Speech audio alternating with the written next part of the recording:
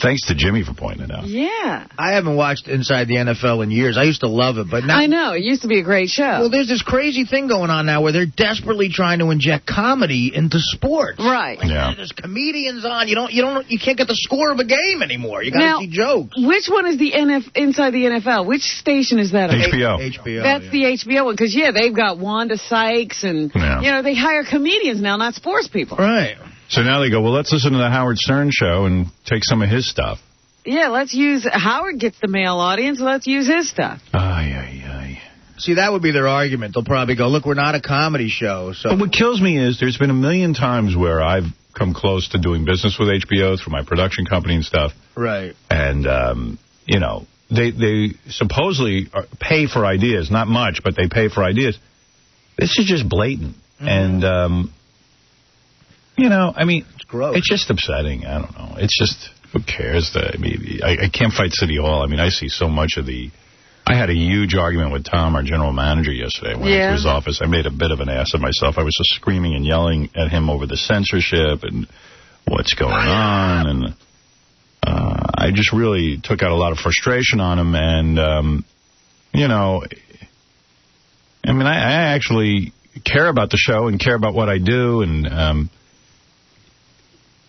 and then I said to Tom, I tune in network television, and they've got two 16-year-olds under the sheets, getting it on, and they're topless. They're 16 years old. And Tom's sitting on you. And he goes, well, that must be on at 10 o'clock at night, the show Skin. I go, I don't know when it's on. I know it's on network television, and it's all right, Safe Harbor, and it's just all such BS. It can't be on at 10 o'clock at night. It's a Fox show. Yeah. Yeah, they start the news at 10, don't they? Yeah. Yeah, it's on earlier than 10. But, he just always throws out, like, it must be. And it's hard to fight. No. It's hard to fight. Already done a show. Oh, I'm so woozy by the time I go in there, and I'm yelling and screaming. And it's the same dumb stuff we talk about all the time. I'll go back to the sales department and, how many times I got to ask you to help me out? He's like a blank slate every time you talk to him. Yeah. You got to reteach him. Yeah, it's all new. Like he never heard it before. No. And I get so frustrated. I'm just throwing out a million things at once. I'm barely coherent. I'd love to hear that. Yeah. But it's just weird to hear people just taking your stuff and using it. Quite frankly, I don't think about it a lot, but every idea that Tom has said, no, you can't do that, has become a TV show. Right. That's right. Yeah. Don't do that. Don't stun gun the guy's balls. A guy in the studio. Yeah, they just put it on Jackass and made a fortune. And that was actually Johnny who wanted to come in here and do it. Oh, my God. I don't know. But by the time I get done talking to Tom, I sound like Shaq trying to get out the English language. Because I know. I said, Tom, it's like talking to a wall in here. He robs you of your energy. Yeah. I said, there's something in this room. You're like Superman. He's the kryptonite. Yeah. You're my kryptonite. Hey, so, anyhow, what happened with the Yankees? Oh, boy. It's gotten so bad, Howard, where some of these high-paid guys aren't hitting, that they actually benched them last night. They benched Jason Giambi. He makes $17 million a year. And he didn't start Game 5 of the World Series. And people were saying, he couldn't possibly bench Giambi, but he did. Well, he came in and pinch hit at the end and hit a home run. Right, because he motivated. Well, now he knows he's got to keep his job. David Wells was pitching for his job last night and failed. Yeah, I heard Wells had a bad... He's hurt, though. I mean, But I told him what to do. That fake back plot. I told him to go to Sarno. Why doesn't he do it? He should have. I had a private conversation with him and everything. Called him. Something was hurting him. He'd rather take his exercises and talk to the doctor. Right. And mollycoddle himself and lose a game. Well, you know what? Look, man, we got to win 2 at Yankee Stadium. It's very easily done. I will be there tomorrow. Those are the Marlins you're playing with. With my Dippin' Dots, and I will be ready. And Rivera's fresh. The Yankees can easily win 2 in a row. Artie, this is the World Series. David Wells take himself out of the game. Give me a break. John, did you see how he threw that ball to first base? Something was killing him. What are you gonna? He pitched a scoreless inning. Yeah, but should keep going. It was over as soon as Wells took himself out of the game. No, that's not true. Because he's the starter, and they depend on him to... Yeah, because all the Yankees have are starters and Mariano Rivera. Right. Their middle relief is horrible. So as soon as he was out of the game, I knew we were going to lose. And this is a World Series. You don't take yourself... You keep pitching. John, you don't think Wells is a competitor? He had to be hurting pretty bad to take himself out of a World Series game. I mean, I don't think... Artie, hasn't there been players in the past who play with incredible amounts of pain? Terrible injuries. I mean, come on. This is, give me a World Series, John's point. Yeah, you got one game to pitch. Yeah. It's not like you got to come back tomorrow. And he's pitching well. I mean, he pitched a scoreless inning, Howard. John. What? He's talking like someone who's, I mean... If the guy's in pain, he can't throw the ball. What's he going to... He barely threw the ball to first base on that last out. He didn't throw it. He didn't throw it. I think he stood there and watched the other guy throw it, because when he walked back to the mound, he was panting like he just ran a marathon. Yeah, but he really doesn't have to be in that pain. It was a ground ball back to the pitcher, and he, stood there and just tossed it, almost like a chick. You don't think it's like a mental thing? This is like Of course it is. It might be, but something's wrong. He has real pain, though. Yeah. But he thinks it's Howard, real anyway. In the press conference before the game, he was saying how he doesn't need to work out. He was fine. He doesn't do any exercise. And look at him. He's still doing great. So this pain must have happened between it must have happened within an hour. You know what I mean? And it was the game of his life because he wants to pitch for the Yankees again. Mm-hmm. And Steinbrenner was auditioning him basically based on his performance last night. The Fox's coverage is so funny because they cut to Steinbrenner after the Yankees screw up, and he's sitting there like the Godfather. They look at him eating ice cream with a mad look on his face, and he's talking to some underling next to him like he's ordering a hit or something. How bad would you love to be the owner of the Yankees? Oh, boy. Be great. That's your dream job, right? Yeah. What's your dream job? Owner of the Yankees? Well, shortstop for the Yankees. Would you rather play for the Yankees than own them? Yes. Yeah. All right, I get that. I hear you. I openly say that I'd rather be Derek Jeter than Artie Lang. Yeah, I guess if I had a choice of owning the radio station or being me on the radio station, I'd rather be me. Nah, you want to be you. Yeah. That's cooler. I was eating with I was eating with Artie yesterday. We were talking about the Yankees. He goes, John, you don't understand. The Yankees are all I got. All he's got? What is he talking about? What's up with that? He goes, I'm a loser. All I have are the Yankees. Wow. My entire life. Wait a second. Let's drop that whole loser persona. I don't get that either. Yeah, I mean, you got a great girlfriend. You got a house in Jersey. You got money in the bank. Still be a loser. Yeah. I'm just saying, I still think like when I was 20 years old, I still have that attitude in my head. All right, so how is it that all you have is the Yankees? Well, they're the love of your life. Or are they the winners in your life? They're a team. I get affected when the Yankees lose. Artie Lang is radio. A mentally retarded boy from New Jersey. Whose only dream is to be a Yankee. I don't literally mean that they're all I have. I mean, well, why'd you say it? You're talking at lunch.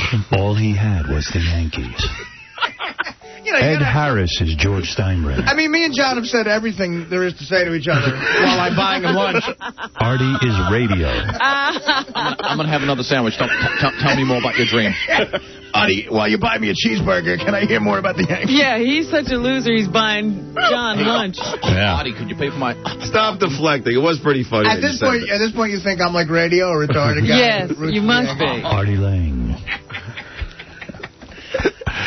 Why doesn't Joe Torre hire me to be the retarded mascot? By the way, run around with the worst look on your reviews for this movie, Radio, where Cuba Gooding Jr. plays a mental retardate who is embraced by the community. Yes. Everyone's saying that, I'm reading all the reviews, how it avoids the discussion of race. It avoids everything that could have possibly been touched on in this movie. It's just one of those feel-good movies that's horribly We're going to pretend sappy. that the world is perfect. Yeah. And, there's no angst or anything. So, but they say that Cuba Gooding Jr., in order to play a retarded person, puts in these big fake teeth. Uh-huh.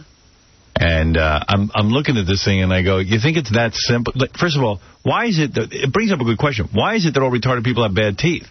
Why is no one fixing their teeth? Why won't they get their teeth fixed? Yeah, I mean, why aren't their parents or the state or whoever's taking care of them? Can a retarded person not handle braces? Yeah, and Cuba Gooding Jr. could have good teeth. I think that's a crutch to rely on to... That's the way you know he's retarded. You don't have to act. Yeah, because nobody would walk around with teeth like that unless he's Baba Booey. Even Baba Booey's teeth aren't that big. Baba Booey tried to fix his teeth. Yeah, at least he tried. Even Gary the retard just got 2 fake teeth. Yeah. I just think it makes it easier to play a retard if you have bad teeth. We used to say that as kids, too, that retarded kids would dress a certain way, like with those sort of blue or green socks and real white sneakers, and you're like... Do you think there's a store for retarded kids that all sell the same merchandise? Well, isn't there someone who could dress them a little hip? I mean... Hey, you're retarded, I'm retarded, let's dress alike. The other movie that came out is the one that Pam Anderson and... Jenny. Whatever her name. McCarthy. I can't think of her name. What's wrong with you today? I couldn't think of her name. Jenny, feel my cans. What, I got to know everyone's name? I thought you were in love with her. Wasn't I feeling her up yesterday? Yes. Yeah, that was good. I got to tell you, that was, the more I thought about that. I keep thinking about the softness of her breast. Yeah. That was like a 10-minute grope. The smell of her neck, the soft, subtle kisses. Yeah. What? Oh, that's right. We never got to that. I don't know, man. Yeah. Is her husband cute? He's quirky looking. Yeah, you know, you like he that. could have something going on. Yeah. Yeah, my girlfriend said he's cute. Yeah. But I didn't know if she said that because I said Jenny was cute. Well, he's not cute like a straight cute. Yeah. He gets cute because of the quirkiness. Yeah, and the money. Like, you look at that and you go, ooh. You should have let her husband feel your breast. Right, there you go. See how that goes. How's that equal? I don't know. But, yeah. It's funny how I could be feeling up a woman one day and then forget her name the next. Yeah, look at you. It's a safety valve my brain plays. What, I want to be obsessed with her? Running around Jenny McCarthy. Just forget her. Person, she's very sexy. I see her on TV and she's not. You know, I agree with you. She's one of these chicks. The same thing happened with Uma Thurman when she came in here. For me, like They don't translate on camera? I guess not, because in person, that was the sexiest I've ever seen Jenny McCarthy. Like, wow. I really thought Uma Thurman was going to want me. Yeah. She went right back to her husband after she met me. What's her problem? You chased her back to Ethan Hawke. I was expecting like some sort of weird email or a phone call saying, listen, I got to have you. That's the size of my ego. And Robin read in the paper yesterday, went right back to Ethan Hawke, left his studio and went back to her cheating husband. You know, she was so out of there when she came in. Yeah, she said, let me see what my options are. A cheating husband or that guy, Howard Stern, who looks like a pelican. I'll go back to my husband. You know, I saw you with Uma Thurman. Maybe a cheating Ethan is not so bad. You know, so he cheats. He has every right to. So, I don't know if that was actually the process. Anyway, the movie, which is called Scary Movie 3. There you go. Now, did that have anything to do with the Marlins? No. Or the Wayans, whatever they're called. No, the Marlins are the Yankees are playing them. But no, had nothing to do with the Waymans. The Wayans brothers did the first two. Right. This was done by the same guys who did Airplane and all that. Okay. And one newspaper says it's really funny, gave it 3 stars, and then the other paper gave it 1 star and said it's just not funny. So you don't know. I'd go see it. In movies like that, sometimes the critics are off. Yeah. At least they could have 2 or 3 good laughs in it. Teenagers love it. Like my daughter's going tonight. Right. They got to be there the first night. Huh? Yeah. She loves Scary Movie 3. Or 2 or 1. Doesn't make a difference. She loves them all. Loves it.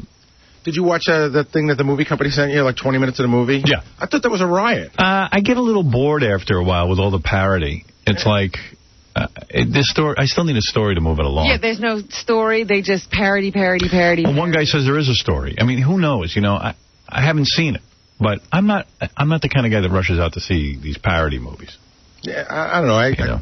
I thought it was funny. Yeah. It was funny. The scene with Pam Anderson. I liked 1, and I thought I sort of liked 2. Yeah. So I'll go see it. I'll see it. Just not going out tonight. Oh. What's all? You're not going to go see Radio? Because he, you know, Gary, movies are all I've got. Howard Stern is radio. Why'd they ask me to play radio? Something like that. That would be great. You know, well, it was a black kid, right? Yeah, so what? Oh, you could do what? A white guy can't play black? It was. I remember reading it originally. It was like a 6-page story in Sports Illustrated. Yeah. And they turned it into a movie. It wouldn't be too insulting if Howard played that in blackface, would it, Ron? I don't think so. With fake teeth. Howard Stern is radio. Hello? Hey, Jason, you're on the air. Hey, Howard. You had Rena Sofer on yesterday. I used to work with her husband, and her husband is the biggest homo that you'll ever find. Well, what do you mean? Wait a second. What are you saying? He's not a homo. Maybe he's not a guy. He's guy. Not a guy you like. Yeah, don't call him a homo. You know what? Go away. Go away. Stupid ass. What are you trying to do to us? Yeah.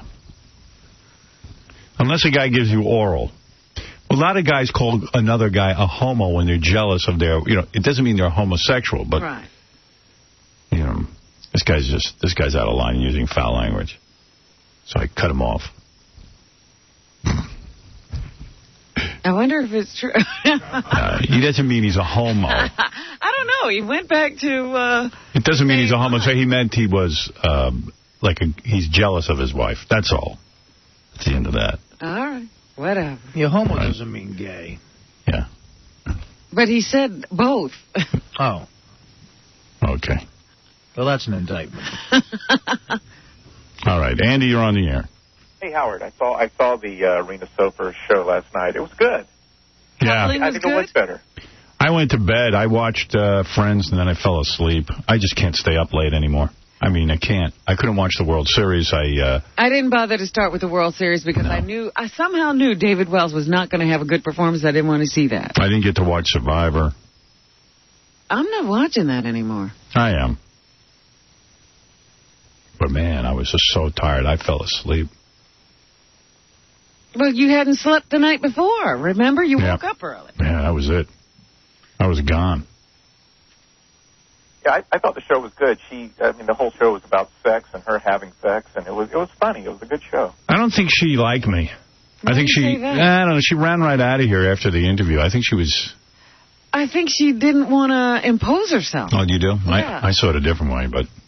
I don't mean like me, like, you know, like me. No. I thought she was thanking you profusely for having her in. Yeah. Yeah, but she ran, like, right out. But she didn't want to, you know, she was like, geez, they didn't even want me here. She probably was feeling weird. Oh, really? Yeah, it just was like, I'm not going to be a bother. Goodbye. I was trying to connect with her. It was a great interview.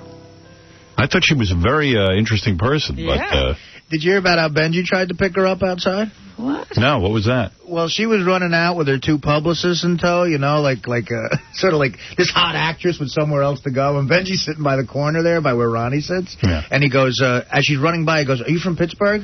And she goes, "Yeah." And he goes, "Why?" She goes, "Why?" And he goes, "I used to read about you in the Pittsburgh Jewish papers." Oh, gee. And then she went, "Oh, thanks, bye." How charming. Did you remind her that he's the best-looking guy in the show? Yeah, we were trying. He's not pictured from 20 years ago. She ran I used to look like this. I looked like this 20 years ago back in Pittsburgh. I thought it was a nice... What were you up to, Benji? No, I used to read about her in the Jewish Chronicle all the time. Benji, do me a favor? Yeah? Leave the guests alone. Well, she was right. It was... I know. But just go about your business. Hey, Howard, You get very weird. No, I don't. I read about you in the Jewish paper. Look, who cares? You know what? You're right. You know what? I saw her in a magazine. Which one? Us. It was the Jewish magazine. You should have told her. A Jewish magazine. Jew us. Jew us. Yeah, what's up? Benji, I love you to death, but if somebody walks by down the hallway and they don't know who you are, what you do on the show, you're absolutely the creepy guy in the hall. Yeah, and then I keep trying to explain that. You stand out. You're the creepy guy in the hall. Then you say something stupid like that. I feel bad. It wasn't creepy. It was more funny. No, it is creepy because you're not her. Right. You know. I guess so. Of course it's creepy. To you, it's funny. I got to read you the email. I got a whole bunch to do today. It's hey, Gary, where's your college student who's following you around? He's late. He's late? Oh, he's late. Man. Wow. We're here.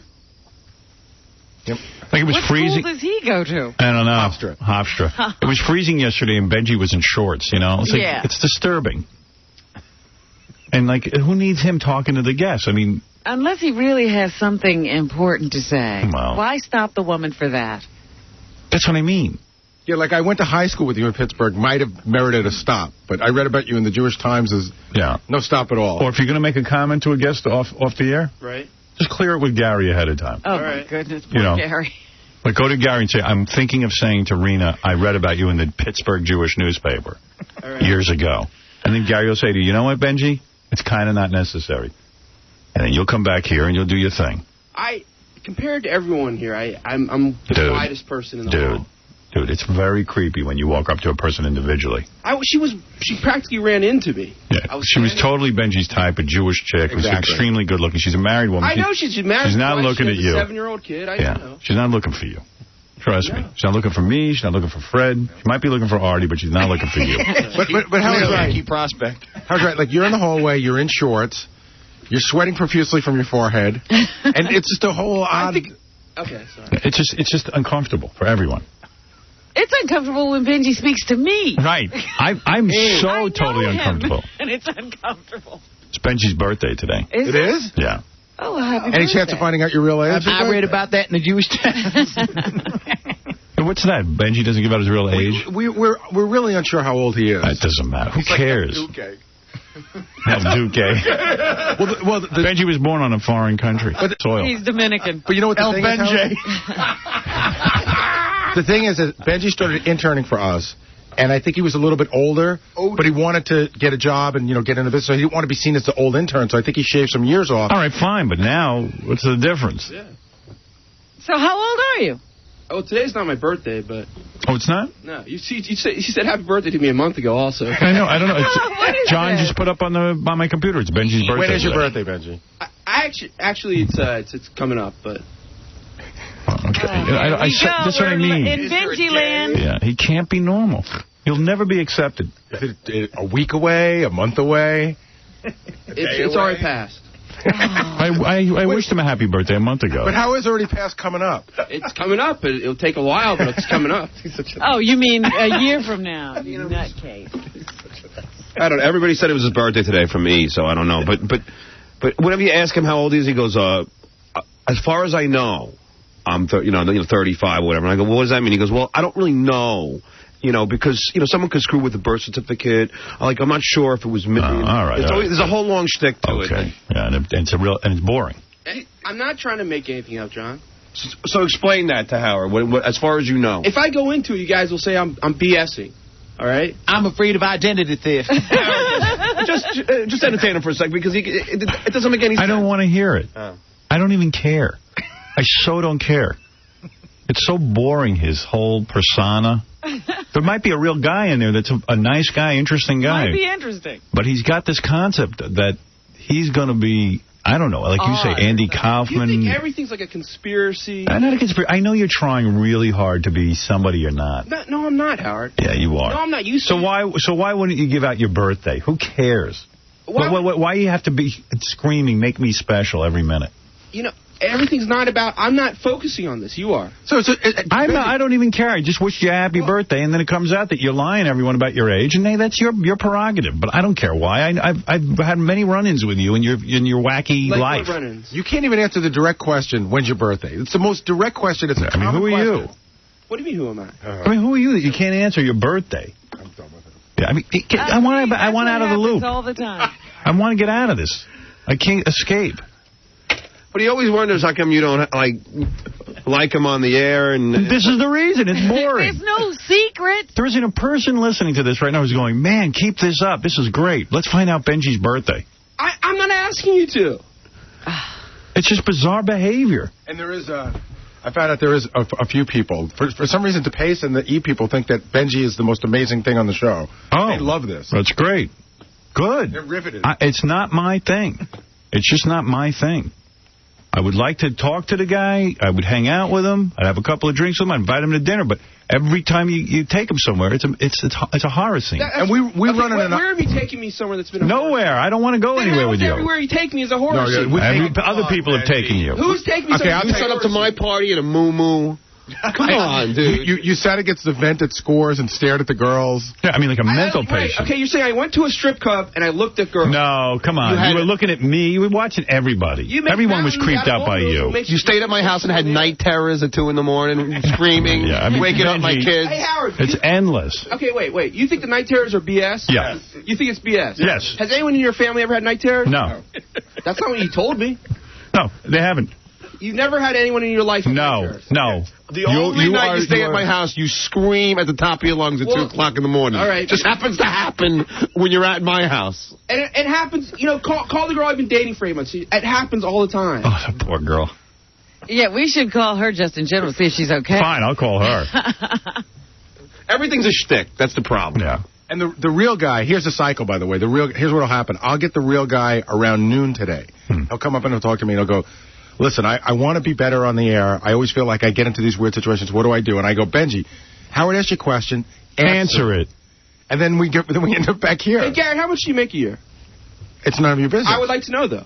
It's not that big of a deal. How much do you make a year? I don't know how you equate age with... That's not the same as how old they are. Or even that's an incredible... But he's answering honestly. I'm not comfortable answering And a better answer for you, Benji, would be, instead of like, I don't know when I'm born, I don't understand, would be like, you know what, I'd rather not talk about my age. And we'd say, why? And then you could give us a reasonable explanation. But no, it's got to be, I'm not sure when I was born. I'm not sure they could have tinkered with it. Do you understand the difference? You just asked Gary a question. How much do you make? So Gary goes, look, Benji, I'm not going to give you that information. I'm not comfortable handing out information about how much money I earn. Right. That's a normal response. If I say to you, when's your birthday, then you got to go, complicated. I'm not sure. It's coming up. But you wished me happy birthday. It's boring. It's like, who cares? It's a simple question to answer. Like, you can ask anybody in this room, when's your birthday? They'll answer it in 2 seconds. But you have a story. If there's a real problem, you say, listen, I don't really like to talk about my age because I don't know what you guys would make a big thing about it and say it's BS if I try to explain it. Explain what? That you don't know when your birthday is? No, I didn't. Stop it. Stop it. Stop. What is the birthday that they tell you have? No, I don't want to know. I don't want to know. I don't even want to know. I want to end this. See, you don't even want to hear the explanation. No. You got to hear it. There's no explanation. I've never heard it. That's why I'd like to hear it. Tell Gary the explanation because he's fascinated. Give us 30 seconds. Tell me why you're not sure when your birthday is. Look up Detlef Bronk on the internet. You'll understand. I'm sorry I asked. Here we go. See? Who? Detlef Bronk. What the hell? Oh, what an ass. And he wonders why I don't want to hang around with him. Even if, you know what, but even if you have a story, instead of saying look up Detlef Bronk, say, listen, there's a guy named Detlef Bronk, blah, blah, blah, blah, what does that mean, Detlef Bronk? Detlef? It's an ass.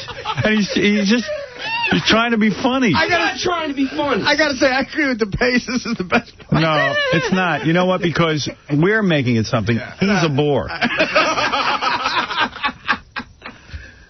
But this is like watching a guy bomb on stage. Like, I think that he's doing some shtick that's just not working. So it's not. And now he's caught in the shtick that's not working. But that's great. That's why it's so funny. But he'll never give it up. But I never give it up. have so many fun things we could be doing. I mean, I got tapes. I got.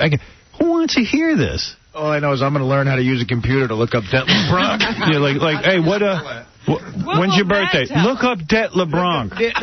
I mean, seriously, Benj? Yeah. I mean, I know we're having a good time, but, dude, this is exactly why I don't put you on the air. And, I don't have the time for it. Howard, it's your show. Yeah, fine. Okay, goodbye. Hey, Howard, microphone off. He's not adopted or anything. Like, you see him adopted? John, Stop. It's a shtick. There's no... Do that in the office. He wants to be something wild. I've asked the guy a million questions, and never do I get an answer that's satisfactory. Ever. He performs well on the show. He's a writer. He's doing a good job. He's a good kid. That's why he's sitting here. But as far as putting this microphone on and getting started in that endless Benji I'm funny loop, I mean, it's unbelievable. John. Hey, John. Hello? Hello? Gone.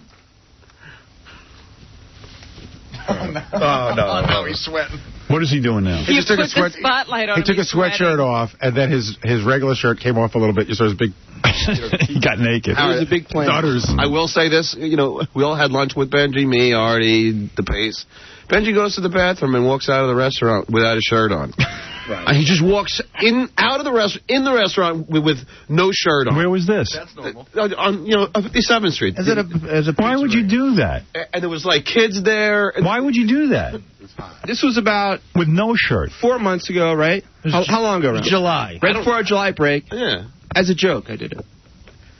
For who? Who's the joke for? Deadlift Bronk. Where's the humor?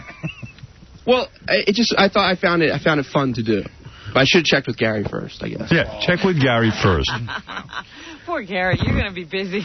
Hey, it's Benji. I'm at the diner. Can I take my shirt off?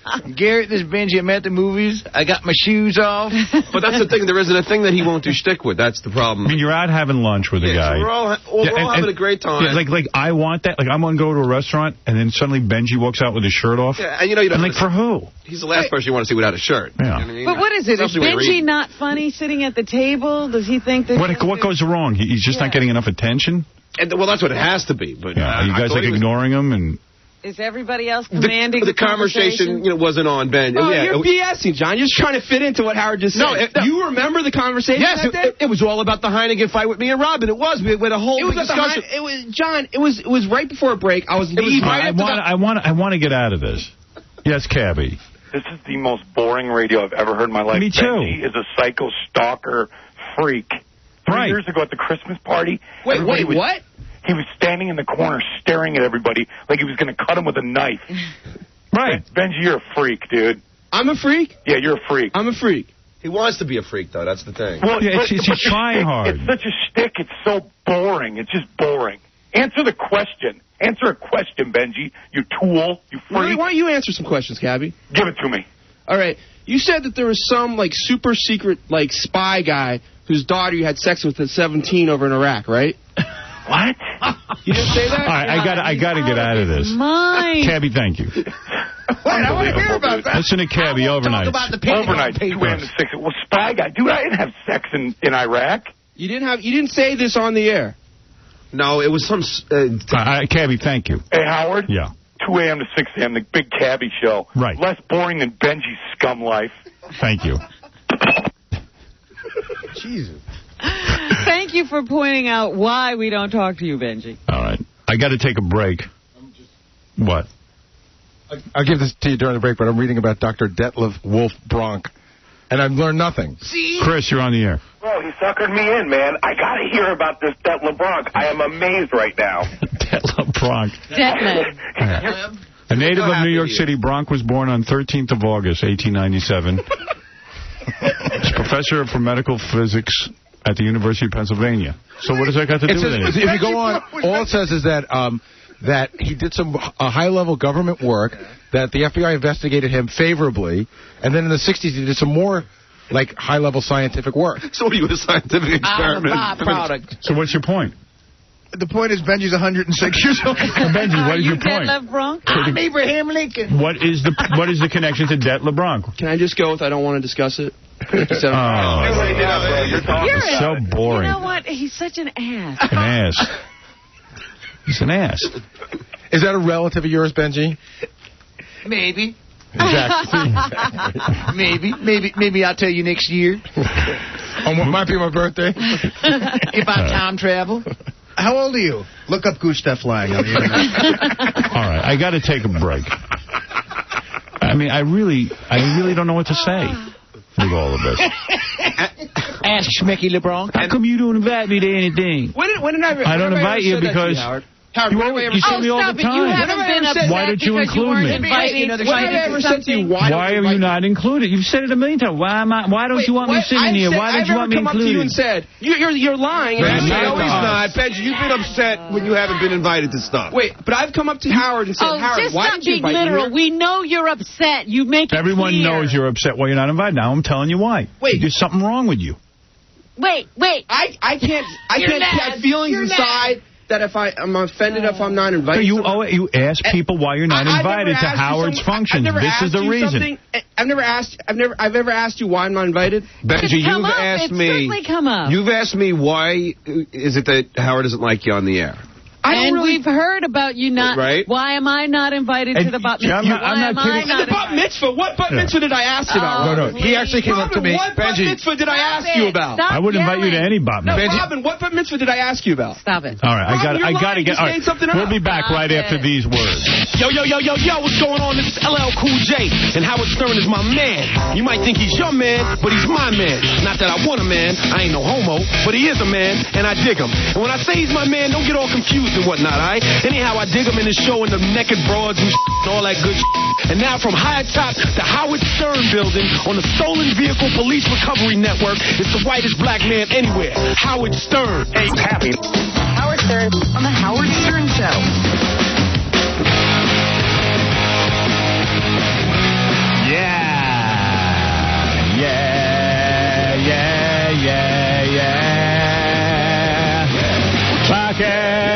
Rock it every day. Yeah.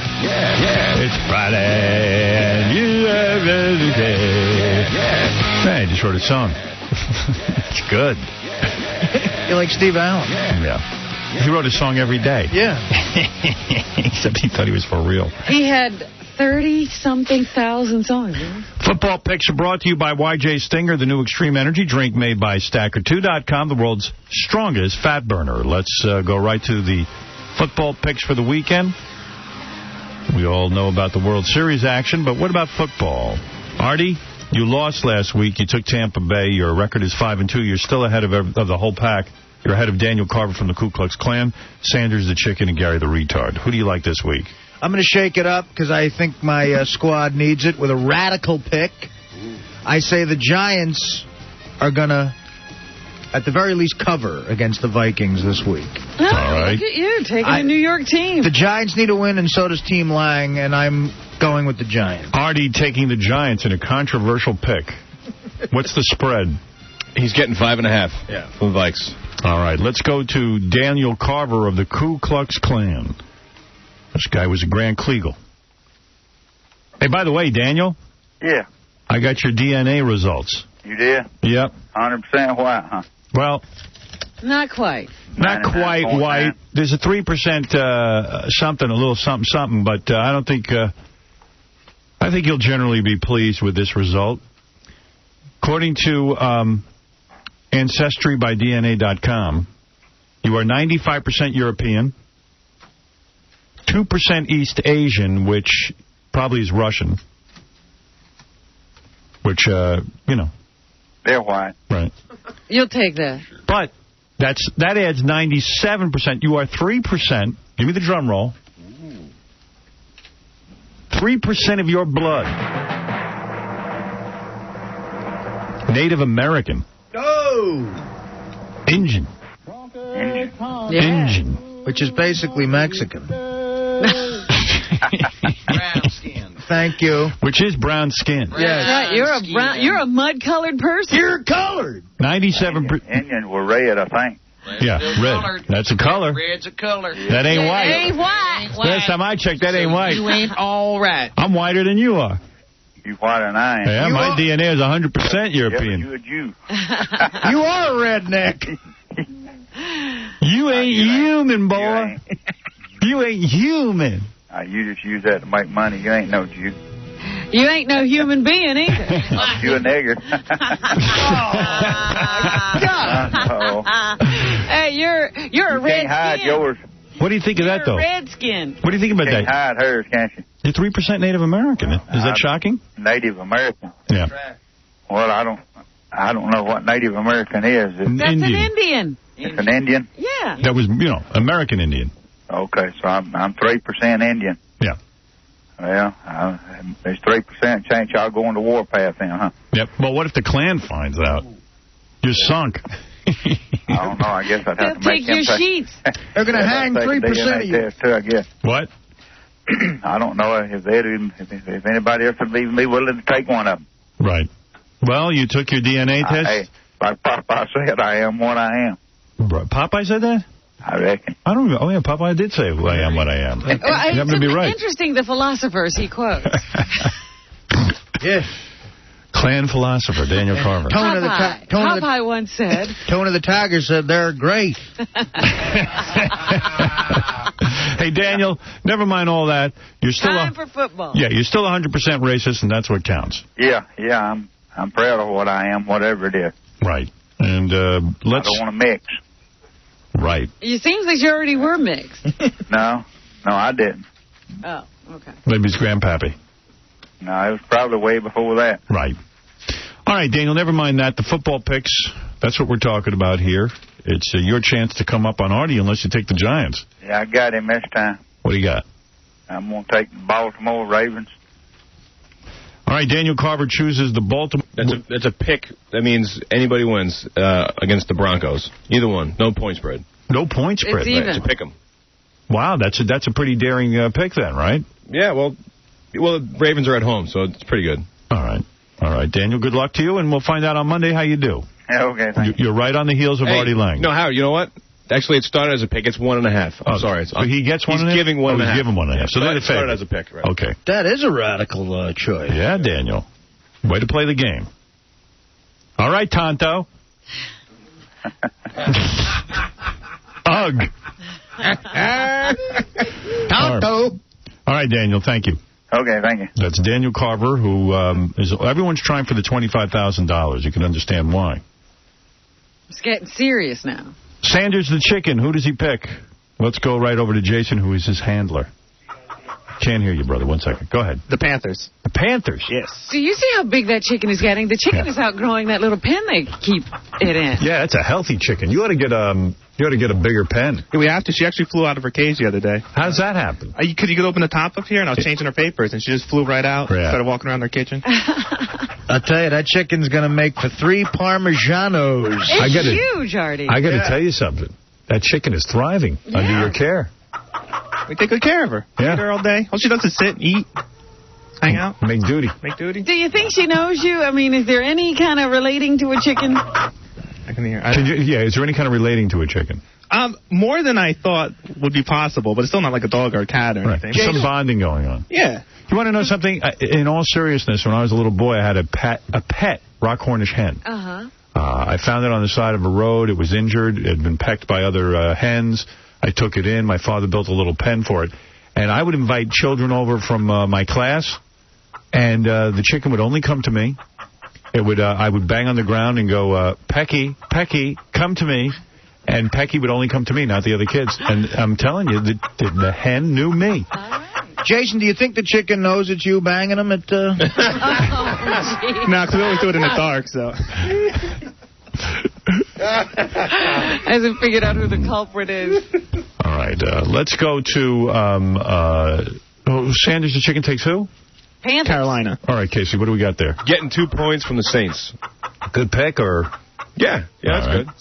And Gary the retard can't join us. He's visiting relatives who don't want him on the phone early in the morning, and they pretty much have say over him. Oh. Hey, retard, don't use the phone. So here's his pick. Funny. Via tape, Casey called him.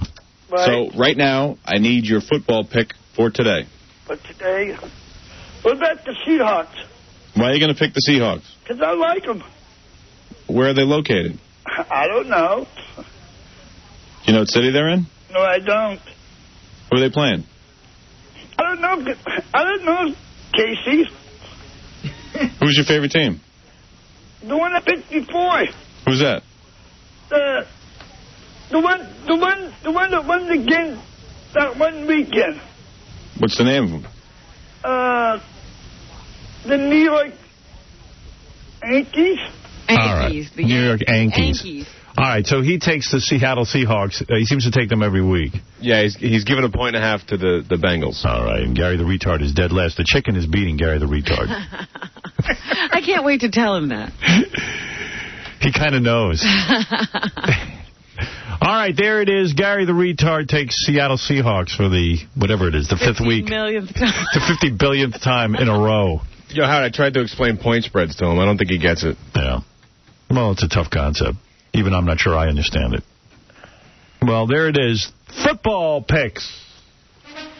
There you go. All right. Hey, by the way, we've got a great thing going on next week for Halloween. Maybe you want to get in on it. It's $5,000 prize, the world's most tasteless Halloween contest. Uh-oh. Now, what this is, you come down to the studio. Anybody's welcome to come down and bring your most tasteless costume, whatever that means to you. Tasteless. It's sponsored by Gaydar.com. Gaydar.com? What's that? What you want when you want it. I played you that commercial we're running. That's real? Oh, yeah. Oh. That's real. Oh, it's real. It's for gay dudes to hook up. Oh, my goodness. But anyway, they're providing a $5,000 prize. We'll take it. And Halloween is next Friday. Be downstairs at 40 West 57th Street by 7:15 in the morning with your most tasteless costume.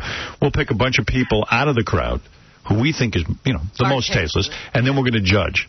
Isn't it funny that, the gay sponsor is sponsoring a costume contest? Yeah, I don't think that comes as any shock. Gaydar.com is sponsoring a tasteless contest. I'm going to dress as Detlef Bronk. You'll see. All right. It's going to be great. You'll stump the panel. I will. Tasteless. So that'll be fun and a chance to pick up 5 Gs. And thanks to YJ Stinger for providing $25,000 on the football picks, okay? Yeah. So there it is. And also, we're a half hour away from America's Smartest Stripper, sponsored by Kuya Fusion Rum. Everybody's new favorite game. Yeah, as Jimmy Kimmel pointed out on his TV show last night, boy, are we being ripped off.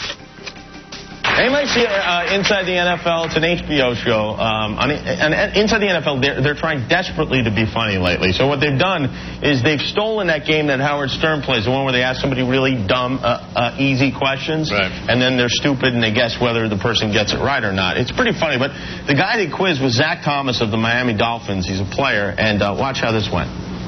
What do the letters D.C. stand for in Washington, D.C.? Does he get it? No. Oh, boy. Yeah, we know. Get this one. Come on, he's got it. You know? He's got it. Yes. Yeah, but let's see what he says. Let's laugh at him right now. You can use his answer, but nobody else's. All right, go ahead. The letters in Washington, D.C. stand for District, County. The ripoff is so complete, they didn't even bother to get new questions. I was going to say, what questions will they be using this week? Stay tuned to the World's Smartest Stripper contest. Yeah, by the way, because I just worked on them all week with my guys, so we'll do all the homework for Inside the NFL, and once they're happy with it, they can pick and choose what they like. I don't know. Maybe Jason knows this. Did they add a studio audience on Inside the NFL? It sounds like it, doesn't it? Do you watch it at all, Jason? Maybe they got Fred to play the sound effects or something. I don't know. A studio audience? Yeah. What the hell are they doing? Chauncey Hayden, you're on the air. Hey, Howard, how's it going? Hey, what's up? 2 things I think you'd be interested in knowing today. One is, I wonder if you had any influence on Mel stepping in and saving the bottom line yesterday. Mel did? Yeah. Well, no. What? I'll explain the whole thing. All right. Okay. All right. I'll explain the whole thing because I know something about this. So, Mel is the owner of our company who loves the bottom line. Right. In fact, Meg mentioned him when she talked about hanging out there. She and Mel. Okay. So here's the thing. Here's the whole story. I'm reading in the paper a couple of weeks ago how Meg convinced Sirius Radio is a satellite radio company, to... Guys, you can take the chicken out when I'm done, when we go to break, okay? Mel convinced Sirius Radio to invest in the bottom line, to actually bail them out. They needed money. Yes. Yeah, Meg did. Did I say that? I said that wrong. All right, I just got a little distracted. I'm sorry. It's hard to do the show. I want to go home. Okay, so Meg, there was a newspaper article, the bottom line, a legendary rock club here in New York was in trouble. And Meg had this idea to go to her bosses at Sirius Radio, and they said, you know what, we're going to bail out the bottom line. And I think they put up a couple of $100,000. Yeah, they paid the back rent, which was like $184,000. Right. And you know what? I was reading this in the paper that day, weeks ago, and I said, wow... Now, I never would have told this story on the air, but now it's okay to. I said, that's incredible what Meg did, because it is a legendary club, and that's one of those nice clubs I haven't been to in years, but it is one of those things that everyone loves about New York, the bottom line. It's fun to go to, and it's too bad. And when you get to see an act there, it's really an intimate affair, and you really get a special show. And your business got hurt after 9/11, and it's a shame it has to go down. But isn't that great? Meg got Sirius Radio, and now that landmark is still here. I thought it was great. So I had a meeting with Mel that day. And I went in and I said, hey, did you happen to see? He goes, yeah. He goes, it's funny. Meg beat me to the punch because I had heard they were in trouble, and I wanted to help them. I was just going to do it. I wasn't looking for any publicity. I didn't want any recognition. It's just many years ago when I was starting out and I was a salesman at WNEW. I used to take my clients there. I saw great shows. I saw Bruce Springsteen there. I saw millions of great shows, and I have a real feeling for the place. I was going to write them a check. Okay.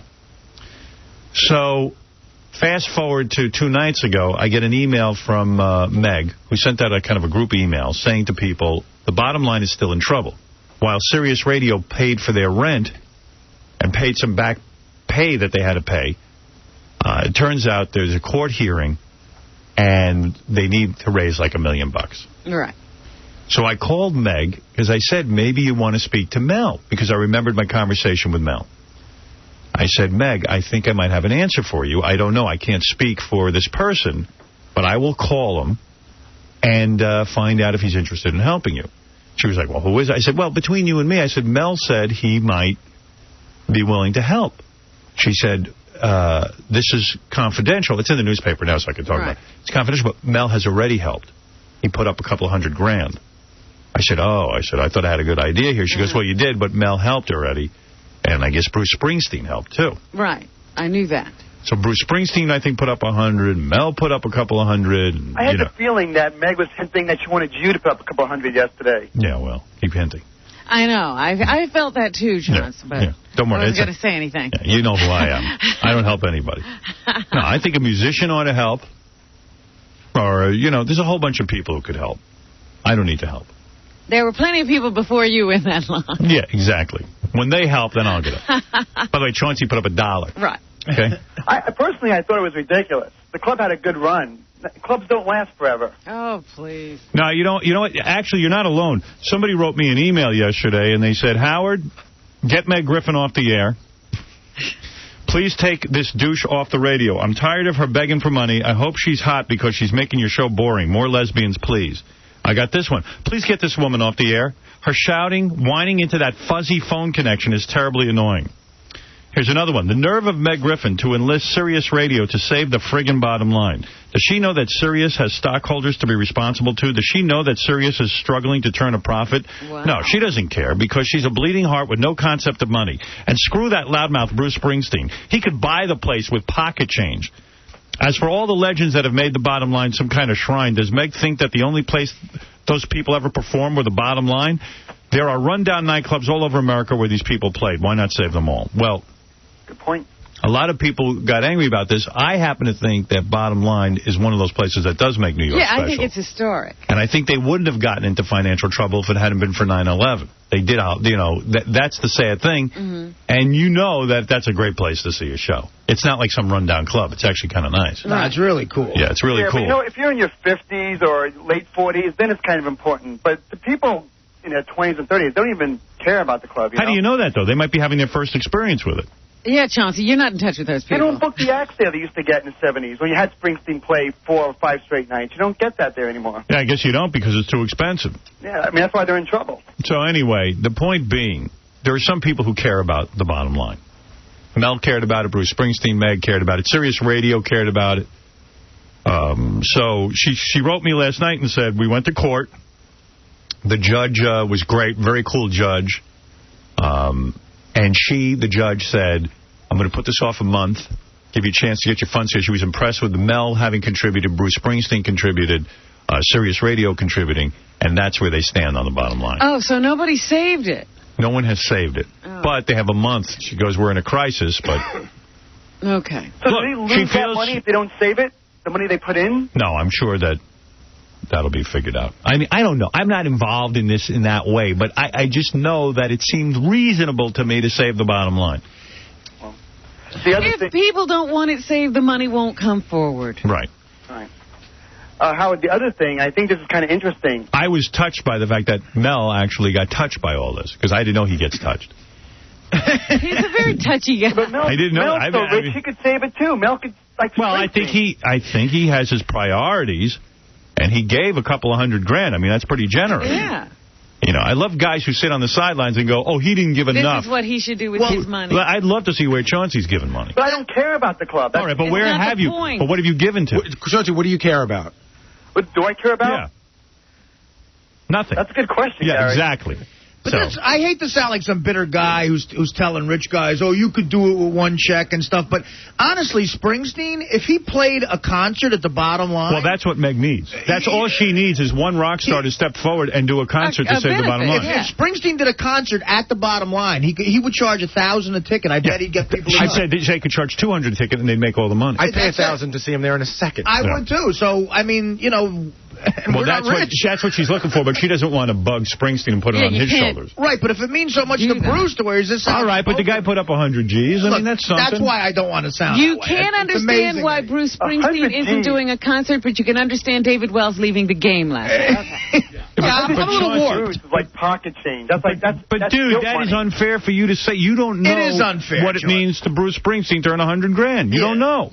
That sounds like guilt money to me. You know what? You should. I don't think so. You should talk to John, because John was in the office yesterday. I thought he was making some fairly valid points about this whole thing. Go ahead. I don't understand something, Howard. The Bottom Line's a business, right? That's right. So the Bottom Line's been making money for, whatever, 15 years. Right, go ahead. Charging money, saving money, making money. Right. Suddenly, their business has a problem. Do you know what the problem is?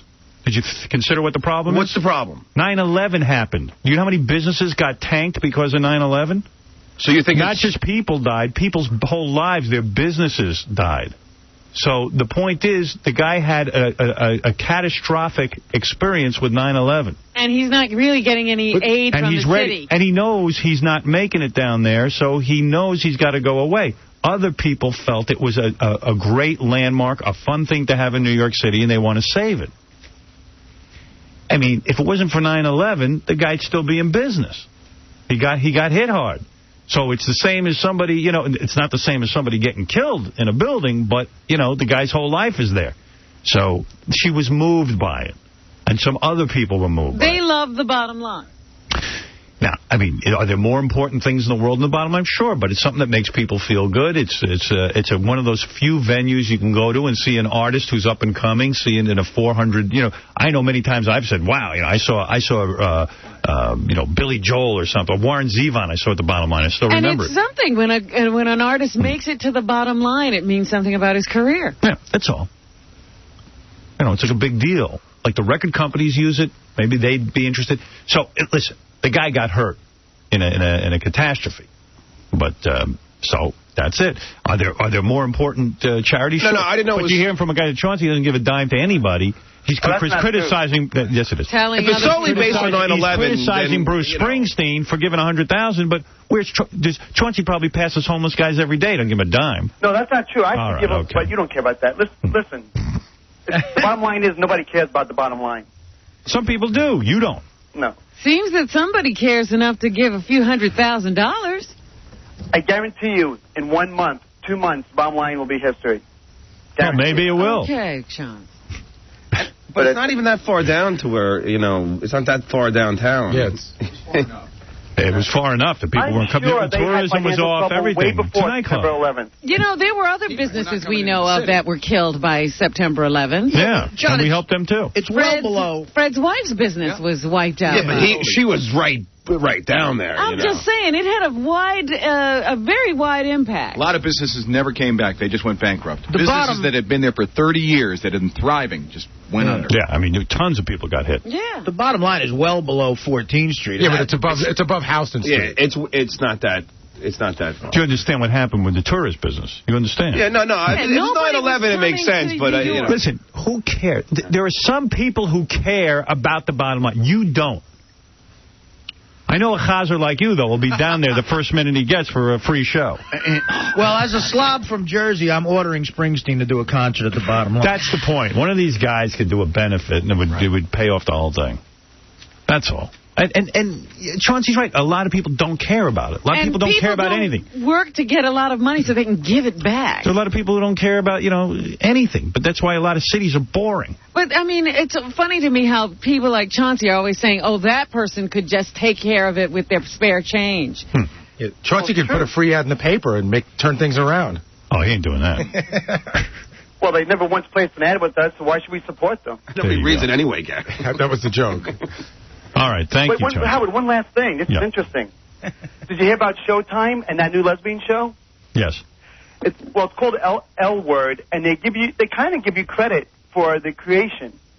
Gary Levine, who's I guess he's the executive vice president over there. Yes, I know Gary, and I'm currently working with Gary on a couple of things. One of them, Etiquette for Outlaws, and another project. Well, he says that all your frequent references to lesbians over the years has created this genre of heterosexual men loving lesbians, and that's kind of one of the reasons why they came up with the show. Yes. Well, that was very nice of him. All right. Hey, Chauncey, I have to go. I understand that. Thank you. Bye-bye. All right. Hey, can I just jump in with one thing because the sales department called? It's important that the Halloween thing that we're doing, it's my gaydar. Because we say I said my gaydar. Yeah, but Artie said gaydar a lot. That's a whole different thing going on at gaydar. Oh, really? Yeah, that's my gaydar. My gaydar. Right. Our lives are crazy. You better go out there. That college student that's supposed to follow you around is out there. Oh, he's finally arrived? Gary Shadow. All right, we got to take a break. We'll be back. We got tons for you today, including America's smartest stripper search going on today. But first, this exciting word. This is the Howard Stern Show. Which McDonald's can I help you? What's your name, scumbag? My name is Robert. Do you like that name? Yes, I do. That name sounds like royalty. Are you royalty? Okay, what's this called out? Do you suck The Howard My career and talents have blossomed tremendously. Travis spoken. Good. You're listening to the Howard Stern Show. Uh-oh, Meg's on the phone. I was reminded that, I think Meg is like a top-shelf DJ. Yes. And I remember she was the original MTV VJ. She got hired before Martha Quinn on MTV. Really? I didn't know that. And then she had like some sort of breakdown about it all. Or something like that. I remember she couldn't handle it. She was like... Well, you know how she is about success. Music and success. She could have been one of the most successful DJs around, but she loves the music. She likes to spurn it. Yeah, sometimes I forget how wacky you are, Meg. And dedicated. Right, weren't you the first VJ? Not the first, but I was hired in the first batch. They already had Nina, and they had JJ, and they had Mark. And what did you wig out? I stayed for a week. A whole week. That's good for me. A whole week, Robin, a whole week. She hates success. I know. No, I don't hate success. And commercial success. Mainstream anything. She hates mainstream. I'm going to tell you something that happened there, and I'm not going to say who it came from, but it came from somebody very important there. And you guys will laugh at me about this one, too, but I was sitting in a room next to a room of a person that was making these very important decisions, and I overheard a conversation where what was said was, I have my black, my Jew, my wasp, my sex bomb, and now I think I have my tomboy. And my feeling at the moment was, what's wrong with that? I was really hoping that I might have gotten hired because of what I would bring to this in terms of, yes, love of music and passion for it, as opposed to a type that I was. So I went back to NEW and got a full-time shift there and was really happy playing records. And hey, Howard, look, aren't all those people, and I think it's unfair sometimes, but you know how they've all been made such jokes of since, so... It's not it would have been so great, Meg. Everybody makes fun of it. Doesn't mean you would have been a joke. Well, that's true. You might have saved them all. Yeah, I mean, seriously, she could have had some career. She always has an objection to something. Like, I've seen her quit radio. She quit radio stations. Didn't she quit here? Yeah, because the music wasn't challenging enough for her. Yeah. It wasn't that it wasn't challenging. And when I left Howard, I even said, K-Rock has been really good to me. This has been a great home. I made a great living. I had a lot of fun. It got to the point, for me, at that point, it was a classic rock format. We were playing a very kind of limited number of songs over and over again. You need variety every day, don't you, to be stimulated? Well, so do I. That's but it's an announcing job. You got a record player at home. Not an announcing job. I always said to Meg, go home and listen to your records. Whatever you want. And when you're here, make some dough. It'll finance all your shenanigans. Yeah. Well, I can still meet my mortgage every month, just about. See, my theory on her was that she had rich parents.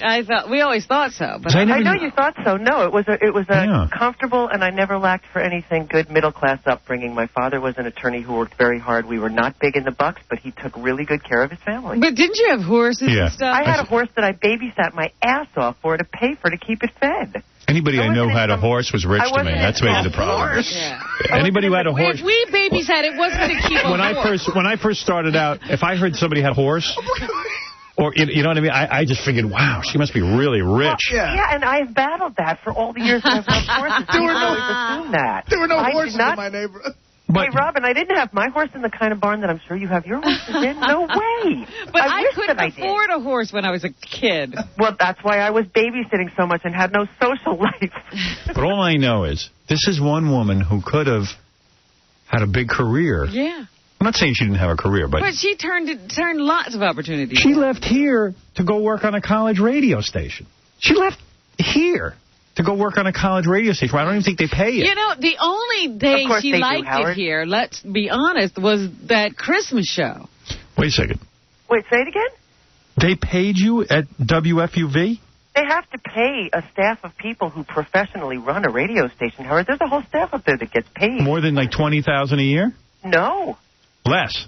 More. More than $20,000? Because we did really well, and part of that happened when I started to jump in with them on the fundraisers, and they had somebody there that had somewhat of a name. It brought it up another level. Now Vince Scelsa is there. It brings it up another level. You make money at those stations. I didn't know that. Oh, all over the country there are college radio stations that are public, but they allow you to be a little more creative. You make a little less money, but if what you do care about is the art that you do, then you get that too. I don't buy it. I don't buy it. What do you don't buy? I don't buy it. There had to be a huge discrepancy between what she made here and what she made at the college radio station. Of course there was. I just know it. I'll tell you right now, the difference was $40,000. Oh, really? That's a big difference. Well, yeah. But I didn't want to play Aqualung anymore. She was making $45,000. Aqualung, my friend. Oh, God. That was Aqualung. Listen, can I make Remember that Christmas show she and Vin used to do where they'd play the wackiest Christmas? No, it wasn't me and Vin. It was me and Lenny Kaye. Lenny Kaye. Oh, yeah. But that was the only show Lenny she really Kaye, loved. who produced Suzanne Vega, who you love, Howard. I'm just trying to figure out, let's see, I got a Jew, I got a wop, I got a black. A wop? I said a wasp. Oh, a wasp. Oh. See, I'm a wop. I got a Spanish and I got a Latvian. Hey, I'm just like MTV. I got it all. You're ready. Exactly. Where's your tomboy? Where's my tomboy? Yep, that was me, and so doesn't it... That's really insulting. You're no tomboy. Believe me, I've seen your body. You're no tomboy. The person who came after my replacement was Martha Quinn, and there was a type similarity there. Yeah, I'd bang both of you.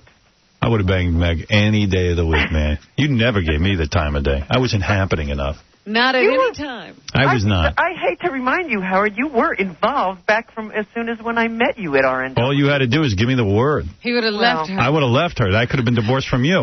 I was too busy with the horses, Nah, she was really into freaky dudes. I know. Yeah, what? You know what I thought was interesting? I saw, I know that you always used to dig her, and, she definitely never wanted any part. Nothing. And I saw the email that she sent back to you. She CC'd me on it. Yeah.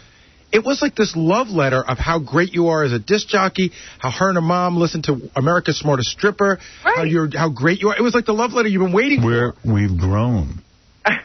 But to appreciate each other. I couldn't even believe it. Meg has finally seen you for the great man you are. Well, you always appreciated her. Gary, I've written Howard letters like We've that. written Anytime before. that I've ever thought that you did a great thing, which is often, and I listen all the time. I know, but turned you guys off. It's a far cry from calling them, Dante's Inferno, which was awesome. Hey, how do you think we'd be in the sack together, Meg? Listen, Gary, that was when I would be sitting there, and it would be one of me against five of you, and you'd be frying me, so give me a break. Hey, Meg, how do you think we would be in the sack together? Would it be a goof? Would it be a goof? Yeah, I mean, would it be funny? Would or it be laughs or would we'd be it laughing? I think we'd laugh. I don't think it would work. I think we'd cry. I don't know, Howard. I don't know. What's your story? You with anyone or what? Am I? No, I'm not, actually. Really? Really? I'm shocked. Yeah, well, I'm not. I'm just bored. Yeah, you need it good. You need it bad. You're so busy with that bottom line. Can I make one quick point here? Quick. I will. Because everyone's saying you. When I threw you on this morning, and so I heard that, and it's a valid point. One of the people that responded yesterday to you said something like, that I should not be using or encouraging Sirius to use their money and their stockholders' money towards something like this when Sirius itself is trying to rise up, and that's very true. But the thing is, and Sirius stockholders should know this, or anybody that's thinking about the company, the unexpected byproduct of all this national press interest that's been in the story about the bottom line, that Sirius was involved in all that press, too. Radio, TV, Rolling Stone. And they also get the rights to the music. What's that? They also get to broadcast the concerts. Exactly. Yeah. And Sirius stock has gone up. I'm not sure that it has anything to do with this story, but that amount of press does not hurt this company. It's been good for the company. And yes, we broadcast shows out of it. You don't even have to. You don't have to explain yourself. I've taken care of it, and that's it. I just felt bad when I heard that. It's like, oh no, I love Sirius. Like, why would I be working so hard there if I didn't totally believe in the company? And one day I'll bang you. That's what you should get out of all this. All right? Thank you, Mike. Well, when we were in the car driving to court the other day, yesterday it was, and everybody in the car had a good laugh out of it. But I said, boy, I said if there's one thing I'd make a concession for, it would be if they do the support of this club here. I don't know what is wrong with Chauncey. The guy totally lacks team spirit. Yeah, don't worry about it. It's all handled. And believe me, it'll be fine. Well, someone is going to bail out. Thank you. I love you guys. I love you. And I'll stop harping now. All right, bye, baby. Bye. That's Meg Griffin in the middle of trying to save the bottom line. Yes. I love her when she gets on a cause. Yeah. She is passionate. Very passionate woman. Was disgusted by me. I wanted in her pants so bad. When I was a disc jockey in 1976, just starting out, she was so good at it. Like she'd get on. She's all confident on the radio. They went to New York right away, didn't they? Yeah, they all got jobs in Manhattan. I had to go travel the country begging. And the dude that she was seeing, I guess she married for a while. He got to program a station in Manhattan. He brought a bunch of people with him, not me. He took everybody but you? I don't blame him. I sucked. I don't blame the guy. I went down there looking for a job. You did? You went to him? Oh, yeah. He blew me off. Oh. But, I didn't blame him. I sucked. Meg and all her little friends were all really good on the radio. And apparently knew what music to play. Yeah, they were cool. Like, they knew, like, they would outdo each other. Like, right. I'm into the I don't know, the Screaming Monkey. And I'd be like, I know the Monkees. No. Wow, what a square. Yeah, like I was square. And I'm like, Jesus, could these people be for real? They're like way into this. I'm like, I just want to be an announcer on the radio and go home. She still is. Bless her heart. Yeah, she loves it. She's got to be around my age. She's still hanging out with these punk bands. And still fighting to play new music. Yeah, it's a whole thing I don't even get. I don't give a rat's ass, personally. Right. Who cares what they're playing? Well, I care about his poontang. And that's what I wanted in her pants. She had some little body on her. And a cute face. Real Irish looking. Not on. Come on, baby. But I knew the guy banging her. He was as freaky as they come. Yeah? What's so freaky about it? Oh, he was way out of the line. This guy... One night I had to share a hotel room with him. I look over, he's naked on the bed playing guitar on the other bed, and I go, get out of here, man, I'm trying to sleep. Hey, man, sorry. And he was always talking about aliens and other planets. Oh, you're really talking crazy. Oh, yeah. And I'm like, what the... And Meg's into him? So when I would see Meg, I'd have a little crush. I'd go, boo, boo, boo, boo, boo. I'd go like that. I'd try to be wild, like a mental patient. Figure maybe this is what turns this broad on. Right. Or something. Make up sounds, anything. She couldn't care less, disgusted by me. I tried to be weird. She already had her eye on the other guys. Oh, please. Please. You're trying to come up with, like, anti-Nixon raps and... Yeah, like I'd be like, man. What's with Nixon? Or I'd listen to her show at night and listen to what music she played. And then the next day I'd come in, hey, man, I discovered a really good band. And tell her something she had played? Yeah. Hey, Meg, I scored some tickets at the bottom line for the Angry Vaginas. Do you want... No, but I wouldn't even go that far. You never put it out there like that. No. I just try to be cool. But there was nothing cool about me. I mean, what did I have going on? I get on the radio. My voice would start to choke. I was so scared. I was frightened out of my mind. My hands would shake. Really? Oh, my God, yeah. No kidding. Oh, my God. I was like, oh, my God. You know, everybody knows what they're doing except me. Woo! I was like, hey, everybody. And then I try to talk cool, you know. Westchester 107. You know, I mean, like, I'm sitting here with Crosby, Stills, Nash, and Young. First day I went on the air, I jammed the entire board. and I called the program director. He wanted to fire me. I didn't. The equipment it froze. It locked up? So I kept tracking the same album over and over again. Like I'd pick up the needle when it went all the way to I'd play the whole album all the way through. You couldn't change I couldn't change records. I wanted to kill myself. I was going to kill myself. It's White Album Thursday. No, it was bad. And what was even sadder is not one person listened to this station. Nobody even knew. Not one call? Not one call, except me. Stupid-ass me calls the program director. And the guy said he was going to fire you, but I don't have anyone else to replace you. I suck so bad. So what would she see in a loser like me? And Meg had to come from money. The last time a poor person had a horse, it was like 1880. Trust me. She had money. She had looks. I mean, a horse. She had it all going on. Right. Her dad was an attorney, but he worked hard. So then he made money. Exactly. Nobody was going to look at a big, filthy praying mantis lookalike like me. I saw you in Westchester. You didn't even have long hair then? Hell no, I cut it because a professor of mine said, you better cut off all your hair if you're going to get a job at a radio station. Because the program director wants to see a neat, clean-cut guy. Just because you're going to be some kind of rock and roll disc jockey, you got to cut your hair. Uh-huh. So stupid-ass me does that. I walk in a suit. They're all laughing at me. Right. What are they wearing and what do they look like? But you want to know something? The program director hired me because of that. He said I was sick of these filth and stinky hippies. You know, like Meg and her husband and everyone else. Hippies. Yeah, he was like, you know what? I needed a normal guy. That's why I got hired. You could talk to. Yeah, I didn't get hired because I was good. Right. He was like, I just want somebody normal. Oh, my goodness.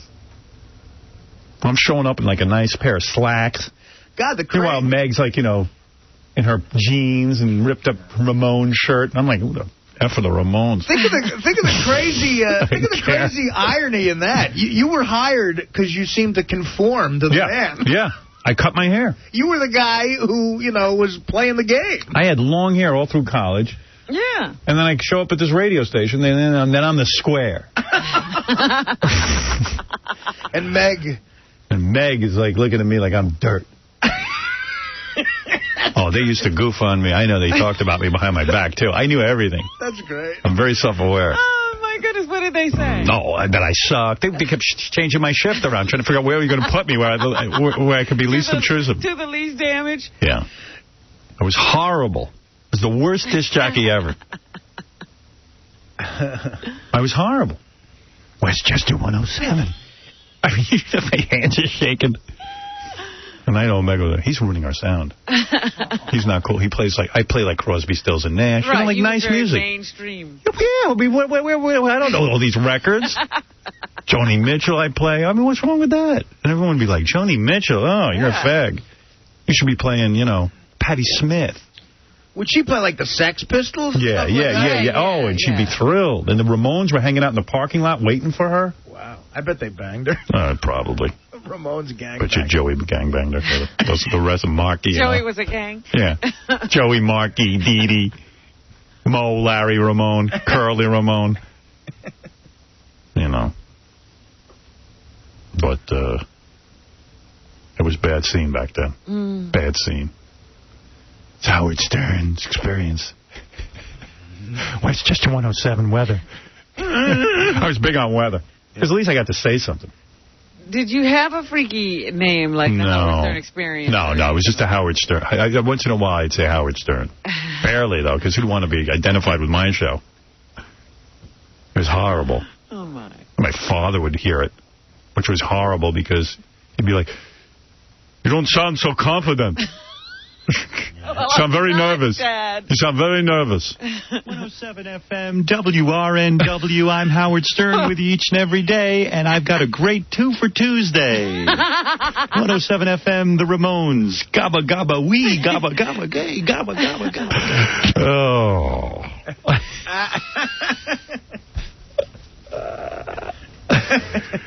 You get the idea. Oh, well. Every time you talk to Meg, these memories come flooding back. That's why I'd like to bang her hard right now, just so I can get that over with. It's like an exorcism. You think you're a big shot? No, I'm a big shot. Come here. Come here, tomboy. I'll save the bottom line. Yeah. Okay, now you see. Come on, Westchester 107.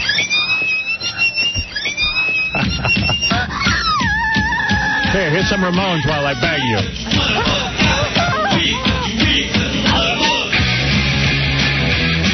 Yeah, come on. Let's go. Let's go round 2. Look at me banging. What?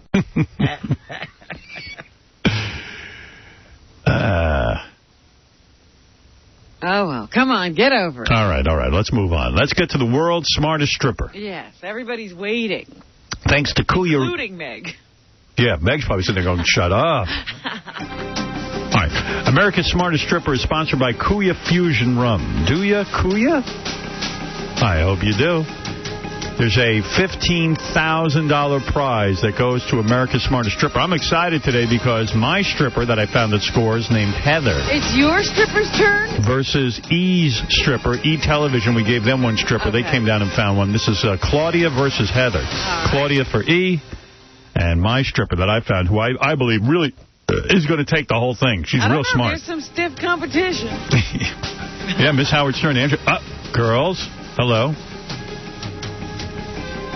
Well, Casey's not a girl. Who's he? I thought we were going to have both girls stand up, no? That's what I thought we discussed, but that's okay. This is good. What? Okay. They said you wanted to sit here, and I'm going to put one of them in the booth. No, that's not what I said. That's okay. It's all right. It's okay. It doesn't make a difference. Hey, it's Howard's fault, Casey. It's my fault. Hey, girls. Boy, they got some good-looking strippers here today. I mean, exotic dancers. How are you, Heather? Oh, good. Yeah? Are you nervous? You look nervous. A little bit. Don't be, baby. Didn't we rehearse? A little bit, yeah. When I asked you all those questions, you got them right. Yeah. Look how tall she is, huh? She's very tall. Yeah, that's hot, huh? You know I like that. Tall drink of water. You bet. Baby, you are nervous.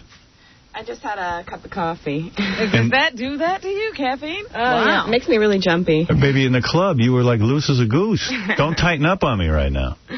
Right. Don't lock up on me. You know what I'm saying? How are you? Oh, good. You feeling good? Is feeling smart? Do you feel smart today? Yeah, I feel better. I had to wake up here. It's very early for me. You are a sexy broad. Right, Robin? What? I said she's a sexy broad, right? She's very pretty. Speaking of sexy broad, how about Claudia? Look at you, baby. What are you wearing, a miniskirt? Yes. That's right. Hey, now you seem pretty loose, right? Actually, I'm nervous, too. You are nervous. Where's Claudia from? Hungary. Ah. Baby, we have an advantage. Where are you from? Oh, I'm from Kansas. See, that's good. That's what we need. That's what I'm saying. Milk-fed from Kansas. That's right. Girls, I've never... Boy, out of your element. This is kind of cute. You're all nervous and stuff. I know. They have control of you when they're at Scores, right? Yeah. No kidding. Hungary, a tough place to grow up? Yes. Yeah. I heard they have no water in the toilets. What? Is that true? No. It's not true? I thought there's no water in the toilets, you said. I never knew that before. You never knew that? There is water in your toilet. There is water in Yeah. There is water in the toilet, okay. No, that's in Kansas. Oh, come on. Girls, you know there's $15,000 on the line. Yes. That's not pocket change. I mean, that's a good prize. That's an excellent prize. How long would it take you to make that at Scores? Yeah. 3 nights. How many 3 nights? That's what I thought. This is chump change to you girls. But all right, nevertheless, Kuya Rum has put up $15,000. Have you been listening to the other strippers on their quest for the money? No, I was never up that early. Yeah, I heard it after work. You did? Mm-hmm. Oh, that's so you good. know where the contest stands, huh? Yeah. I met Heather at Scores. We got into a conversation. We started to talk about various topics. And she knew a lot of stuff. It's not just her physical attributes that got her here. Well, that's how I originally started the conversation, based on that statuesque figure. But she's definitely your type. So Heather, you like being a stripper? Yeah, I have fun. I meet a lot of people. You have a good time? Mm-hmm. What about you, Claudia? You enjoy it? Of course. When you take off your clothes and the men are all staring at you, it feels good, right? Yeah, it's great to tease them. You like to tease. Oh, so you admit it? I admit it. So you like to tease. Yes. Guilty as charged. And how long have you been at Scores? How did you discover Scores? 1 year. Yeah. My cousin used to work there. I see. Yeah. Lonnie somehow has a direct pipeline into Hungary. Yeah, he just keeps importing them. He's got some kind of deal over there with the Hungarian government. Right, and they send him to pretty girls. They see any hot chicks, they send them over to New York. Lonnie's big in the Hungarian slave trade. He's in the stripper pipeline. Well, the two of you are beautiful. Thank you. I'm going to take a break. When we get back, you guys will go head-to-head. It's going to be exciting. It's going to be a competition. Remain calm and focused. Did you study at all for this? Not really. Yeah. What about you, Heather? Not much. Not much, okay. Now, E, why did they select Claudia? Did they quiz her? Who found Doug, her? who found her? I found her. She's my discovery. I think she's great. Yeah, well, she's a very beautiful woman. She is. She gives a great lap dance, too. Yeah, does she know stuff, That was my audition. Yeah, she actually does. Yeah, I think she knows a lot. Growing up in Hungary is a little bit of a disadvantage, no? No? It's actually the schools are harder than here. The schools are harder in Hungary, I believe that, yes. Doug claims that he asked her 50 questions, and she got 45 of them correct. Wow. Wow. Yeah, I was shocked. I mean, and some of them were pretty tough. Well, I'll tell you what, I asked Heather I don't know how many questions I asked her, but I'd say she only got like 3 wrong. So I think we're in for a real battle. You're going down, Stern. How much schooling did you have, Heather? High school. High school? But in Kansas, I guess they bust balls pretty Yeah, they good. do there. It's a lot harder there. Yeah. Were you, like, at the top of your class, or where were you in the class? Yeah. She was on top of some people in the class, but I don't know if she wants to bring that up here. Did you ever bang any of your teachers? No. Never? No. Nothing interesting like that. I'm always curious how she came from, like, being the girl in Kansas to Scores, though. Yeah, you didn't tell your parents, did you? No. They don't even know you're dancing. What do they think you're doing? A waitress. A waitress. Oh, little do they know. Oh, God. Well, what would they say if they knew? What do you think? They'd freak? They'd freak, yeah. Very religious. Yeah. My parents think I'm a rabbi, so what's the Have your parents been to visit you in New York yet? Yeah, they have. Do you have to do, like, a whole apartment change when they come? No, I just say I make a lot of tips waitressing. Ignore the Picasso on the wall. Nice penthouse, Heather. Oh, yeah, in New York, we waitresses are considered the most valuable people. That's right. Waitresses get paid more than the presidents of companies. We make $2-3 grand a night. There's big tippers at Tony Roma's. Yeah. Where do they think you waitress? I tell my waitress at Scores. Oh, you do? Okay. Have they been there? I'm sure they know, but we don't talk about it. Oh, yeah. Well, in a sense, you are in the service business. Yeah. And Claudia, what about you? You finished school in Hungary? Yeah. You went to what, high school? Yeah. Ever do any college? No, I was 18 when I come here. All right, so after high school. This is going to be a good match then. You're equally educated, and this is going to be big. It's going to be big. Very big. All right, let's take a break. Give you girls a chance to calm down. Heather, no more coffee for you. It makes you too uptight. And we'll be back right after these words. Hey. Hi. Hey. Hey. Hi. Hey. Hi there. Hi. Hi, Howard. Oh, my God. Howard Stern. Yeah. How are you? Hey now.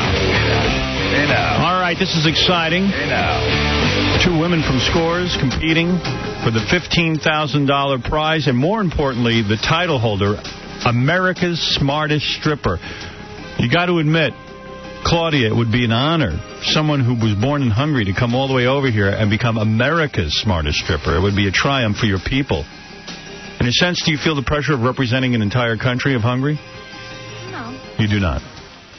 You do not feel that way. No, I don't. All right. You're going to be a I'm sorry, Robin? She's going to be a title holder Yeah. here, That's amazing. Right. What's more important to you, the title of America's Smartest Stripper or the money?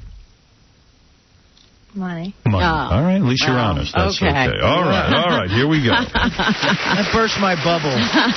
By the way, I understand you recently were attacked by a shark. Is that true? Recently, like a year ago. A year ago. Where were you? Thailand.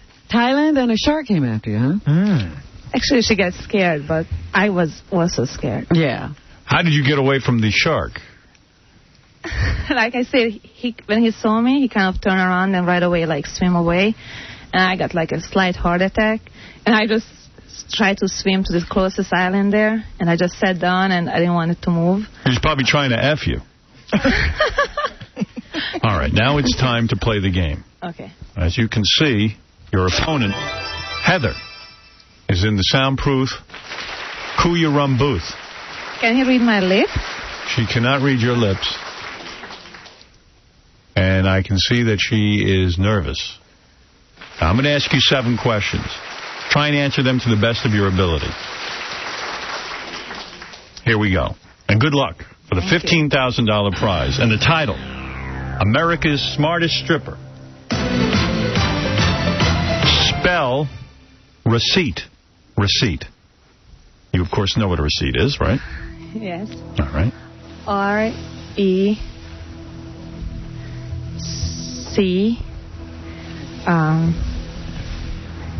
E-I-P-T.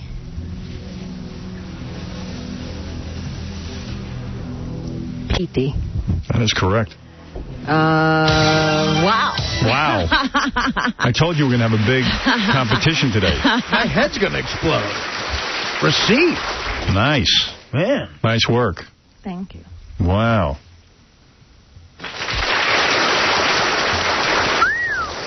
Everybody's amazed. Go ahead. We got to go to the next question. All right. There's a little shock in the room. That's all. I say we end it. All right. Here's your next question. Who shot Abraham Lincoln? Do you know who Abraham Lincoln is? Yeah. Okay. Abraham Lincoln was for who said the slavery, the black people. Yes. But I don't know who shot him. I'm not that good in American history. Understand. That would be a weakness. Yeah. So you have no answer to that question? You want to take a guess? Might as well take a guess. You could even guess Lonnie from Scores. You never know. He looks like a guy who might have shot Lincoln. No, no idea. You don't even want to guess. All right. That left Bronx. The answer is John Wilkes Booth. Booth. Or John Booth. Booth would have been acceptable. Okay, here we go. Never heard of him. All right. Who is the leader of Cuba? Fidel Castro. There you go. 2 right. 2 right. Wow. I had a feeling you'd know that. You've probably been to Cuba.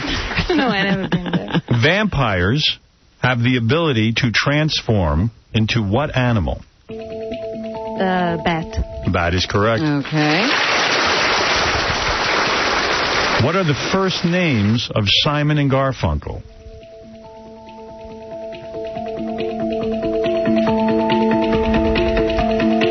Who are they? All Can right. I have a little... Well, that's a bad sign. Simon and what? Garfunkel. Never heard of him? Okay. Should I take a guess for a first name? Sure. They got John and Mike. All right. John and Mike? That would be wrong. Wait, it's not Mike Garfunkel? No. It's Paul Simon and Art Garfunkel. And they're a singing group. Who? Okay. I didn't know if it was singer. That's okay. You're doing okay. Who directed Schindler's List? I know this one. The same one who directed E.T. Do you know a name? Give us a name. What's the name? We just need a name. Yeah. I'm just nervous. I know. Hey, listen, you're doing well. Yeah. You're in this game.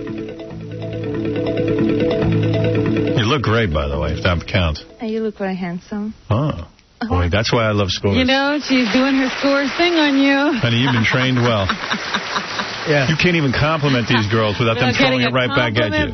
When Doug said she answered 45 questions right, I got a feeling they were like, am I good looking? Yes.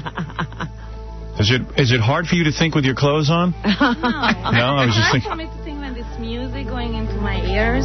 The ears? Yeah, the music. Yeah, that music is very distracting. Do you have a name for us? Yeah. Who is the name that you're thinking about? It is not John Wilkes Booth. No, I just told you the other movie he directed also. Yes, but do you know a name? I have to ask you that. Yes, but See, you could be fooling us. We don't know. Yeah.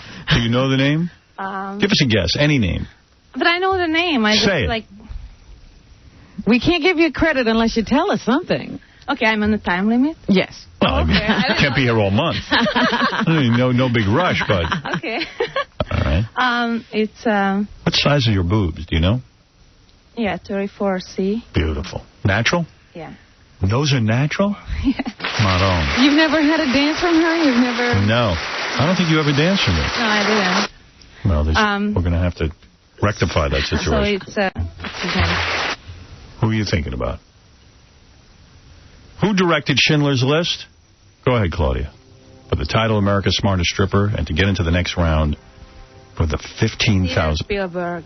Steven Spielberg. Wow, pulling that one out. Correct. You know, when you go on the internet, what does WWW stand for? I don't know, but I can take a guess. Go ahead. I guess it's Verd. Verd? Go ahead. Did she say Verd? Verd. Yes. Wireless? No. Verd wireless. Website. Web. Verd wireless web? No good. No good. But not a bad guess. World Wide Web. Okay, almost. Close. No cigar. Yeah. World Wide Web. Next But question. you're doing well. Even though you answered, we're done with the 7 questions. I have one more question. Why are you holding a giant E in your hand? Oh, I am representing them. You're representing E. Okay. Is she done? She's done, and she did All quite well. She right. got 4 right. I don't think anybody in this contest so far has even gotten 4 right. That's true. Yeah, but you've got a rough contest ahead of you because, let me tell you something, Heather's no dummy, as you know. I know. She went to high school.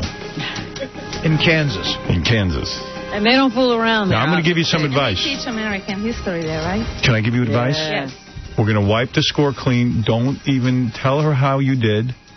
Keep Look a poker confident. face. Look confident, but don't give away what you did, okay? I'm not saying any words. All right, come over here and sit on the couch and let Heather have a shot. This is exciting.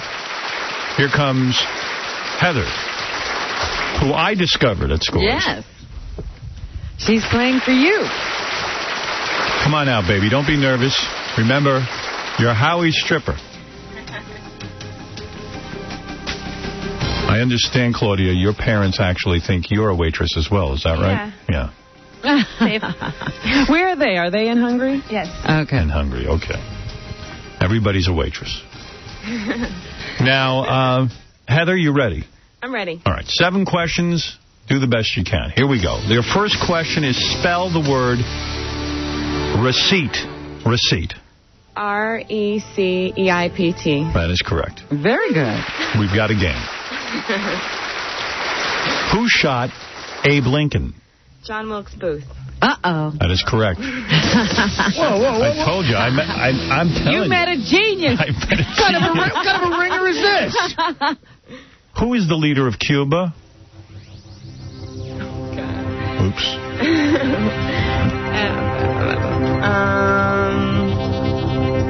Fidel Castro. That is correct. All right, I'm leaving. It's really early here. You're doing fine. You've gotten 3 right. Jeez. What's time got to do with it? What's the diff? Yeah, she's doing fine. Vampires have the ability to transform into what animal? Bat. That's correct. What are the first names of Simon and Garfunkel? Gosh. Paul Simon, Art Garfunkel. Correct. Good Lord. She's like Fred. I know, she should be in Winfred's Money, not the stripper contest. Who directed Schindler's List? Ooh, this one's a hard one. Spielberg? That's correct. What does WWW stand for on the Internet? World Wide Web? Got them all right. Oh, my What'd goodness. I tell you? And you win. You go on to the next round. I told you. You know, you did very well, and I thought you were in, Claudia, but Heather just blew you away. Yeah, what happened there? Guess it's good I had that coffee this morning. Well, Heather, you're going on to the next round. You face some stiff competition. Yes. Yeah, Claudia's very smart. Claudia is smart. She got 4 right. That was the highest anyone ever gotten until you came along. Until you came along. You know, it's the luck of the draw here, because I bet my stripper Dakota would have got them all right. Sure, Artie. Yeah, those questions I think she would have known. That's her. That is her particular specialty. Yeah. Well, wow. We're very impressed. Very impressive. Tell your parents, though, you may be the world's smartest waitress. I think they're going to know after this.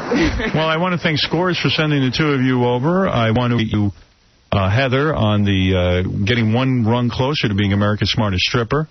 And Claudia, I want to congratulate you because you certainly did well, but not good enough. Thank you. I want everyone to check out ScoresChicago.com. See the new Scores coming on the west side of Manhattan. That's going to be happening very soon. And you know what? I don't want you to leave here empty-handed, Claudia. So you've won a 40-gig Apple iPod, which holds up to 10,000 songs. You don't know what that is? 40 gig. 40 gig? Gigs. What's gig? 40 gigs. Now you can buy music from the iTunes store with a Mac or PC. Go to apple.com for details, all right? Okay. So I give you one of those and go figure out what it is. It's a little gift you can study. Yeah. You can find out about it on the Verd Wireless Web. Girls, congratulations. We move closer to the conclusion of the America's Smartest Stripper. And we'll be back right after these words. Thank you for inviting me into your presence once more, Howard Stern. It's good to be with you, The Howard Stern Show. Ready. Ladies and gentlemen, hey-o. Here in the greatest city in the world, brace yourself. The Big Apple, New York City. Here they are. Let's get ready to rumble. Let's go. Howard Stern. Let's go. When I say you, I mean all y'all. The Howard Stern Show. Yeah, baby. Yeah. Okay. Well, anyway, the world's smartest stripper continues. I actually think we had some smart strippers today. Oh, yeah. You know. Incredibly. No, it's a little shock there. Well, we'll see how that all turns out. There's a lot of people vying for that competition. And there's more to come in the weeks ahead. Well, what's the weekend look like? Weather-wise here in New York, they say nice. I don't know about the rest of the country. Nice but cold, right? Yeah, it's getting colder. It's bumming me out. I know. I had to put on a real coat. Yeah. You know, I'm going to Game 6 Saturday night at the stadium. It's supposed to be like in the 30s. How do you like that? Lucky man. When you sit there, I mean, I know you get high and stuff, but does that... he drinks. Yeah. Drunk. But I'm saying... No, hey, look. I mean, is it enjoyable to be sitting? Like, because you're sitting there, you're wrapped up, I know, but... You know what? It is enjoyable for me. Yeah. I mean, I'd prefer it warmer, but I could deal with it. But you do get cold. Yeah, oh, absolutely. Yeah, I don't know. That's not for me. Sitting there watching the game, freezing my ass off. I don't know. You jump around. I don't want it. Clap your hands. Yeah, I mean, it's... I buy an extra hot dog to hold up against my face. Right, drink something warm. No, but I mean, it's a good time. And, you know, you're into the game, but it's definitely going to be... It's going to be extra cold than usual, though. I heard they were scalping the really good seats for like $4,300. Yeah. There's a couple of things here I want to talk about. Courtney Love, as you know, I'm trying to get her on the air with us because I'm kind of interested in all this. She lost custody of her kid. And her house. Yeah. She said she tried to make her recent drug overdose fun for her 11-year-old daughter. That doesn't go over well in court. She was arrested earlier this month after becoming violent outside How do you make the overdose fun? Well, wait, I'll tell you. Okay. I mean, most people think if they want to make something fun for the kid, they take him to Disneyland. But I don't know. But this is crazy stuff. You don't go to court and say somehow you're going to... I made it fun. It wasn't like she got traumatized. Courtney Love, 39, said her daughter, Frances Bean, made her green tea as they waited at their Beverly Hills home for an ambulance to arrive. So, in other words, instead of making it a whole big freaky thing, they made tea. They made tea. Her daughter also wrote out a will for her in crayon. Oh, that's great. Jeez. Oh, that was a good one. But in all seriousness, she said that this is the only time my daughter has ever pitched in on one of my little crises. In other words, this doesn't go on all the time. No, in other words, it goes on all the time. She doesn't see it. Yeah, right. But I'm saying it doesn't go on that the kid's around. She tries to keep her hidden. Oh, boy. So she needs better advice when she goes into court. Well, you know, the other day when we were talking about it, I said, Courtney's going to have to try to appear to be sane, and that would be the best performance. Yeah, I'd like a tape of that. Kevin, doesn't seem she pulled it off. So at what point does Frances Bean either become a stripper or I mean, she's got to have She probably is applying to scores right now, even as we speak, in crayon. Lonnie's interviewing her. I mean, as soon as the kid can figure out how to dance and undress herself at the same time, she's out the door. So Love said, I made the OD fun. I said it was going to be gross and I was going to have to make myself throw up, but it was going to be okay. Okay, Mommy. The only time my mother scared the hell out of me was when I saw her naked. Otherwise, she was pretty good about not freaking me out. And you should have been taken away. Yeah. I wanted to overdose when I saw that. Love says, I'm not on some downward spiral. I'm not on narcotics. I'm fine. I just want my daughter back. If I had her on the phone, I'd give her some advice. Like? Don't go to court and say I tried to make my overdose fun for my daughter. It's too late for that. Well, I think she knows that now. Yeah. But you know what's funny? I've never heard of a mother being told to move out of the house so the child can move back in. Yeah, that's unusual. And that's what happened with Courtney. She had to move out, and they gave the house to Frances Bean and her nanny. I didn't mention this yesterday, but Carrot Top, who was on our show, turned up in the New York Post because he showed up at a popular gay bar. Yeah, I almost brought that up, too. What's that all about? Well, I asked Carrot Top if he was gay, because he tweezes his eyebrows. You know what? He didn't have them nearly as tweezed yesterday as he normally does. That's why I didn't object to it so much. But that picture in the paper, they look very strange. And he does look like he's had facial work, and then he has these big Popeye-like bulbous arms. Right. That are really disturbing to look at. He wears muscle shirts to show off his huge arms. And my point being, like, I asked my trainer about it. I said, how's a guy that skinny get big, giant, thick, like 23-inch guns? And he said it's got to be juice, which I'd like to ask Carrot Top if he's on juice. What juice was he talking about? I don't know. Man juice. It might be man juice. He's one of those guys, you do hear a lot of stories about him being with chicks, though, so, Yeah, that's what I've always heard. Well, but then again, he said he goes to the bunny ranch and just pleasures himself. He does bukkake on the girls. So, who does that? I think it's safe to say there's something a little odd going on. He showed up at 1 in the morning at the gay club wearing eyeliner. Yeah. He also had on a muscle shirt to show off his incredibly ripped arms. The club insists that the freckle-faced funny man is definitely not gay. The club insisted. Well, let's see, Mr. T. Who's Mr. Oh, Mr. Top insisted, I see. That's what they're saying. I'm calling him Mr. Top. Mr. Top's rep insisted that the freckle-faced funny man is definitely not gay. All right. Well, I'm currently looking into the job of opening for him and retiring in a year from the money I make, so if I find out anything, I'll let you know. Yeah, I don't know if Carrot Top's gay or not. I don't really care. I'm just Do you care? Yeah. I don't really care. But, I mean, he just was on the show, so there you go. Homo says what? Would it hurt his career if he were? No.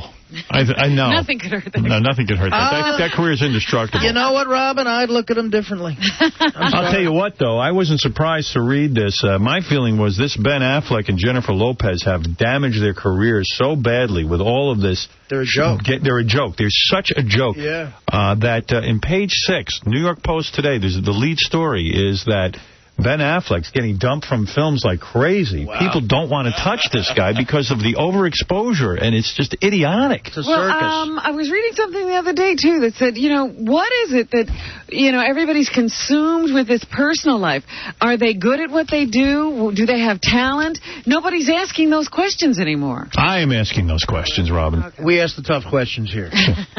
There's nobody here to answer them. Disney ditches Ben's new flick.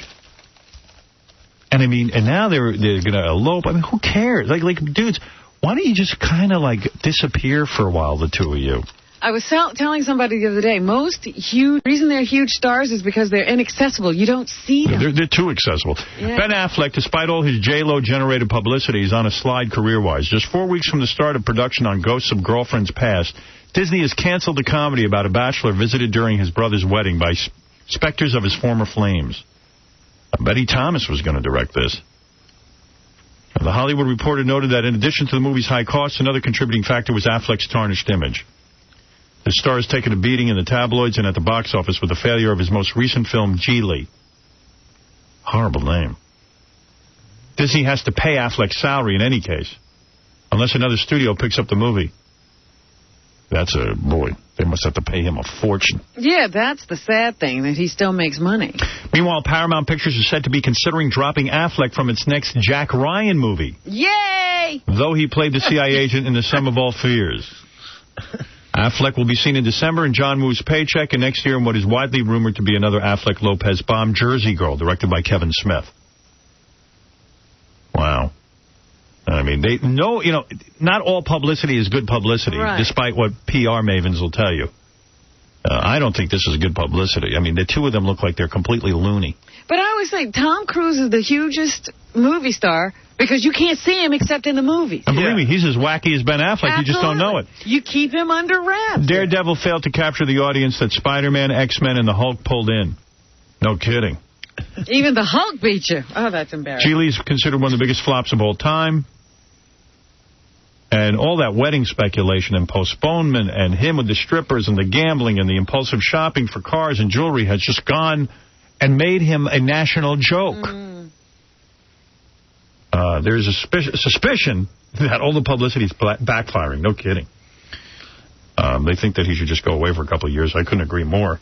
The guy was the luckiest man in show business. He should have kept it a secret. He kept working and nobody was actually going to see his movies. Yeah, but I think it's kind of funny. Too much publicity. In the email, everybody loves email, right? Sure. Okay. You want to hear everyone's thoughts on yesterday's show? I'll pull that right out for you. If I can find it. Hold on. 1 second. Look at this. What's going on over here? See what I'm doing? Mm-hmm. What am I doing? You're rustling paper. I think I had something going on. Hold on. 1 second. Give me a chance.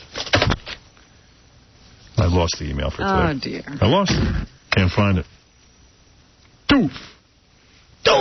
How could you lose it? Come over here. I'll show you. I'm juggling a lot of things. God damn it.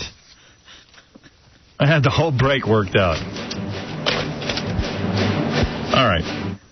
Guys, reprint the email for me, will you? Should already be in my hand. You should anticipate me losing it. Yeah, there should always be double copies made. I think a funny thing that's going on around here is Baba Booey has a college student shadowing him for the day. You know, this is really weird. Gary got a letter from this guy. He says, hey, I'm in college. It would really help me out if I could follow you around for the day and learn what a producer does. Yeah. Oh. So Gary says, okay. So, hey, how you doing, man? What college you go to? I go to Hofstra. Hofstra? That's right. So everyone's saying you're a big wise ass. Like you're totally busting Gary's balls. Well, I guess I am a little bit. Yeah. Now, someone said you were turned down for an internship here. Is that right? Yeah, I was. That means you have to be Charles Manson. Yeah, I mean, nobody gets turned down for an internship here. I thought I did pretty well, too. I don't know what the You must have been a little wise-assy in the interview, because that's the one thing that gets you turned down. I'm trying to have Amory go through the notes to see if she kept notes on why she turned you down, but it's hard to get turned down here. Yeah, I mean, we're desperate. We're desperate for anybody to work free here. You know, I was a little... I was surprised that it happened because, I mean, I figured someone like myself, you know, into music and stuff like that, big into the radio station, big fan of you, too. Thank you. I've been listening to you for years, so... Well, I mean, it's kind of weird. I mean, imagine if you're getting turned down for free jobs. Imagine when you go for one for money. Do you have a plan for the future? Do you know what you want to do? Originally, it was this, you know. I was really into, like, morning radio. And okay. I've gotten really into, like, writing and stuff, too, but, I mean, it's uncertain. Communication, my major in school, you know, so... All right. It's very broad, very vague. Okay. Your name is Josh? Yeah. But everyone calls him Rudy. Rudy's my name. Why? Because of the movie Rudy? Basically. Because you're a tiny guy? Yeah, well, I mean, I was 7th grade. I was playing football. I was like 4'11", so the coach was like, we'll call you Rudy, and just stuck great. like that. Yeah. Well, it could be Yoda. So. Right. So are you interested in some of the things? Good, now they'll call him that, Frodo. How tall a guy are you? I'm 5'5". 5'5". Right, then you're 5'3". So here's some of the things that I've heard that he said, because he's been pretty cool with me so far, although he was an hour and a half late. Yeah, now what's that? I mean, why an hour and a half late? You got a break? You're going to follow Baba Booey around? I know. Yeah, I'm a big ass for not being in here early enough, but I had to work last night, and the Yankees were on when I got home, so I had to watch the end of the game. I see. And then it's like I hear you go very far. A lot of things going on. Yeah, and then it's a lot of things. Could you imagine though? When I was in college, if I got a shot following some guy around, if this was it. Well, I mean, I'd be here on time. I had the game was on, so I was like, yeah, but no employer wants to hear that you're watching the game. And that's Did the Yankees stop to watch you? No. Hello, there was a game. It was a lost cause. You would actually fit in here very well. That's what I'm saying. It was a game. So he got here at 7:30, and he missed a lot of the stuff I do in the morning, to get right, which is really what you do. Which is really what I do. So then. When he got here, my breakfast was there, and he goes, I got to watch you eat breakfast? And I was like, no, you can wait for that. Your first comment was, oh, great, I got to watch you eat breakfast. So then I heard that while I was in here, he said, the E-guy asked him, what'd you learn so far? He goes, so far I learned how to eat breakfast and open the mail and open a door. Boy, thanks for this opportunity. Well, what is this, you're writing a paper? Yeah, kind of. It's like for my film class, I had an assignment, a professional media assessment. Right. So, You're assessing Gary? Well, I wanted to assess... Originally, I thought it was Gary and Howard. Right. So now I learned that it's just Gary. Yeah, and, you're not going to be anywhere near me. Exactly. How did it... as far as I get. Right. Get so confused? I don't know. And you know what the other weird thing is that I guess nobody in his life has ever liked you, because he tried to do this in high school, right? And the school wouldn't let him anywhere near the station. High schools won't let you. And then he tried to do, even in college, even when he said he wanted to intern here, they told him that, the Howard Stern show, that's not a mass media show. That's not. Yeah. They said that in college? Yeah, I went to the person who does the internships at Hofstra, and I mean... I told him that I came here and spoke to someone, and he gave me a hard time saying that, the Howard Stern, that's not mass media, that's not journalism. And I was like, well, this is a radio show that goes out to the entire nation. Everyone listens more. I'm like, and you have, at least an hour worth, or 45 minutes worth of news going on every day. But what an elitist. I mean, it's like, hey, dude. Have we had a Hofstra intern before? Yeah, I think we've had a couple. Yeah. I think. Well, in high school, it's not that they don't like me. They're not gonna have me. Why do you say they don't like me in high school? Because he said they told him that they didn't like you and they didn't want him over here. Yeah, but they don't want anyone associated with a controversial show in high school where there's naked women and stuff. We've had high school kids up here before. Yeah, well, that's crazy. Howard, I had a 16-year-old intern when we were at NBC. Yeah, but how'd that happen? You had that high school kid here? Well, he applied for an internship and we hired him. His advisor even came in. Really? Yeah. Well, that's very rare. Not a high school allows a kid to come down here. They were very enthused when I found out, when I was in high school and I was going to come here, and it was going really well until a couple of days before, and just things didn't work out. Well, I don't know. You must have some kind of personality problem if you didn't get an internship here, dude. I don't know what the deal is. She hates me, I guess. Yeah. You must have come off real bad. I was extremely nice. I'm a very nice person. I don't know. You seem fine to me, but everyone's saying back there you're being a real wise ass to Baba Booey. I guess. I haven't seen much. I've seen a little bit of it. He's been in here the whole time, Yeah, I think he's annoyed by that, too. Right. That I've been in here when he's out there. Right. Well, he is supposed to shadow you. I'm supposed to be shadowing. I need to be watching. You should get Emery in here someday and just have her tell the stories of interns that we've turned down. I know just recently we had a kid who, while she was interviewing him, he put his feet up on her desk. Really? Yeah, just leaned back in his chair. And, wow.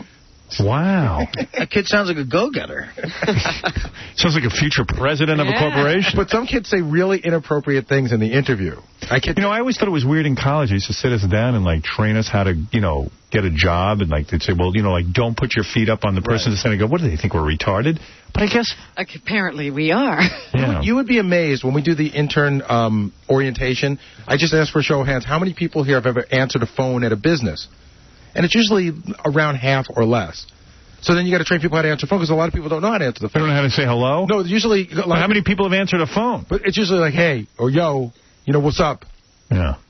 But they would say they wouldn't think to say, hey, hello, Howard Stern show? No. They wouldn't think that. You'd be surprised, Howard. Wow. I'd be pretty good at that. You could do that, right? Exactly, man. I work in a business when I'm, home, not at school, so. I remember my internship. I heard a ringing sound. I go, what is that? And the guy goes, that's a telephone. I go, oh, okay. I get it now. I had an intern that was reading a book during the show, just like reading a book. Right. So I said, you can't read during the show. And she goes, what? There's nothing going on anyway. And I said, close the book now. And she slammed it shut. She glared at me. Really? She glared at me. Like with those teeth? Yeah, like I was evil. Nothing takes me from the great Gatsby, Gary. Really annoyed that I was interrupting her reading. But why couldn't she read a book? Because what was she supposed to be doing? Answering the phones. But if the phone's not ringing, what's to do? There's stuff to do. Oh, really? There's always stuff to do. Okay. Yeah. Sounds like perfectly reasonable to me. There's nothing going on. If you walked out there, you'd be annoyed. All right. Yes, you could learn how to eat breakfast and just close a door. I'll try to do better. Welcome to our show for the day. Thank you. And I hope you learned something following Gary. And in all Gary. fairness, you did miss an hour and a half. A key hour and a half. Yeah, a key hour and a half where Gary really comes to life. Yeah, it's important. Important stuff. First hour and a half. Have you learned anything so far? I've learned that a lot of people seem to have dislike for certain people back there. I don't know. Oh, yeah? Oh, really? What'd you say? I don't know. There seems to be there's camaraderie between the interns and John. John seems to be loved by a lot of people, and a lot of people seem to have this very tough esteem towards Ronnie and whatnot out there. They don't like Ronnie. They don't like Ronnie. Ronnie, yeah. Scores man, you mean? Yeah, exactly. Yeah, Scores man. Scores man 923. Exactly. So, yeah. Who doesn't like Ronnie? I don't think it's the fact that they don't like him. I think there's just a little bit of I don't know. They seemed a little agitated by his presence almost, like a Where's like an F.U.? Yeah, kind of. Wow, man. This is going to be some paper you write. Send me a copy. Yeah, this is big so far. But have I tried to explain everything to you as I go along? Am I doing the best I can? Yeah, I mean, Gary's doing a fairly good job of explaining his... All I know is Gary has a way of opening himself up and helping people, and they end up screwing him. Right, yeah. Thank you, Gary. You know what I mean? No good deed goes unpunished. Yeah. All right, very good. That's very nice to meet you. Good luck. Keep following. That is Gary's shadow, Josh. That's right. All right, Josh. You're a lucky man. All right, here's the email. I have it now. Jenny McCarthy is the best guest ever. Dump Robin and bring in Jenny McCarthy. Think of what would happen if she was there every day. Wow. Boy, how soon people turn. Leave. You'll make way for Jenny. Yes. Jenny always is a good interview. The other showbiz prima donnas should be half as good. So very positive mail on Jenny McCarthy. Very nice. Okay. A lot of people loved Henry Hill. Henry Hill delivers once again. This guy affirms his place as one of your all-time greatest guests. His incoherent babbling is more fun to listen to than jokes about Gary's breath. His fearlessness and stupidity is almost inspiring. Thank you for recognizing what is really entertaining. I love this show. It continues to be the absolute best broadcast anywhere on planet Earth. I always look forward to tomorrow thanks to the Howard Stern Show. That's very nice. A lot of people love Wendy the retard calling in, where she had the dream where Robin was her maid. Yes. That bit caused a lot of talk. When Wendy the retard's dream was announced, that was the funniest goddamn bit that I've ever heard in my life. And tell that big wop Artie to watch himself with the N-word. It's fun to use in private, but those brothers in the hood might start taking it personally. I love how this guy goes, it's fun to use in private. Right, Artie, so keep it on the DL. Well, I won't do my slave owner character anymore, sir. A lot of people were disappointed that Clay Aiken didn't show up on the show. Are you going to any chance to reschedule him? One person very angry with you, Robin. I've been a fan of yours for years, but your comments on Clay Aiken this morning really take me off. What does it matter, Robin, how a singer is discovered? What does it matter if they're discovered on a TV talent show? It's no different than the people who became famous from being on Star Search. That's exactly right. And being on American Idol... No, it's not. They didn't get record contracts and show up out my door the very next day. I'm saying they're all equally horrible. Yeah, my problem is with how bad the music is, truly. Being on American Idol is no cakewalk. Clay spent weeks having to endure Slyman's cruel and nasty comments while millions of people watched. I'd like to see you take that crap from Slyman and stand there with grace and poise as Clay did. I don't think you could have done it. A lot of people love when... Robin, you're really in this email. A lot of people like when Robin squeezed women's boobs. Please make some sort of regular segment when Robin squeezes other women's boobs. Maybe a contest where she has to go down a line of girls and feel them up to see if they're real or fake. Oh, my God. I don't care what it is as long as she's squeezing lots of them. If If she could do it in a bikini top, that's even better, or a really tight T-shirt. That would even be good as well. A lot of people have written this, and I think you even mentioned this to me, Robin, that the guy who jumped over the Niagara Falls without a barrel or anything looks amazingly like Stuttering John. Yes, he does. And I think Fred even said that to me. Fred came awake for a few minutes. There was a couple of pictures in the paper that looked exactly like John. Same haircut and everything. Chubby face and everything. Well, I'll have to take a look. I didn't realize. You know, some of those days when John comes in here unshaved and a little disheveled, he looks exactly like that guy. A lot of people, as I read to you earlier this morning, did not like Meg Griffin asking for money for the bottom line. I read all of those to you. Here's a guy hated the girl from Coupling, the actress we had on yesterday. Never have this Jew back on. Oh, my goodness. Enough with the rabbi talk. It's driving me crazy. I think I'd rather be gay than listen to her. And by the way, speaking of gay, what was going on last night at the World Series? Those two dudes kissing who played for the Florida Marlins? Please. What was that? They're kissing on the lips. Disgusting. That's been going on. I got to tell you something. I told you. Wait a minute. I don't know anything about this. I have no problem with gay people. But I really who was don't. kissing, and when were they kissing? But that was repulsive. See, I don't have a problem with gay people either, but I have a problem when straight people act gay. I don't know that they're straight. Wait a minute. Who kissed who? Two ball players? One of the greatest players in the game right now, Pudge Rodriguez, has this thing where he kisses dudes. Fudge. Fudge. It's after every game they've done this. Those two guys make out. I mean, it's making out. Every win. It's got to be a win. They don't make out when they lose. And they kiss each other on the lips like that? On the lips. Yeah. Wow. Yeah, all I know is Thurman Who's Munson. he making out with? One of the one of the relief pitchers who's a great relief pitcher for the Marlins. Oh. I was trying to live with the ass slapping all the time, but this is and the chest insane. bumping. These guys were like full blown out making out. I have never seen that. Yeah, Munson never kissed Gossage. That's all I know. I got tape of it. If you want to see it, yeah, I'll show it to you during the commercials. I don't know about it. I mean, I'm not exaggerating. Am I exaggerating? No. It's a make-out thing. It's right. I mean, it's full lip kissing. All right, here's something good. A question for Gary Bababooey. I was watching Hollywood Squares last night and saw Gary in the top middle square. I felt bad for Gary because nobody ever picks him. I was wondering if Gary cares. No, I didn't get picked last night, but I got picked like, 8 times for the week. I don't mind. Listen, I don't care if no one ever calls on me. Hey, that was a great answer. Why don't you kiss me on the lips? I know. I mean, what is I didn't know that? that Gary was on Hollywood Squares this week. He's on a lot now. He's Bababooey, though. Yeah. Here's one for you, Robin, that you should be proud of. A few weeks back, Robin did a story about a guy, about 30 years old, that died of testicle cancer. She began to describe the symptoms, some of which I had. I made an appointment with my doctor. I found out I had a tumor. This is my first week home, and I wanted to say thank you for the push. The tumor was not cancer, but it was large enough to fill a baseball cap. What a waste it is to lose one's mind or not to have a mind is being very wasteful. Howard Stern Show. Hey-o. All right, the weekend is upon us. I'm going to do a little gossip game with Mike Walker. Let's see if Mike is there. You there, Mike? I am here, Howard. Look at you. Look at you, all professional. That's me. At my post. NationalEnquirer.com. You can play the gossip game with Mike Walker online, or you can look him up in the pages of the National Enquirer. Was it your guy's paper who said that John Ritter's widow might replace John Ritter? That's right, yes. Mm-hmm. You think that's real? Yeah, I think it's a very good possibility. Don't you think that's a little strange? Well, you remember that series she was on years ago, Wings? Yeah.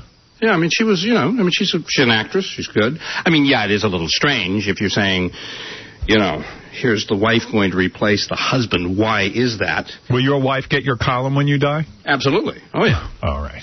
You know that's not true. Of course it's not. No one's ever even seen your wife. That's correct. Who knows where that wife is? How do we know he doesn't get all the gossip from her? It's true. She's probably doing all the hard work. Hey, by the way, congratulations to Artie. I guess your movie came out. What movie? Mail Order Bride? Oh, yeah. It's coming out. This newspaper, Time Out New York, said it'll give a little knock to our man. Really? A knock? Second-rate fat guy Artie Lang plays the buffoon, and veteran comic Frank Gorshin mugs embarrassingly. Wait, second-rate fat guy? I don't believe that, by the way. What does that mean? He's a top-rate fat guy. Was that all it said? Did it mention? Okay. I guess it doesn't go in detail about my superb work in the film. Just says second-rate fat guy. By the way, did you put out a release about this? I mean, have there been any press releases about this movie you're in? I think he's keeping it quiet. I think so. I mean, I do this for a living, and I haven't heard about it. Fred plugs it every day. I love it. I saw it. I think it's great. Good movie. It's coming out next month. It's obviously somebody with a vendetta against Artie. Yeah, someone who has something against second-rate fat guys. Who's a better fat guy than you? Yeah, who's the first-rate fat guy? I'm more of a chubby guy. Well, Mike Walker's ready to play. I hope this doesn't throw your game, Artie. I think you're number one. I'll bring in some of my older film reviews, and that's glowing compared to them. See, Norm Macdonald starting a new TV show, and Artie not tapped for that one. Well, a little upset about that. I have deals in other places. Yeah, you don't need him. Very legal. Some legal aspects for work. I think Norm had some work done on his face, too. Norm? Really? No. Yeah, he would do that? I don't know. He looked different to me. I saw him on TV. Jillian Barbery was interviewing him. And he looked a little tweaked? She asked him, when are you going to be on the Howard Stern show? I enjoy hearing you on there. Which is funny because he's on her show. And right. I don't like you on this show. I want you on Howard's show. Because we might actually learn something. Good. Yeah. Might actually get to talk to you for real. I don't know what to do with you. You haven't been on Howard. Yeah, you should do his show first, and then I'll know what to do with you. But anyway, Mike, I don't mean to rain on your parade. You're waiting anxiously to get on there. Not at all. I was very interested in your remarks earlier about the Ben and Jennifer Lopez situation. I think you're absolutely right. Thank you, Mike. They should really lay low. Yes, that would be my advice to them. I think they're addicted to the limelight. I think, absolutely. I think once he made the decision not to have the wedding, I think it suddenly hit all of them. In fact, I know that. I know I don't care about them anymore. I know that for sure. Yeah, and they were told, you'd better do something because you'd better go on with this or it's going to be worse for you. And I think that was bad advice. Mike, there are 4 stories. One of them is fake. We'll pick out the fake one. Go ahead. All right. When Jennifer Lopez and entourage sailed into Miami Beach for a week, they talked managers of the swanky Waverly condominium high-rise into keeping members out of their own gym every night from 6 to 8 p.m. so the star could work out undisturbed. Oh, my God. The first night, J-Lo's bodyguard thugs kept everyone out, but the next night, regulars got to the gym early, and when J-Lo arrived with her hangers-on, the defiant ones refused to dismount their treadmills and Stairmasters. The diva got the message, turned tail, and split. Man, I can't imagine that's true, but that is so goddamn offensive. Imagine telling people in a condo they can't use the gym because you're there. Right, you bought the house because you wanted the amenities of the building. They put up big signs. I would have crashed through the door. All right, second story. Mismatch star Alicia Silverstone, who's always promoting her strict vegetarian beliefs, never lets her 4 dogs eat meat or dairy products, and when a stray she recently rescued acted hyper, she took it to her holistic animal consultant. Oh, no my problem. God. Stop. You're just killing us. You're killing us today. These are crazy stories. Holistic animal expert.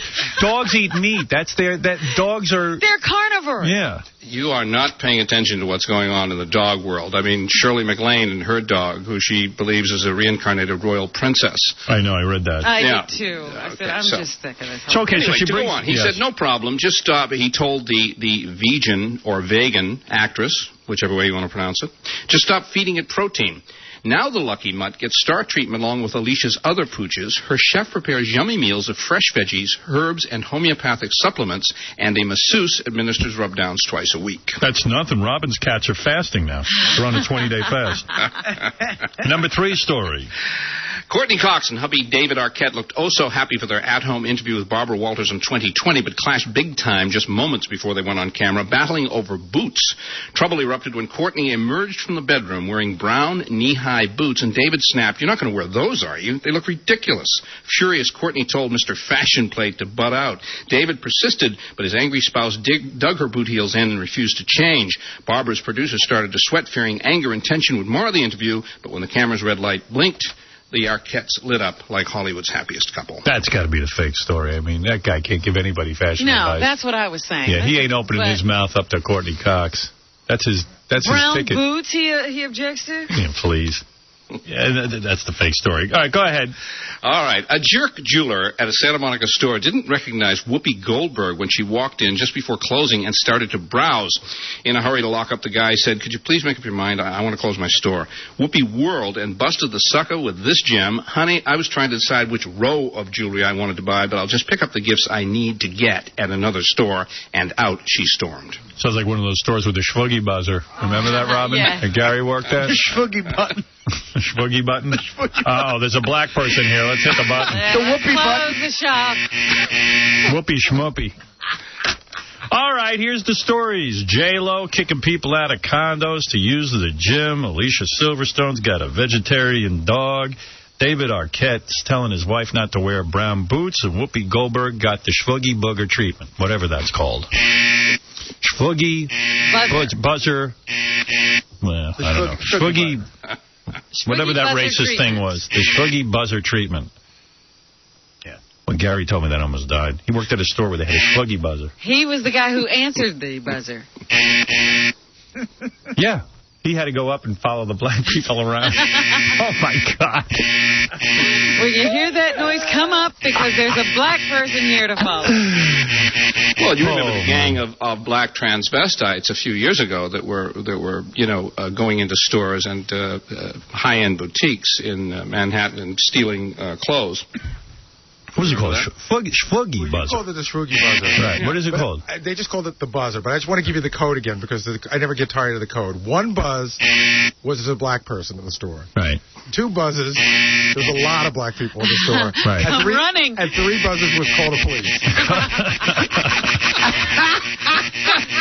Did you ever get the three? No. But I think I've How told many you. black people before they call the police? I think I've told you this before, but there was this absolutely gorgeous black woman that I worked with at the store, who was the only black woman that worked in the store. She was beautiful. She was the nicest woman in the world, and we worked in the back together. And every time that buzzer went off, it was like someone shot a gun next to her head. Of course. Her whole body would flinch because she knew what it was. Imagine the New York Knicks walk in. That's the three. You get three for that. Call the police.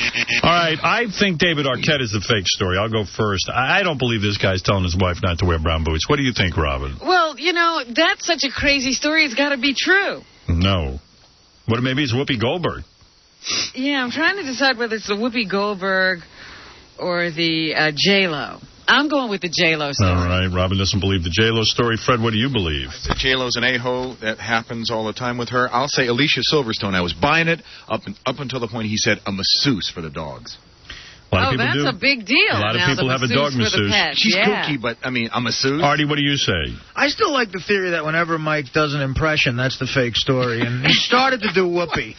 I did not. I distinctly tried not to do it because I knew you'd be waiting. Mike, you went, honey? Well, I was thinking of one. Whoa! You're right. On the honey, I went, whoa. I'm guessing Bring Whoopi. it down. I'm guessing Whoopi. All right, Robin says J-Lo. Fred says Alicia Silverstone. Howard says David Arquette and Courtney Cox. And Artie says Whoopi Goldberg. Oh, this is one of those weeks where everybody is different. Yeah, somebody's got to win. Yeah, well, I would like to point out to Fred, by the way, that masseuses for dogs, that is absolutely nothing. I name you, 8 stars who have that. However, Fred, your instincts are right. Oh. That is the phony item. Oh. And let's ask Fred how you pronounce V-E-G. I know. Vegan. Vegan, right. Okay. Not vegan. I went to Merriam-Webster's, one of those dictionaries where you press the button and it tells you how to pronounce it, and they say vegan. I went to our research department. It turns out, actually, it is vegan. That's the British pronunciation. It's a term invented by a British guy in the 1940s. So I just like that you guys have a research department. I wouldn't even bother. I can't even. It's shocking. All right, listen. More shocking than the homeopathic dog advisor. More shocking. So much of that is more shocking than the Schwuggy buzzer. All right, listen, Mike, you've done it again. You stumped me, but Fred wins, and everyone go to nationalenquirer.com. Thanks a lot, Mike. Thank you. Later. That's the great Mike Walker. Take a break. We'll do the news for you right after these words. The British think American shock jock Howard Stern is not funny. Howard Stern's private parts are about to be spread all over. Howard Stern. You're listening to the Howard Stern Show. Hell yeah. So depressing yesterday. I went into Tom's office to argue with him. Not even argue, just to tell him how I resigned. And no one takes my resignation seriously. Really? Yeah. I said, Tom, I need out of this job. I want to be gone. And he just said no. No, he just doesn't answer. And I yell at him, and I go, this is my frustration. But I'm in there. He took over Mel's old office, and that's even more depressing. It's a big, beautiful office. It's just way bigger than he deserves. With all kinds of old radios. And I'm going to smash every old radio in there. Next time I go in there and get upset, I'm going to throw all the radios out the window. All right. Come in. We'll come in and help you out. You're hearing glass smashing. You think Tom would have an old robot collection? I go back there, I go nuts. He's got the big desk and the great view and the plants and the... It's almost as depressing as the Bill Hicks book. Yeah. It's just so depressing, seeing him in Mel's office. With the big door to the conference room. And you know no great thoughts are going in there. He's got an inner office, and then there's the outer office with the assistant. Yeah, and you know that office has been for somebody who has great thoughts. I mean, you know that great things... Like Mel used to sit back there and you'd find that he just acquired 5 radio stations. Or one day he came out of there, he had bought CBS. Nobody thought it was possible. Now Tom comes out of there and goes, what? I mean, nothing happens. Tom comes out. Going to Italy. Here, let me show you a map of Chiasano. Tell Benji not to pleasure himself. I don't think you should run the promo with Mark McGrath. He's going to kill me for this. We had a meeting in his office yesterday. Yeah. The in and out box were completely empty. Oh, that's great. He's got the in and out box on his desk. And then neither one of them is working. There's nothing in there. There's nothing in, and there's nothing going out. What is in my inbox today? That's all right. They've detoured all your in stuff to Frank Flores' desk. There you go. Guy with a brain. Here are my pictures from Montana. That's in his outbox. Big sky. I tried to stuff Tom in his own outbox yesterday. So they take him out of here. Get him out of here. Put me in the outbox. Yeah, instead of throwing the radios, just stuff him in the outbox. Go in there for a meeting. It is depressing. There's nothing in the in or out box. Nothing going in, nothing going out. I am very efficient. I took care of my papers early this morning. Nothing goes in, so nothing can go out. That's great. In and out box. I'll go see if the toilets are over in the clean area. I think I'll scrape glue off the window. I'll march down the stairs backwards. Yeah, during the blackout here, he walked down the stairs backwards. 2 at a time. 2 at a time. Something different. Something different. Next trip, I will hop on 1 foot. That's what he told me, something different. Yeah, he had been up and down many times and decided to do it backwards just so it'd be different this time. Now I'll wear a dress. Ronnie's having his birthday party tomorrow night at Scores. Yeah. And can't believe Fred's not going. Why? I can't believe his reason. Because the pool cover has to be put on. Well, I mean, it's everyone's walking around here going, how about Fred's explanation? The pool I'll tell cover. you one thing. You people have a lot of, like, time to do nothing, if that's what you're worried about. John, now, come on. No, Fred, you know what's funny about it? See, John's just trying to get out of his marriage, No. so he looked Fred, for any excuse to go to school. Whoa. You said you had to bring your grill in. You know what? I work for a Scores party. The past couple weekends. I'm working next weekend. I have 1 weekend to do what I have So to hire do. a guy to bring the grill in. I got to do it myself. A grill in. It's not that big a deal to me. Why is it such a big deal to you or John? Well, we're all getting together, all the guys. It's going to be fun. So what? We'll get together next time. There's always another Scores party. I don't It's not understand like Scores is it going because away. you guys You don't can't seem wait. to see each other when you're there anyway. Yeah, Nobody's looking at anybody. Like Who's I'm talking going to anybody? I'm They're getting going lap early. dances. I'm having dinner. I'm going to be drinking.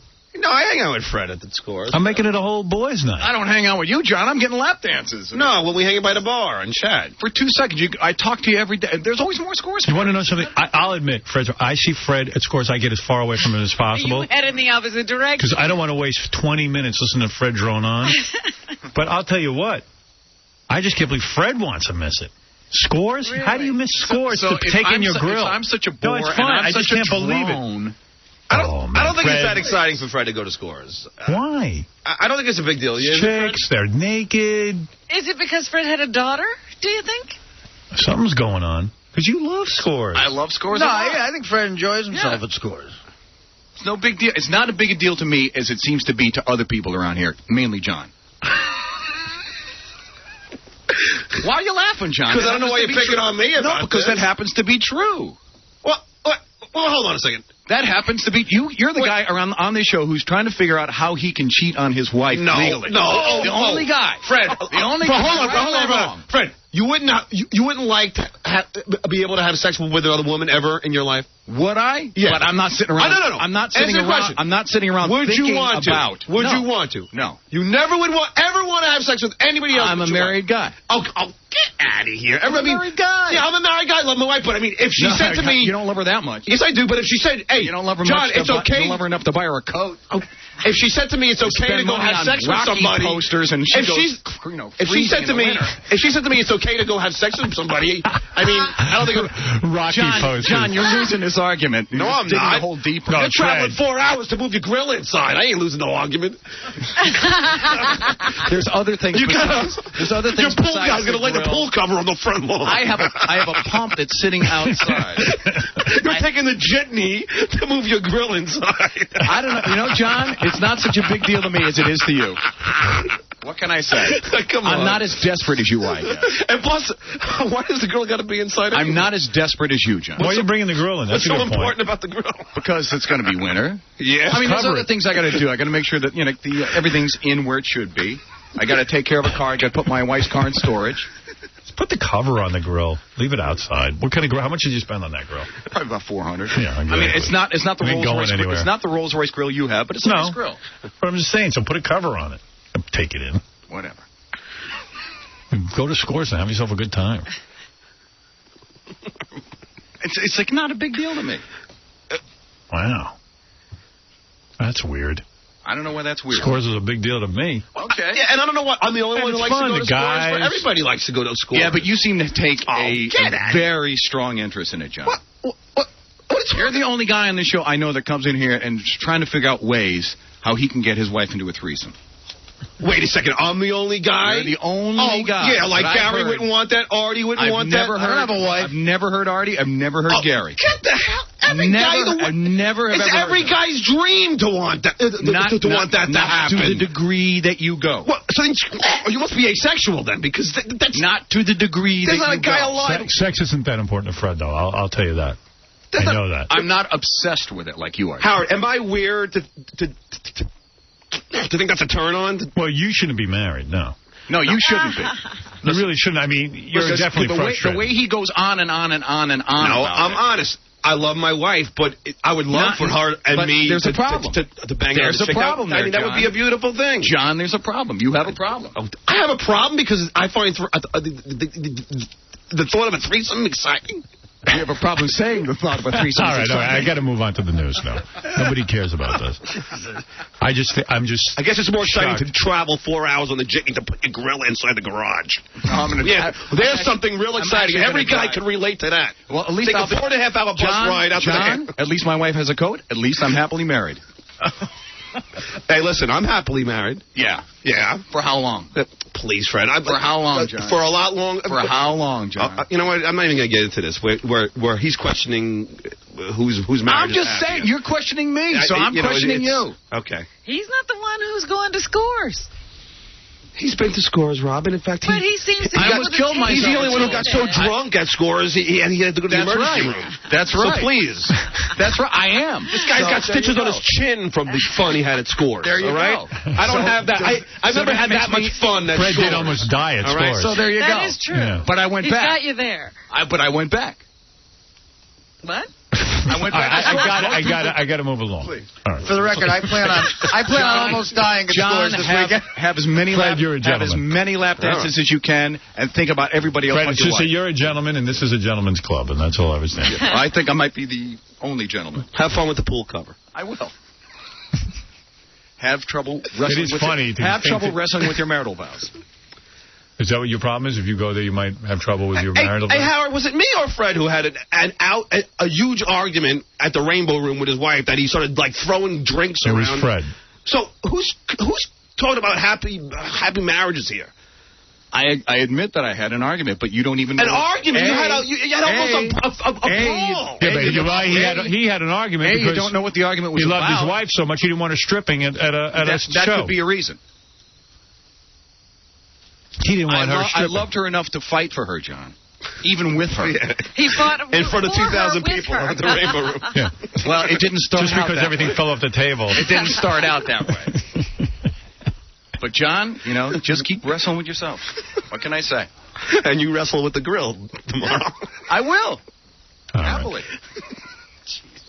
All right. Okay. Everyone calm down. Hope you get visitation for your Why kids, won't John. you have a good time if Fred's not there? We just couldn't believe that Fred don't was make it passing up a scores party. Yeah, don't make it about. And by the way, I wasn't the only one who was laughing of the excuse of why he wasn't. No, everyone was laughing. I mean, you know something? Here's a news bulletin. I don't care. Yeah. You sound like you care. Yeah, I know. You can tell you don't care. No, I don't. The only thing I don't care about is John. I'll miss you, friend. He'll be looking for you. No, I always like to see Fred at the parties. So you can avoid let's not him. tell a lie here, will you? I do. I like seeing you there. I don't talk to you, but I like to see you. You're like wallpaper. I feel weird if it's not on the wall. There you go. I don't talk to anybody when I go to scores. I concentrate on the women and the drinking. Talk to John. No.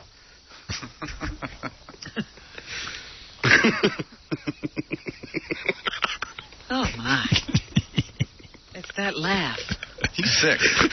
It sounds like He's a sick pup. It sounds like Fred, like Robin, is cutting John up. No, it is funny that Fred's giving up scores to go change his pool. What can I say? All right. It's the only weekend he can do it. His excuse is that he's going to go change his pool. His pool cover. I said, get the guy to do it. Hey, Fred, can I ask you one more question? Are you going to go out, to do... Oh, this is going to be a smart question, right, John? Yeah. Are you going to go out there at all for the rest of the year? Maybe, John, but the thing is being done... So why is it this weekend that it all must May be I done? finish the statement before you give me the biting part 2 of the question? It's being done... Oh, I can't even... He repulses me. Okay. The word Let's go is to the repulse. news, Fred. You want to know why I'm not going to scores? Because idiots like him are going to be there. Right. All right, let's go to Robin Quivers, who has the news. Go borrow some money, John.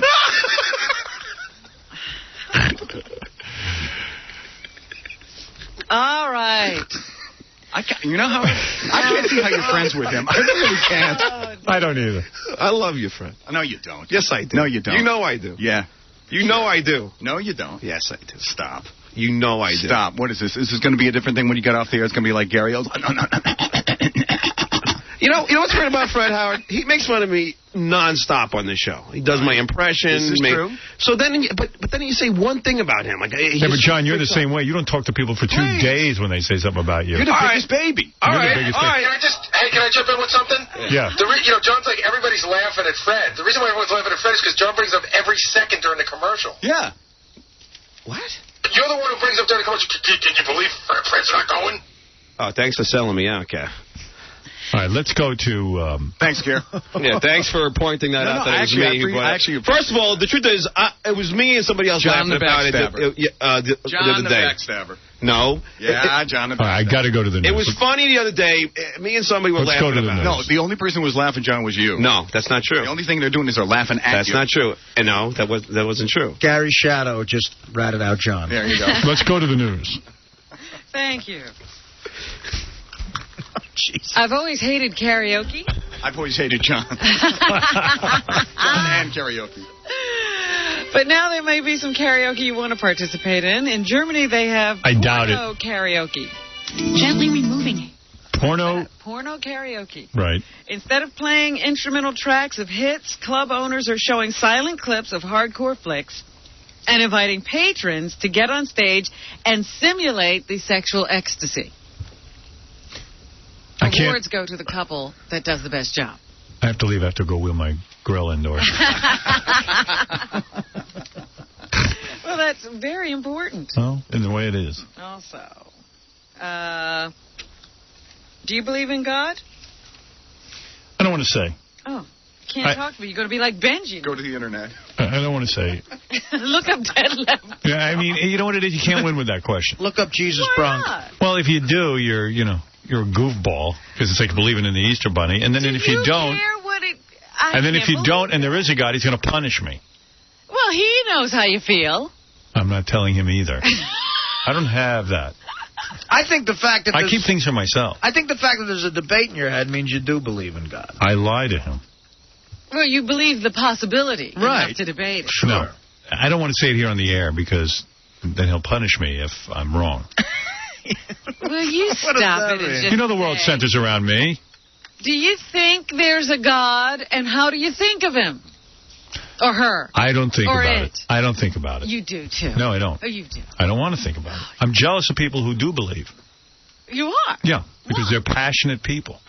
And they have feelings, and they have something. They're never alone. They always have something in their heart, and they have someone standing next to them all the time because they believe in the Lord. And you the Lord could make something up, too. Yeah. Problem is, I'm a very practical guy.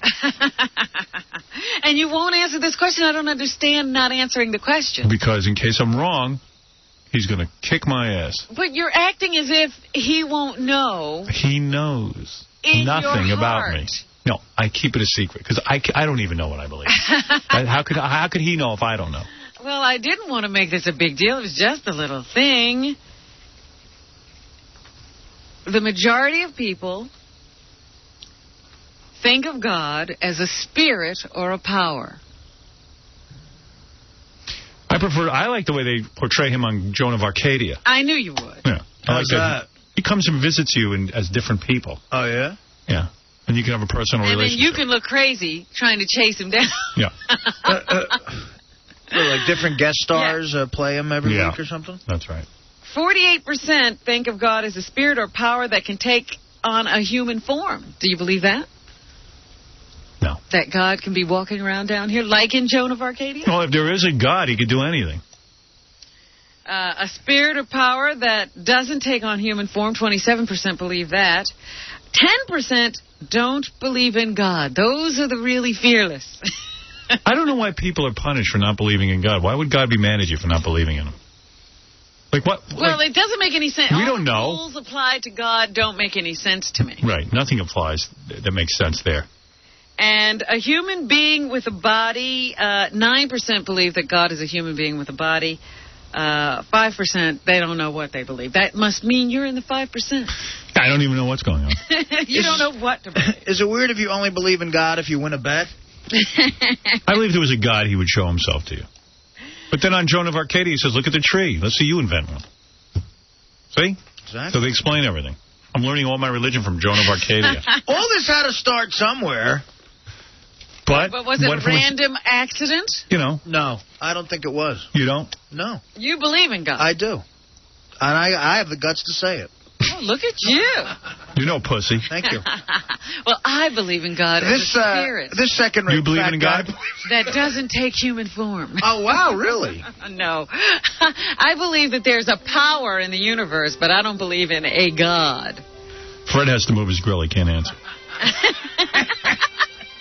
Meanwhile, most people also think they're going to go to heaven. Only 1% of the people that they surveyed thought that they might experience hell. That's amazing with the amount of scumbags I meet every day. No wonder nobody bothers to do anything right. They all think they're going to get away with it. Right. Most people thought they were going to go to heaven just because God is a nice guy and likes people, even though they weren't doing the right thing. I think most people hardly get to heaven. I think there's a holding tank between heaven and hell. Why would there be a holding tank? You're trapped here over and over and over again until you... Oh, you believe in that revolving life theory? No. I'm just making that up. Like Nietzsche? Read that in an Anne Rice book. I see.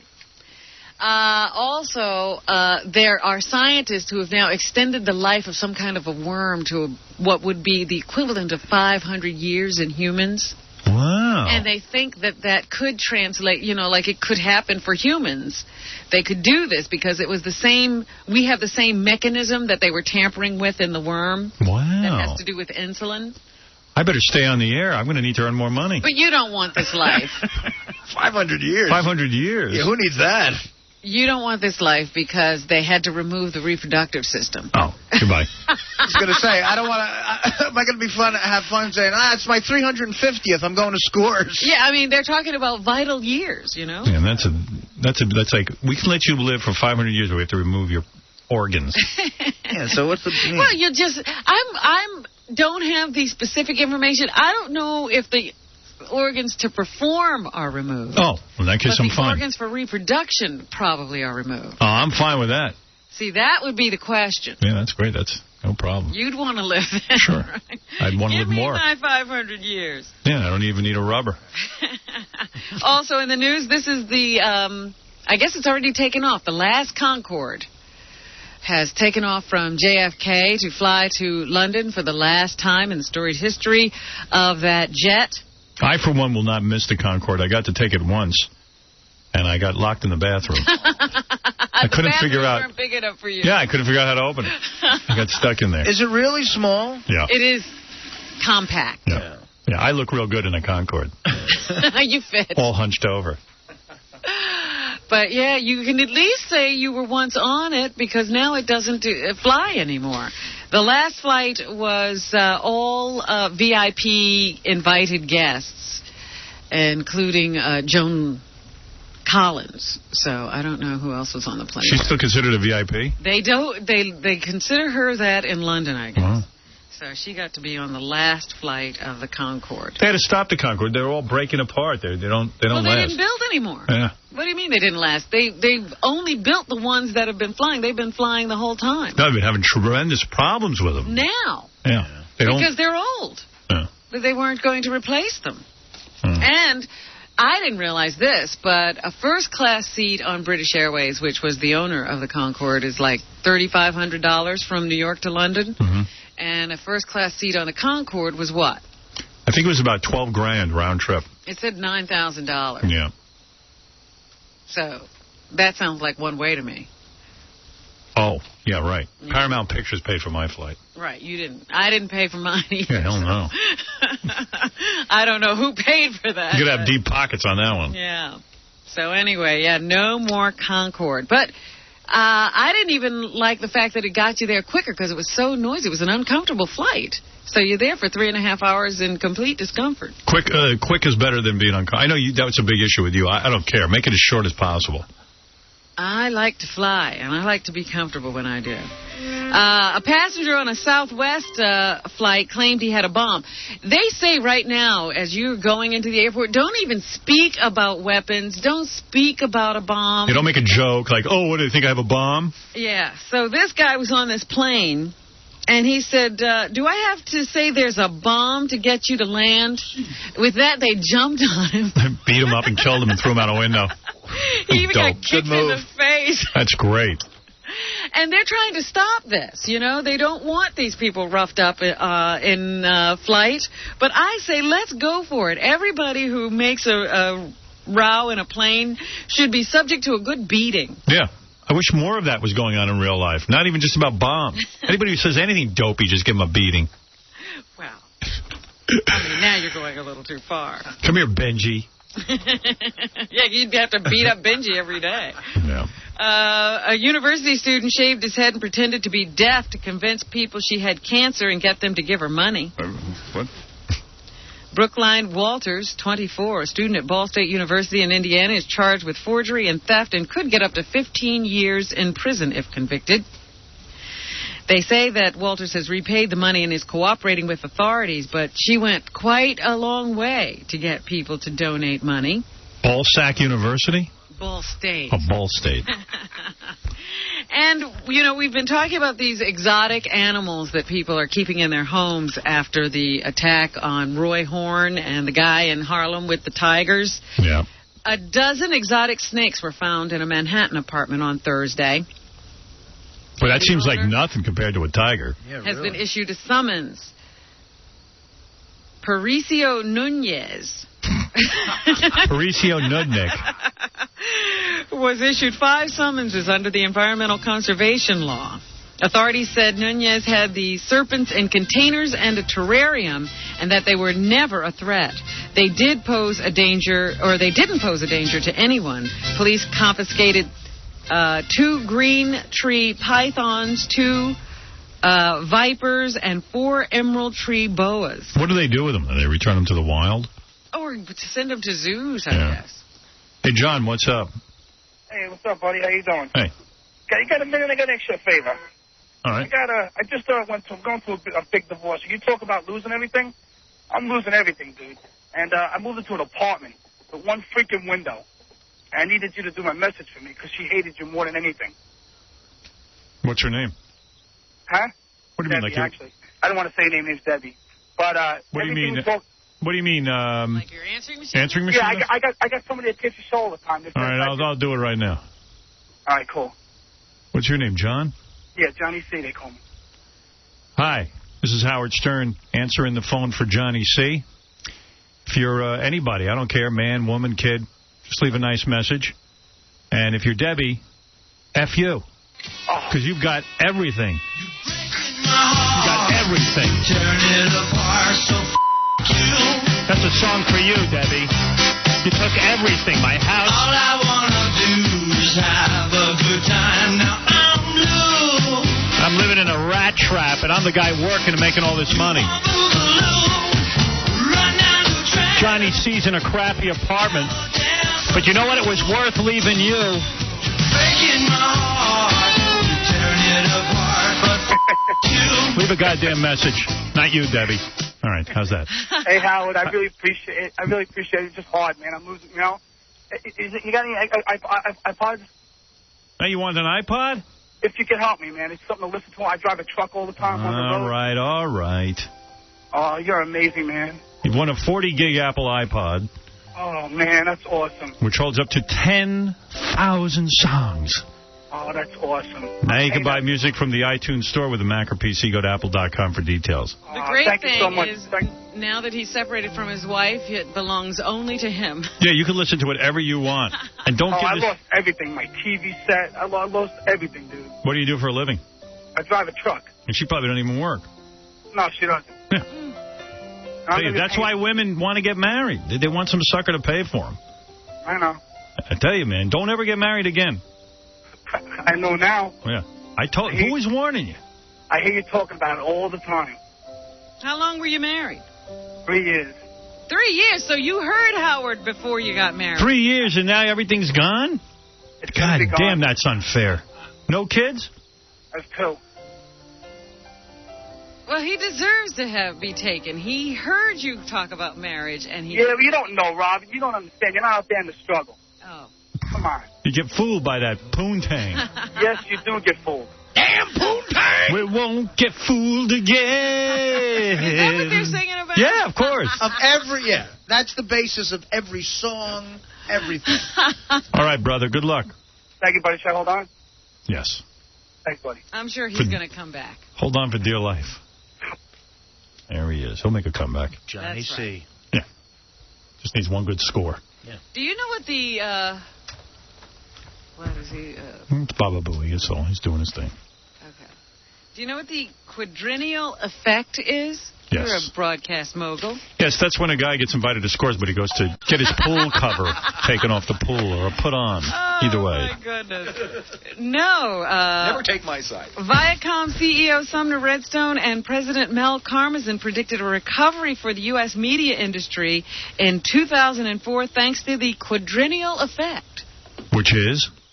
I just think that's fascinating. They have a name for it. It's every 4 years when there's a presidential election.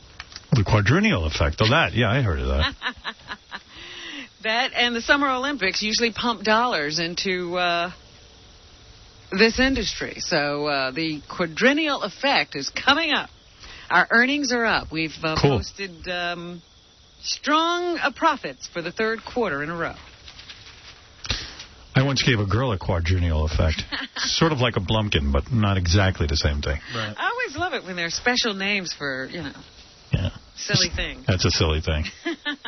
Quadrennial effect. Because it sounds like it's real then. Yeah. Like it's really going to happen. Nicole Kidman, they say that she and Lenny Kravitz might wed within the next 6 months. Stupid girl. She hasn't met me. King of all media. Media. King of media. Well, this would be amazing because nobody since Lisa Bonet has gotten Lenny Kravitz to the altar. He's been engaged over and over again. She must have Snap and Gyro. I guess. Who the hell knows? Yeah. I think he's done, Howard, because one of the stories that was in Mike Walker's column this week that we didn't use was that Lenny's opening up a new club, so he took Nicole to see it. And when he got there, he had covered the entire club in her favorite flowers, hired a chef to cook them a private dinner, and hired an orchestra to play her favorite song. Wow. Can't wait to see what's going on in 2 years. Oh, my goodness. That's amazing. That's a romantic dude right there. Man, oh man, she must be something. And I'll tell you what, Nicole Kidman goes for a little dark meat here and there. Wasn't she hanging around with Ice Cube or... Well, Lenny Kravitz is not white. That's what I'm saying. Yeah, she's into black dudes. She was with one of the Ices. Yeah. She was with one of the Ices. No, she was with Q-Tip. Oh. Q-Tip, right. One of the Qs. One of the Qs. Yeah. She has black kids, too, you know. Really? Well, that's what started it. You know, one was at the World Series. She took one to the game. She took one of them to the game. One of them. I think she adopted the Isley brothers. Yeah, she had one of her black kids with her. Who's that lady? She adopted Kid and Play. So now she's like a minority in her own family. She got black kids, a black man. Well, you know, they needed a black influence in their lives. Yeah. I think that's good of her to think of a black man as a mate. Kids, something very exciting. You're going to have a black man as a role model. Mr. Lenny Kravitz. Children? Lenny. What's up, Lenny? Yo. You doing, Mom? That's right, kids. You going to teach us how to be black? Hell yes. Yes, children. I'll be a good influence. It's going to be very interesting. There's a lot about being black that you don't know. And if this guy can't teach you, I'll date Bernie Mac, goddammit. We'll turn it up a notch. Sean P. Diddy Combs is getting ready for the New York Marathon. He's running for the kids. He's been saying that for some time. We'll be speaking with him next week about his big run. That's right. Because you know what he's doing? He's abstaining from sex. Yeah, and he even cut his hair into a mohawk style. Really? Yeah. For 2 weeks. He says that's a long time for him. P. Diddy. Because he's a healthy Scorpio. And his hormones are raging. He's a young man, and he's very passionate and romantic. But he's given up sex for the kids. Wow. So there. Ashton Kutcher. I'm not exactly sure how this helps kids, but I'll ask him next week. He's raising money. He's raising $1 million to do something with education. Ashton Kutcher, who is with Demi Moore now, says she's everything to me. Funny, sweet. She's anything she wants to be. He also says he... Well, tell her to go to Fred's house and bring the grill in so he can go to Scores. Could she be Fred's pool man? He also says he likes playing surrogate dad to her 3 daughters. He drives them to school, soccer practice, and even attended a parent-teacher conference. Yeah, it's fun. What the hell is he doing? She looks ridiculous with him. What's going on? But she is scoffing at the rumors that they're getting married. Right. So, there. Mel Gibson's movie, Passion. He can't find anybody to distribute it, so he's going to do it himself. Because it's real important that we all see it. So, he has partnered films to get the movie out there and distributed, and he will shoulder most of the costs. I think he flipped his lid. I think that we just never knew what a shaky lid that was. Yep. And David Blaine, you'll be happy to know, ate solid food yesterday. Good. That was the first time since he got out of that box Yay! after 44 days of starvation. Get back to me when he pees. Yay! They say that he should have a full recovery, but it will take several months for that to happen. He did injure himself by getting in that box and staying there for all this time. Mm-hmm. What is going on with the Yankees is the possibility of that 27th World Series in peril. Yeah, it's called making it interesting, Rob. Oh, I see. This is a plan. Yeah. Okay. We want to win at home. Well, okay. All right. They are down 3-2 coming back to New York. They have to win on Saturday for sure to make the possibility of winning the World Series on Sunday. So we'll have to see. But the Yankees have their backs against the wall. The Democrats are debating. Who doesn't? But nobody's watching. I watch. You're about the only one. They say get no ratings whatsoever, these Democratic debates. I was saying they need Arnold to run for president. For the Democrats. Yeah. Someone will watch. Get him into debates, even if he is not running, because they need help getting people interested in this campaign. Yeah, they need like a Bruce Springsteen. Somebody. Jerry Springer. Yeah, they can't drum up any interest on their own. There's nothing fun about just public servants running. Yeah, just regular politicians, we don't care. We need people who really have no experience running. Yeah, with get big names. Britney. Britney Spears for president. David Guest. David Guest. Would you watch a debate between Britney Spears and David Guest? I would love that. Love to see it. I would watch. You want ratings. Matrix Revolutions enters theaters on November 5th. I would love if David Guest could run for anything. He'd probably win. I mean, if you're debating David Guest, wouldn't you just go, hey, a chick beat up this guy? That's how you counter every argument. A chick beat you up. Yeah. Keanu Reeves is the star of the Matrix films. Revolutions, as I said, opens on November 5th. And here's Keanu on if he saw the religious overtones of the story from the very beginning. A1. I doubt he even read the script. Well, yeah, I mean, it's one of the motifs. I don't know if it's a defining motif or a motif that is ultimately all... Motif. He's already lost in his own thought. That's what Gary doesn't need, motif. What is he doing? When's the last time someone used the word motif? It's one of the motifs. Baba Booey. Can you even make that plural? I don't know. What's going on there? Anything else, Robin? The Human Stain, October 31st. That stars Anthony Hopkins and Nicole Kidman. Gary Sinise is also in this film, Captain Dan, and or Lieutenant Dan, I think he was.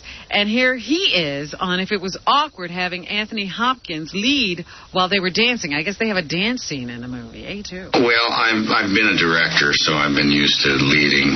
But in this particular case, I played the reluctant member of the team there, and They should make another Forrest Gump. He was good in that. Yeah. Same part over and over again. Forrest Gump gets bitten by a radioactive spider. He becomes a superhero, but a stupid superhero. Hugh Grant is back in a movie. He's in something called Love, Actually. It'd be a good movie, wouldn't it? Like a retarded guy gets bitten by a radioactive spider. A retarded superhero is a great A retarded Spider-Man. It's Spider-Man. It's Retard Man. Gets tangled up in his own Hey, web. Retard, I need your help. Then you explain to him 900 times what the mission is, and he still screws it up? Absolutely. Anyway, Hugh Grant will be on a screen near you on November 7th. He says the more he does films, the more interfering he becomes, and he explains the changes in his character that he requested from the director, Richard Curtis, A3. Hey, I did go to Richard and say, yeah, but it's all very well. It's a hilarious script and it's brilliant, but I've really enjoyed... Retard Man would wrap himself in his own web. Yeah. Get caught in his own web. Hey, Retard Man just beat up another cop. Retard Man, how many times I told you the cops are on our side? The crook. Let me out of here. Yeah, baby. Jenny McCarthy's in Scary Movie 3, which opens today. And I felt her boobs. She talks about acting with Pamela Anderson, B1. I have never acted yet with Pamela, but it's been so far great. She's blown me away. I know she sounds real annoying, but she's hot. Trust you. And trust she's me. Hot. There's nothing annoying about her. God, she's got a perfect body. Yeah. Yeah, I was talking about that all day. I was like, Me too. did colonics, and that's how that happened? It's making me crazy. We can't get sucked into believing that's how that happened. I know. I can't go... Because I'm ready to get on a plane and fly out to that doctor. Me too. Well, anyway. Probably won't look like that after we get a colonic. In terms of being so funny. She's doing her dialogue. Trust me, if you're feeling her breasts while she's saying this stuff, it's really hot. I actually tried not to crack so many times. I'm like... All right. Okay, Pam was that funny. Okay. Leslie Nielsen is also in this Scary Movie 3, and he's out promoting. And, of course, now he's responsible for being funny when he's interviewed, so he brings a fart machine to every interview. So here he is. Is he still doing that? Being asked if he worries about his humor crossing the line and becoming distasteful, and he goes right to the fart machine. B2. Does he know he's not funny? No, he has no clue. This could be quite offensive. It's difficult to do and keep it in good taste. And if I can keep this in good taste, then I can do other things that might be offensive and get away with it. And why that happens, I don't know, but because I think the audience... It sounds weird. Yeah. One of the reviewers said that it appears he's had one of those facelifts where they step on the back of your head and pull your skin like really tight, like a slingshot. Yeah. Oh, no. I got to go see that. That's just to see that. That's the scariest thing about the movie. Sounds like his mouth isn't even working right. Know that I don't intend to be offensive. And they accept it. And also they want to laugh, so they just... Jeez. He's funny. We're laughing at you, Larry. He should be in Retard Man. A radioactive retarded spider. Do you think that Angelina Jolie is so beautiful, people don't even know how to use her in a movie? Yes. Because I'm reading the review of this movie, and they say, you know, she's supposed to be some woman who becomes some kind of humanitarian after, you know, being very glamorous. And they say all they do is concentrate on her being a glamour girl. They, like, don't even think about what she's supposed to be doing in this movie, and they don't give her a chance to show what she can do as an actress. Of course not. She's so beautiful. She distracts everybody from what they're doing. You know who should play a philanthropist? Margaret Mead. You know what I mean? You know, Mother Teresa. Mother Teresa. Broads who look like Angelina Jolie are just not philanthropists. So, Angelina in another bad movie, I guess. She was asked if she's bothered by the Hollywood glitz since she became an active humanitarian worker. B3. I don't have any anger towards Hollywood, but Her looks are wasted on her. do certainly, I kind of wish that everybody was, you know, could go to these places and... So tortured. And she says she's become more realistic after being a humanitarian. When I first went to these areas, I thought, well, just fix it, change the world. And talk to, you know, people just don't know about this. As soon as they know about this, everything's going to change. Bores people. Yeah. I'm a humanitarian. I make people happy. It's a big difference. I spread good cheer. There you go. And that's a good thing to do. Cuba Gooding Jr., he's in radio, which is also getting some really bad reviews. Like awful reviews. He's retard, man. Yeah. He says he has to get to know his character before he is comfortable playing him. C1. Once I get the physicality of him, then I kind of get into the mental. Dude, it all seems like a waste when you get reviews like that. Yeah, maybe you didn't try hard enough. Yeah, maybe you shouldn't get to know your character. And it's like I have to be introduced to the character. And once I'm introduced to the character, then I can do any scene I can do. Okay. Ed Harris is in the movie with him, and here's what it was like to work with Cuba Gooding Jr. Cuba's got a certain lightness about him, you know, and a youthful quality, which I think is totally fine. And it's... I hear Ed Harris, who was a great actor, has some really embarrassing lines in this. Really? Like, you know what?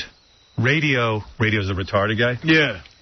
We're not teaching radio. Radio's teaching us. Yeah. How do you say that with a strippy? And the kid's name, well, I won't say the kid's first name, but wanted to be a dancer and an actress. And at the time, I was on the Norm show, and of course, I threw that rap heavy. Even to a hooker, you're trying to impress her. Yeah, I threw that rap heavy. She'll do you anyway. You already paid. I'm like, to your daughter, does your daughter have headshots or anything? And she's like, oh, yeah. So we did it and everything, and then she slept over, and then I had a 9 a.m. flight back to L.A. the next day. And she was laying there, and she was like, you know, can I get in the shower? We showered together. Had she did all the guys at the bachelor party? That's the thing. She had done 2 of my friends. Oh. Funny, too, because like now she's your girlfriend, right, sleeping over, taking showers. But not mouth. Right. I mean, not full, just mouth with my friends. And then... Well, that's hardly anything. Did you kiss her? And then we kept... Artie was falling in love, I think. It was so funny. We kept in contact. Like, I went back to L.A. and I told Norm, I said, I think I'm falling in love with this whore. Was she hot? She was so cute, and she had such an ass, and she had this tattoo above her ass of like an eagle, and I mean, she was really adorable, and she talked with a little bit of a lisp, and... Probably dead now. That turned me on, whatever happened, but... So this was the last season of the Norm Show, so the beginning of 2001. We stayed in contact. She had my cell phone number. She came to L.A., and she wanted to stay with me. I avoided that. Right. That'd be really gay. I saw her out there a couple times, so we actually went, You hooked up a few times? Yeah. Did she charge you every time? No. In L.A., they were all freebies, except for, $200 dinners at Koi or whatever hot club she wanted to go to. And being on the Norm Show, I had to call my agent to get me into clubs. It's like, this broad wants to go to this room or something. Yeah, being on the Norm Show is almost like having a regular job. Nobody even notices you. Well, yeah, it's just like you're a working guy in L.A. Yeah. Like, I work in this industry that this town has, but to her, you were like a big deal. Yeah, oh, yeah. Did people recognize you? I made good money, and... in L.A., sometimes guys would, because by that time I had been on Mad TV for 2 years, Dirty Work had come out, and the Norm Show was on for a couple of years, so there were some people who knew my face, and would she dress up when you took her out, like really hot? She dressed like a hot hooker. She did? Yeah. So she kept the hooker persona up. Absolutely. And you took her out in public, huh? Oh, yeah. She was like, I want to go to this place and that place, because she heard about all these places in L.A., and then I met her daughter, which was awful. I took her daughter shopping one day. How old? The kid was 7. And there's a cute little girl, and like, I'm going through all these things in my head, like what if these people become a part of my life? Because I was so turned on by the chick for some reason. It was just really like I know the reason. You know what I mean? I'm just the reason is you weren't getting laid, and someone was paying attention to you. I mean, it was just like a crazy. But even every once in a while in L.A. being on a TV show, I didn't do bad. Like I could go out and once a month the chick would hang a curve and I'd swing and I'd be all right. But this girl got under your skin. There was something adorable about it. But whenever you were doing it, weren't you thinking, man, she just charged all my buddies for, mouth. And and I told my friends about it, and they were like, dude, really making fun of me, they'd all done your girlfriend. The fact that I'm taking her daughter to, the Beverly Center in L.A. to buy. I bought the kid gifts and stuff. Did the chick have a nice apartment? She must have been a successful hooker, though. No. All because of Artie. She had a place in Vegas. And in L.A., she was staying with friends. And friends were like a couple of guys who were like clearly, I don't know, like ecstasy dealers or something. Yeah. Jeez, Artie, you really swing on the wild side. But listen, I don't know. You know when you're taken over by these sexual, I don't know. So the funny thing was, she wasn't the brightest bulb, but that was fine. But I took her to the Norm Show a couple times. I showed her around a lot. You brought a hooker to the Norm Show? I got her. Yeah, of course. Of course. Dude, just pay her. Norm didn't care because Norm and hey, I'm gonna do ya. Even when I did the movie with Spade, I was trying to have sex with a chick, and Spade said, "Bring her to the set." He goes, "I'll come up to you. I'll pretend like you're important." He goes, "What did we get into this business for? I mean, Of course I'll help you out. I don't care." Did it work out? That's why I always love Spade. Did it work out? Yeah, Spade got me laid too. But Spade knows how important it is to get laid. He'll be your wingman. This chick was not that bright to talk to, but again that turned me on too. But I took her on a golf cart around the Warner Brothers lot where we shot the show, and they were shooting The Perfect Storm at the time. Right. So we drive right by The Perfect Storm, and Mark Wahlberg happened to be, I guess, on a break on his cell phone. Oh, no, there goes your whore. Right, and she goes, "Oh, God, he's cute." And then what I thought was under my breath, I said, "He's a jerk-off." Right. Like that. Of course. And you got to say that. And then he looked up, and I thought he heard me. Right. And I guess he didn't, but I'm like, oh, my God, what if he comes over here and beats the crap out of me? Yeah, because he would be. Yeah, because he's like and he's a tough guy. Got bodyguards around him. So, anyway, the show gets canceled. I come back here, and I get on the show. All right? So now she listens, because we're big in Vegas. She would listen to the show. She calls me up, and she goes, "I have to come, and I want to stay in your apartment. Let me visit New York." When was this? This was just as I was starting here full-time. Okay. This was early September of, I'll tell you, I remember the exact date because of 9/11. Early September of 2001. Okay, so she says, "I got to stay in your place." She says to me, I got to come. I got to stay in your place, and I want to visit New York for 2 weeks, and we can go out, and we'll go to dinner, and I'd love to come up and meet Howard. And she was hot. She was the type of chick that she would have got naked, and she wouldn't have. But wouldn't you felt weird with her being naked because you were kind of in love with her? You know what? No, because it was a weird thing because I was able to detach myself emotionally from her somehow and just have fun with her. You're talking about the fact that she did the mouth thing with his friends.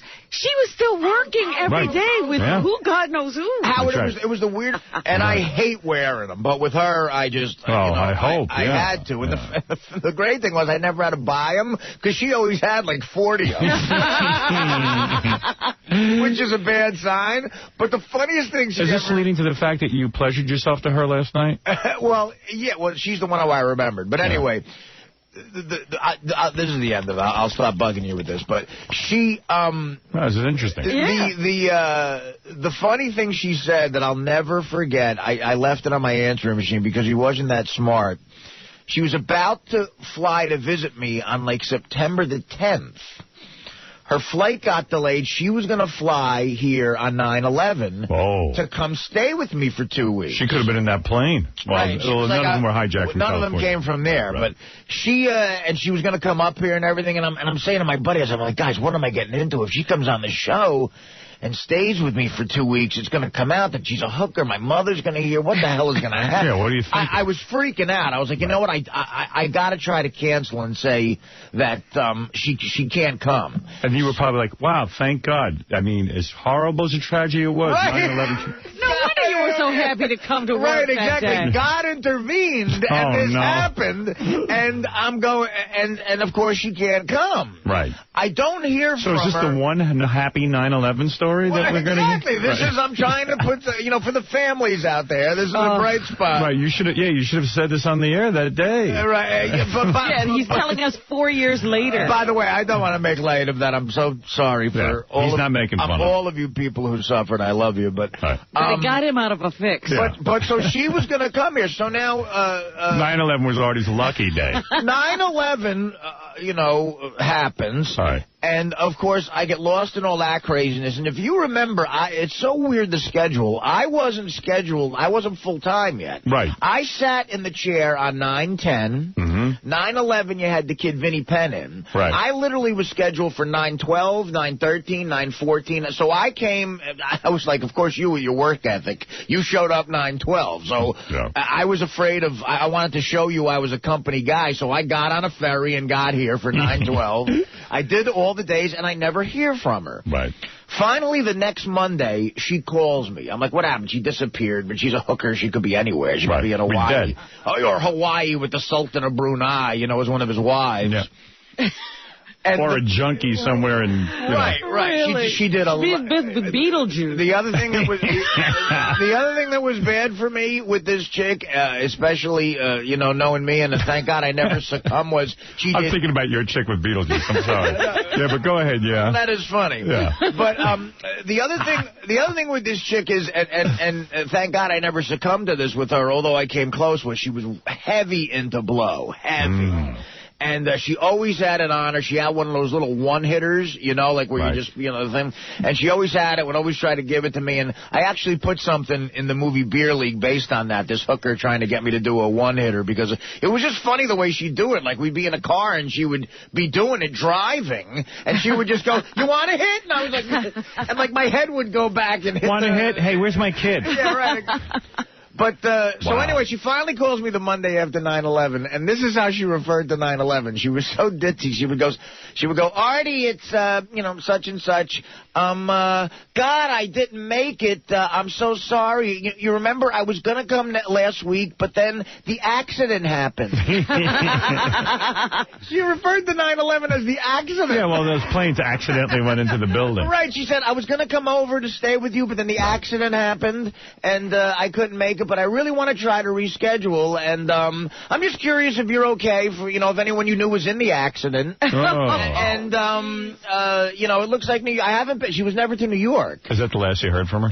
And what happened was, the message was so funny when she said accident. I played it for my buddies, and we all laughed, and I changed my phone number. Yeah. And and for all I know, but she's still calling. This show is so big that she knows exactly where I am. You still think of her? Is that what happened last night? Bottom line is, last night, You know, I got 3 pornos that I've had for 10 years. I didn't feel like getting up. I was laying down already. I was watching, whatever, you know, Law & Order, Criminal Intent or something. And I did it by memory, and the chick that came to mind was that chick, and the tattoo and her voice saying accident.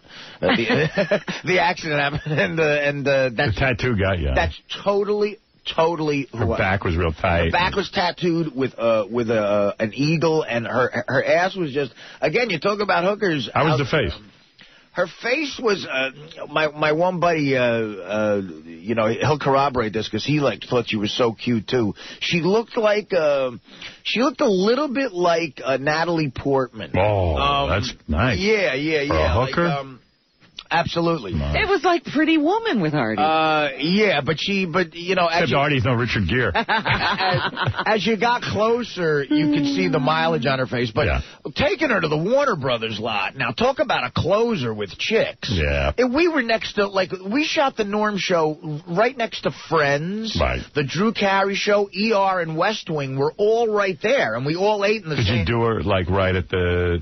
was she so turned on that she had to do you right at the... Norm show. Nice. And then I had a dressing room, and we didn't have sex in the dressing room, but we had a heavy sort of make-out session, and she was just, you know, just to me, you know, fantastic, but she was a hooker. You thought about her last night? She wear high heels, hooker heels? I thought about her last night, and the chick wears hot shoes, man. That gets me crazy. I'll always remember that.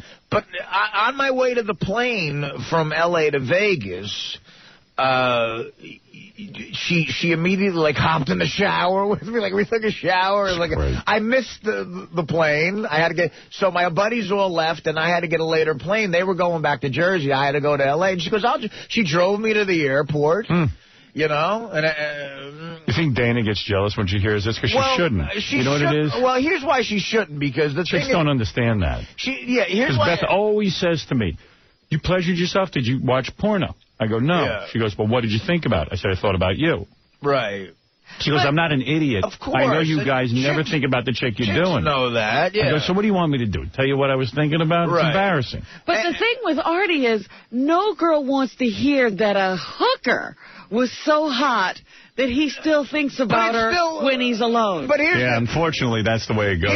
Here's the thing, Robin. First of all... girls don't understand. Chick doesn't have to be super hot. It's how she puts out. But that's the thing. You don't want to think your man is that hot for a hooker, a whore. Yeah, guess what? Wake up. First of all, I'm just telling you that Dana's dying right now. First of all, and I'm not too bad. First of all, and I'm not just saying this because I have to say it. Because first of all, you know, if you brought the two of them in here, Dana is way hot. All right.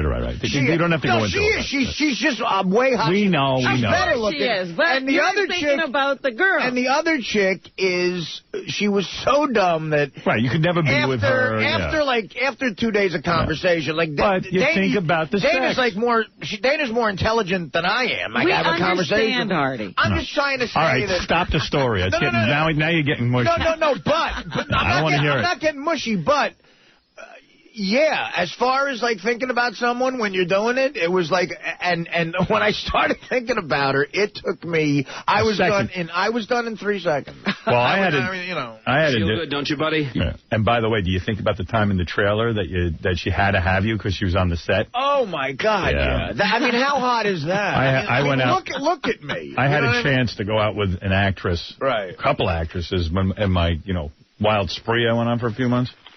And one of them, I did her on her set. Oh, really? Oh, yes. Was she shooting a film or a TV? TV. Yeah? Yes. Oh, God. And you were in her dressing room or a trailer? I went in, gave it to her twice. Was it a trailer or a dressing room? Dressing room. Ooh. And I went and I had rug burns all over my knees because it was hot. Good for you. Yeah. Look at you. Look at you. I've had two... that was pretty exciting. I've had 2 experiences Do you think that. back to that one? Oh, yes, I do. When you're alone? No. You know what? Last night I had to get to sleep, and I said it's been a pleasure. First of all, Smallville last night. Beth went to Pittsburgh. She had to go visit her family. Yeah. So I'm alone. I'm doing work. I said, for God's sakes, Sometimes when I'm alone, I do a little jig. I dance. Right. Really? I get excited. I'm alone. It's my night. And you dance. And I dance. Like a leprechaun.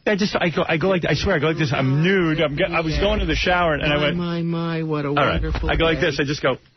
I get so excited. I go like this, and I go, oh, it's time for Smallville. Well, isn't that nice, homo? Yeah. Really? He's dancing a jig and clicking his heels. I watched the end of Lost. I thought it was okay this week. Not great. But, I didn't see this week. It wasn't bad. Yeah. Right. Smallville now they got the formula down. They got Aquaman this time. And, And you know what? They're shooting all the time in HD. It's a beautiful show. Yeah. I mean, a little too much of guys taking their shirts off, but okay. I'm sure I don't mind. I'm sure the ladies like that. I do not mind that. I like anything Superman. Then I watch Survivor. Right. Good Lord, you're watching a lot of TV. Yeah, and then I look at the clock. It's 10 o'clock, and I go, here's another one of these sleepless nights. I got to do something. I'm going to pleasure myself. So, again, like you, I got a whole pile of porno we get here from the station. Right. And I'm like, I'm just, like, not getting out of bed it's to get so much porno. work. You got to get up, put it in.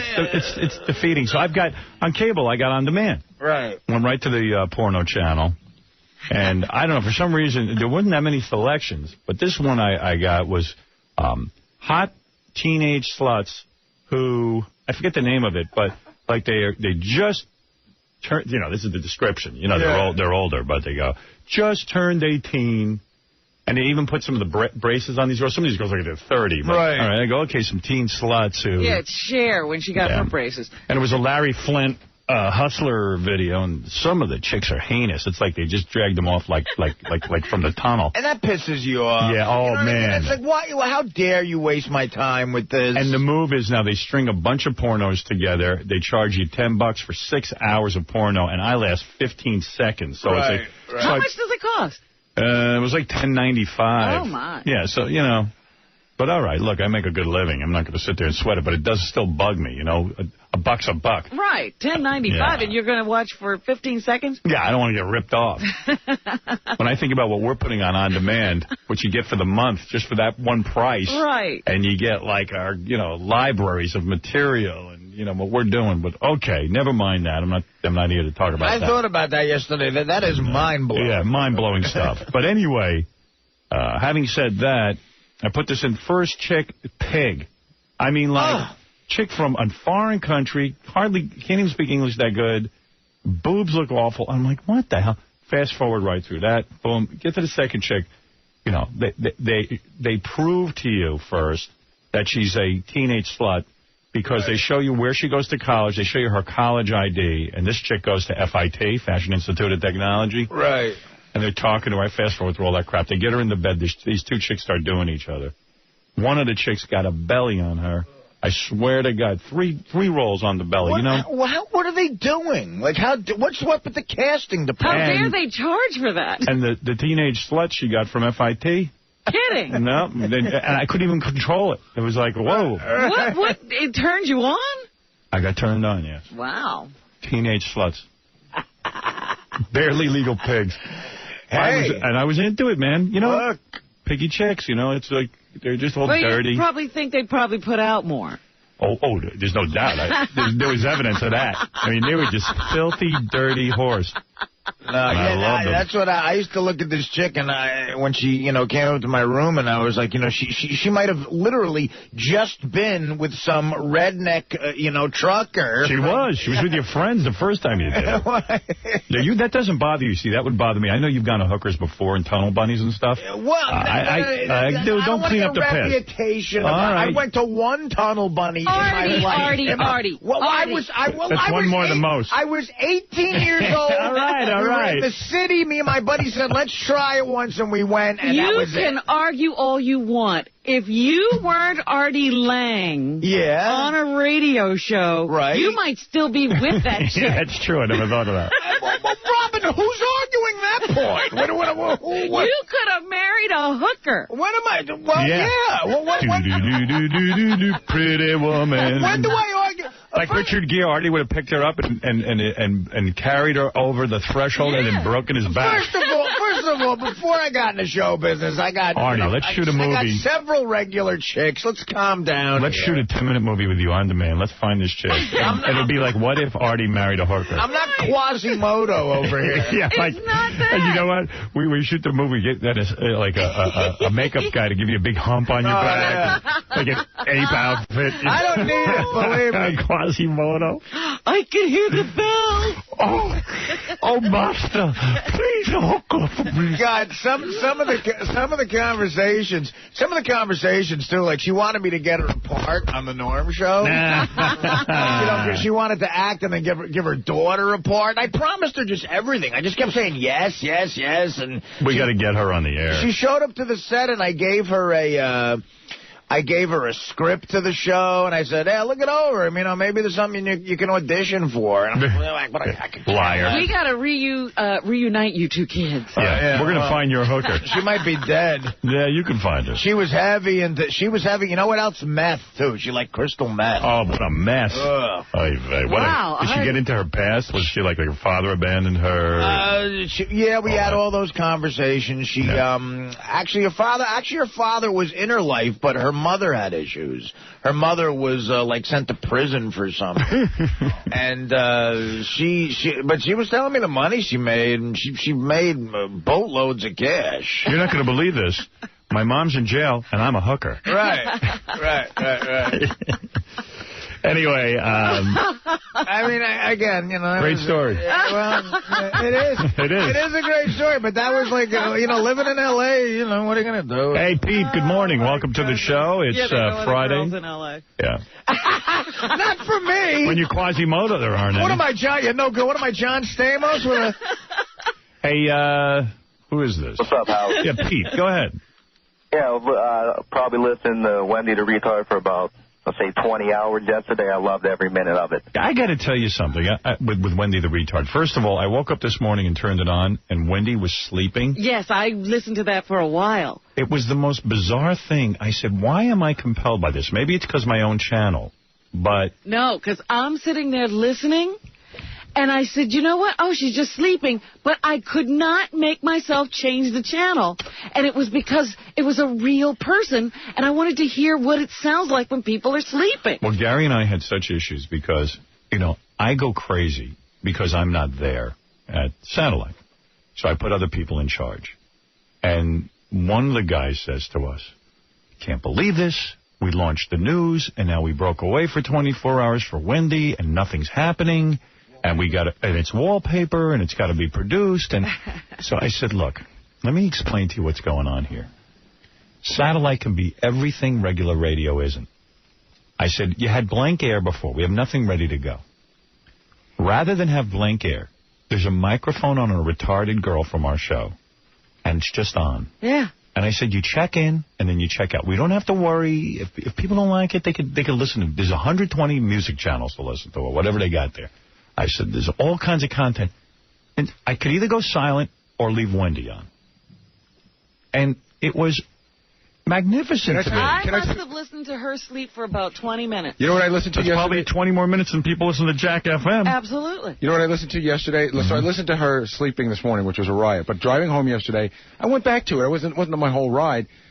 I listened to, the door open and close. Me too. It was really weird. Amazing. When she was sleeping, the door opened. And I wondered what was going on. You heard it this morning? Yeah. I was like, who's in there? And then they left, and then they came back in. Right. And then I started imagining. I said, what are they doing while she's sleeping? Did someone break in? Did he touch Wendy? I got to know. I'm like, is that her mother? Is that some guy from the station or the satellite company? It was like having a virtual pet. I liked it. I mean, I could see where some people wouldn't, but I liked it. I saw it almost like to me, it was almost historical. You know how people talk about how 30 years ago Andy Warhol made a movie 12 hours long of a woman sleeping? Right. And it's like it broke every single rule of broadcasting. And Absolutely. I think in 30 years they'll say Howard Stern went on radio and had a retarded woman just living for 24 hours live on the radio. I called up Tim at one point, the program director, and I said, there were two people in the studio with Wendy at some point talking to her. and they talking down to her and everything. They said, Wendy brought these people with her from another radio station. I heard that, too. That Sheba and somebody. Right. Yeah, I didn't know what was going on. I said, get them out of there. I just want to hear horrible. Wendy. Yeah. And they had some girl with them, and I was like, what the hell is that? Because they were trying. Well, and then there was somebody playing video games with her. I thought that was awful. That was Ralph, I think, got in there. No, Ralph went in and played poker with her. This was before Ralph. He was playing NASCAR with her. What I really enjoyed was when she was going on a rant about how she wanted sex.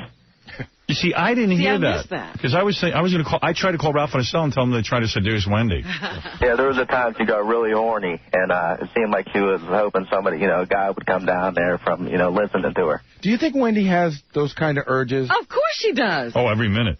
Retarded people have more sexual urges than regular people. What are you talking She's about? attractive for being a retarded girl. What? She's attractive for being a retarded. Really? Her voice is very cute. When she's doing the Bill Cosby thing. You're just caught up in the fact that she's famous now and she's a star. Like Artie with his hooker. You want to know part of her at the bowling alley. Well, I got to tell you about my day yesterday. I had lunch with Norm Macdonald, who says hi. He's in town, and he's got a gig in December. He wants to come in and say goodbye, if that's all right. Oh, that sounds wonderful. And he's got an album coming out February that I'm on, by the way. So if it's in your hearts, I'll get royalty if you buy Norm's album. But I said, we got to go over to and I got to give you a tour.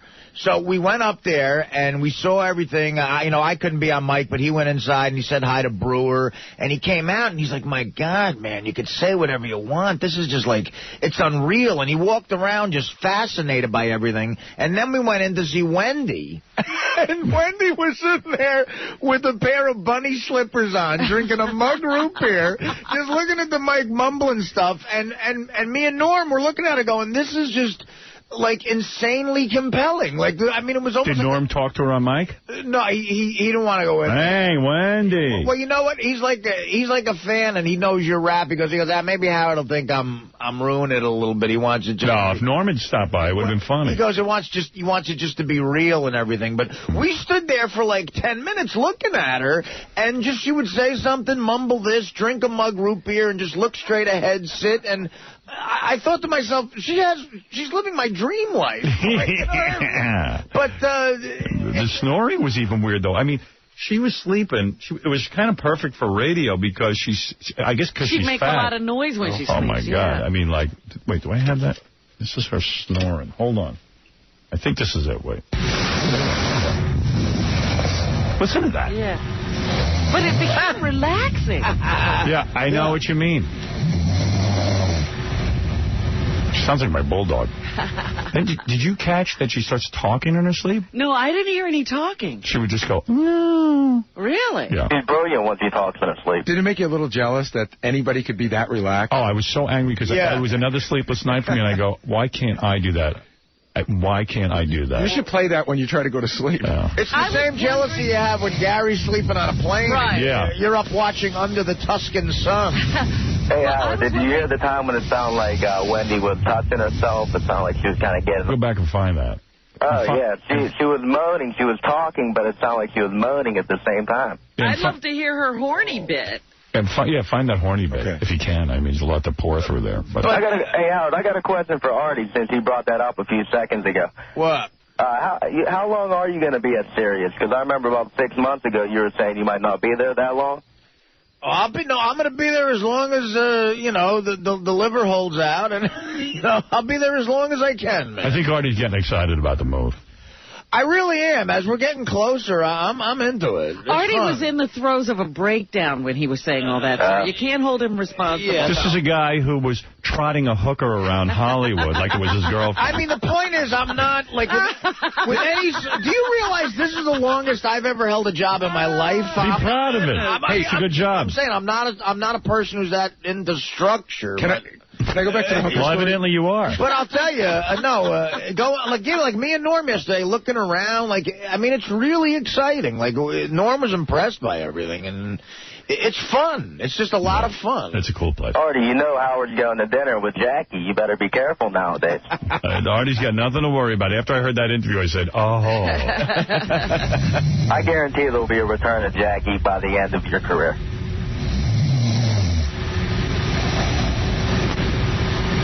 If we get big enough over there, Artie, you can get any hooker in the world. You can have a hooker for every day of the week. I know it sounds weird, but I listened to this for over a half hour. I was driving in, and I put it on, and I said, I can't believe I'm not changing the channel. Because I was waiting for her to wake up. Yeah, and the door opening and closing. I mean, it was so mysterious.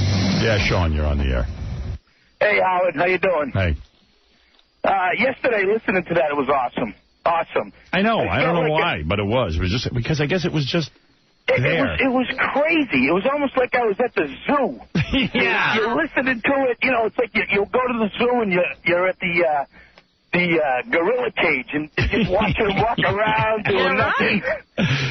Yeah, I figured. Awesome. I just figured, well, it's the channel sitting there. Let the girl go on and just sit there with the microphone. So I had to explain it like 50 times all day to everyone there. Like, everyone was like, you got to get someone in there to talk to her. I go, guys, no. This ain't radio. This is, I don't know what this is. It's an experiment. It actually pissed me off when they kept sending those wacky people and trying to interact with her. I was like, no, get out. Around 2 o'clock, I was calling over there saying, get everyone out of there. Howard, let me ask you something about our deal. Like, yesterday, Norm went in to talk to Brewer, right? And I was standing outside. Right. So even if I had poked my head in and said, hey, we got to go, how you doing, buddy? And you heard me in the background, like, people would freak out about that, right? I think they'd freak out about it, but you wouldn't be in violation of anything. You're not sitting around and doing a whole interview. Because I was so nervous. I stood like 15 feet from the door. Yeah, I'm just trying to be respectful and say, okay, I won't have my voice appear there until, live. Oh, I understand. Yeah. Well, tonight, you guys are going to have to be very careful. Yes. I know.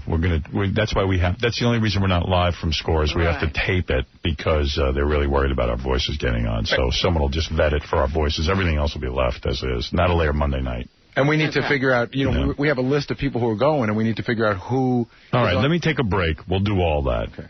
All right. By the way, I spoke to one of the guys over at yesterday, and he said, jokingly, a new low in broadcasting, yesterday's show, and then we joked about how, High Pitch Eric is coming up this week. That will be the new low. Yeah, really. They haven't seen low. New low. That's going to be a new... I got a rap that they want us to do it out of their building. Did I tell you about this? No, but I've been sort of getting that vibe from that. Because they go, there's some health code violation.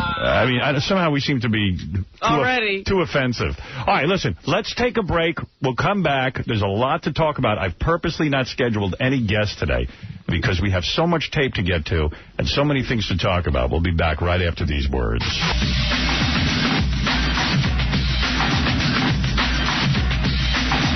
All right. The volcanic goo.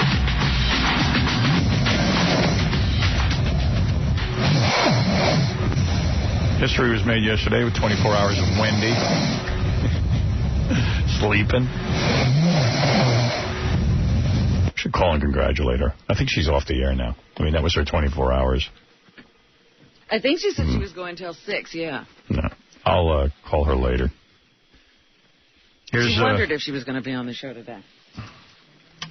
I didn't realize it. The one thing I realized was that she calls radio stations all over the country. Did she do it on the air? No, but those guys that were in there, they're from Los Angeles. Yeah, I know. I said that she has a phone to call out if she wants to call anyone. So, I don't know whatever happened to that. I don't even, they were trying to figure out how she wound up getting their number and getting to know them, but you can't get the story. Yeah. Here's a quick rundown. This is, let me see what I got. This is Wendy. How do I lose the rundown in 2 seconds? Wendy. Oh, here it is. Here's Wendy eating. I listened to this for a long time. Wendy was eating for a long time. I wanted to have a news guy come in and go, Wendy is eating grapes. Mm-hmm. And she has been doing this for about 10 minutes. She uses her fingers to eat her eggs. And then... Because I would like to know, does she use utensils? Does she use her fingers? I need to know all this. By the way, coming up tonight, the 6 o'clock news. And on Monday, Double A greets Beth out. We're going to take a little... Are they doing some pre-interview stuff for the Double A Beth O night? Yeah, I'm sure they are. Yeah, I heard it on the news. But I wanted to have a news guy do that, but we're so we are so in the infancy of this thing, we didn't have enough. It was either assign them to the news or assign them to Wendy. Right. So we went with just the news because it's too hard to put. We need every man we can get. Well, who was that guy who kept coming in and out then? George Flowers? I don't know. I never heard him identified. Yeah, that was probably him from the news department. No, I don't think this was a news person. This was just some person from the satellite. Oh. He kept coming in and playing NASCAR with her. Oh, no, I don't know who that was. There was supposed to be a guy who comes in and just goes, that was...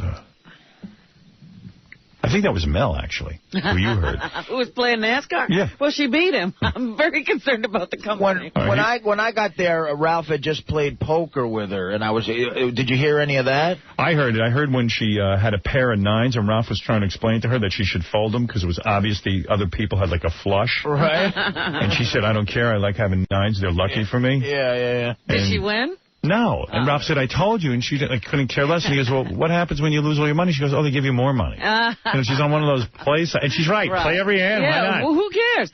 But I was sitting there, when she was playing NASCAR, apparently she's pretty good at it. Really? But the machine beats her all the time. But, like she'll come in second. She figures that's pretty good. And then I'm sitting there thinking, well, NASCAR it must be pretty easy. I wonder if I could beat her in NASCAR. Yeah, like how does she have hand-eye coordination? But you see how much you learned about her? Yeah. How did you ascertain that she was good at it? Because she was playing with this guy. She was trash talking. Really? Yeah, and she's like, watch, I'm going to pass you right now. And boom, she goes, eat that, baby. You know how she gets. Well, you really, you caught a lot of it. You got that drive. I was amazed. That's Wendy eating. I tuned in for this. Oh, I missed this. This went on forever. She eats a lot. What is she eating? One of the guys who was shooting the thing on for TV said that at one point she went to the bathroom. Her hand. And it was like insane. He said insane. Oh, my God. Yikes.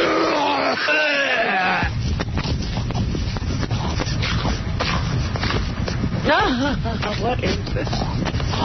Oh, that's what I wanted the news guy to come in. Quick update. Wendy is eating 500 McDonald's hamburgers. What is this, Robin? It's the future of radio. Yeah.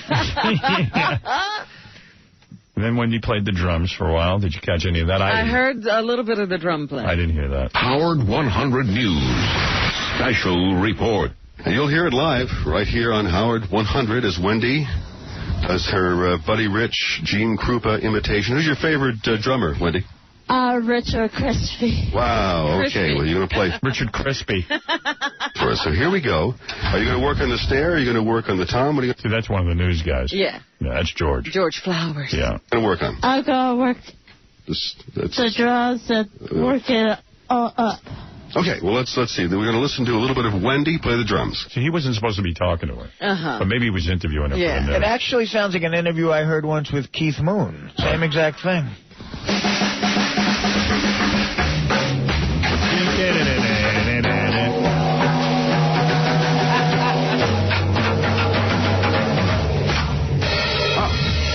Well, there you have it. Well, Wendy plays the drum. We're going to turn the programming back over to Wendy. This is George Flowers for Howard 100 News. We will keep you up to date throughout the day on Wendy's progress here in the show. That did sound like that. Yeah, I think we could take that and put that Led Zeppelin riff in it. It was pretty good. Well, see, that's what, what song was that to her? I don't know. Obviously Led Zeppelin. It was a little tune called I've Got Marbles in My Head. Here's Wendy singing Harry Belafonte. 3 minutes and 20 seconds of her best Harry Belafonte. Here we go. And...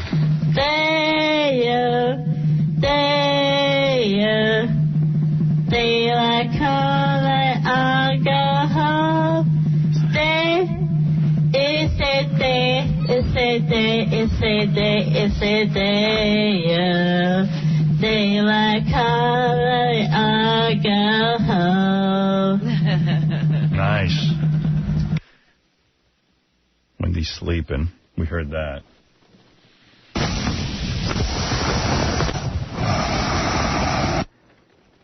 Yeah, and I'm wondering, where is she laying? What is she doing? They had a bed in there. Yeah, they had a whole bed. Yeah. What's the water? Sounds like the sink running. That's the announcer trying to drown himself. This is some singing here. Wait a second. Let me line this up. This is Wendy singing Britney Spears. Baby, I'm talking to you. You got that something, what can I do? Baby, you spin me around. I'll be a fist with it, but I can't feel the crowd. Every time you look at me, my heart is jumping, easy to see. Loving you and someone more than you ever felt before you drive me. Wow. Now that's programming. It's catchy. Girls just want to have fun. You want to hear that? Sure. I come home in the middle of the night time. My mother said, what you gonna do with your life? Always here, we're not. What kind of karaoke does she have? The person singing behind her. Yeah. Does help keep her on track, though. Girls and girls, they wanna have fun. Money for nothing. She does that? Uh-oh. That's the way you do it. Play your guitar, Oh, my. She really is all over the place musically. She likes a lot of different kinds of music. Yes. Where it began, I can't begin to know, but then I know it grows strong.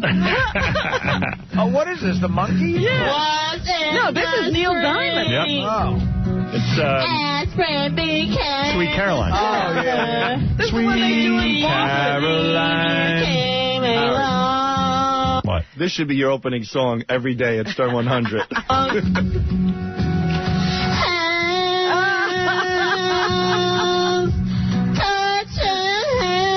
Why don't they? Goodness. I know it's a small group of people who listen to it, but why not a whole channel of just retarded people singing? Oh, my. 24/7. This is one of the funniest things I've ever heard.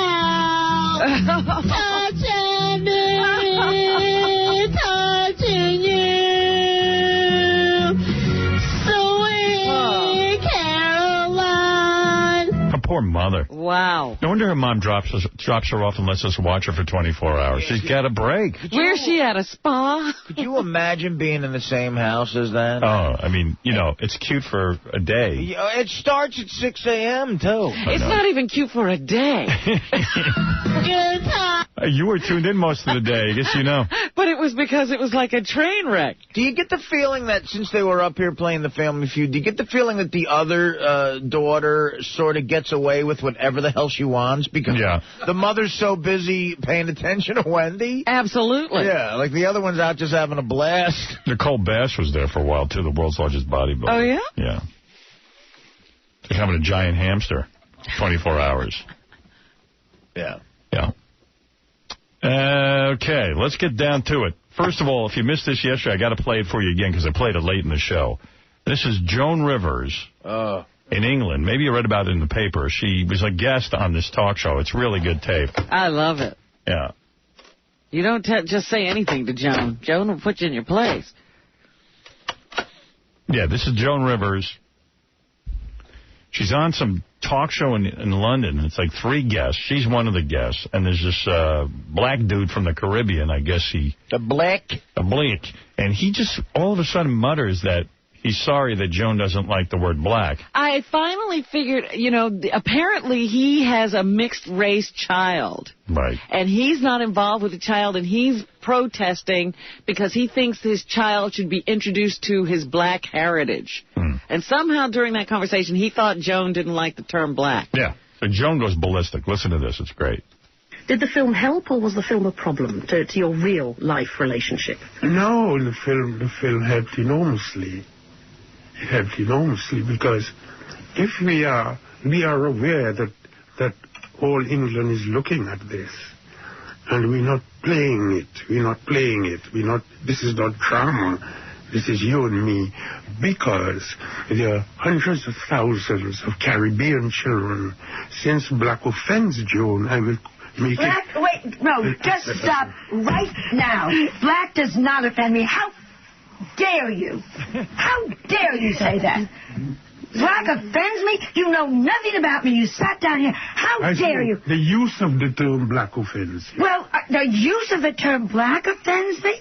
Where the hell are you coming from? You have got such a chip on your shoulder. I don't give a damn if you're black, white, I do. black. I couldn't care less. It's what the person is. And don't you dare call me a racist. I don't know you. I don't think it was personal, you said the term black offends me? I don't think it was personal. Oh, I think it was. When someone says the term black offends Joan, I will not sit here and be sad. How dare you say that? I think this is a language problem. No, I don't. I think this is a problem in your stupid head. You had a child, you left them, your wife said you weren't there, you married a woman, you deserted her, now your son comes back, he's got problems. Where were you when he was growing up until he was 8 years old? May we continue? Yes, you sir, but don't you dare call me a racist.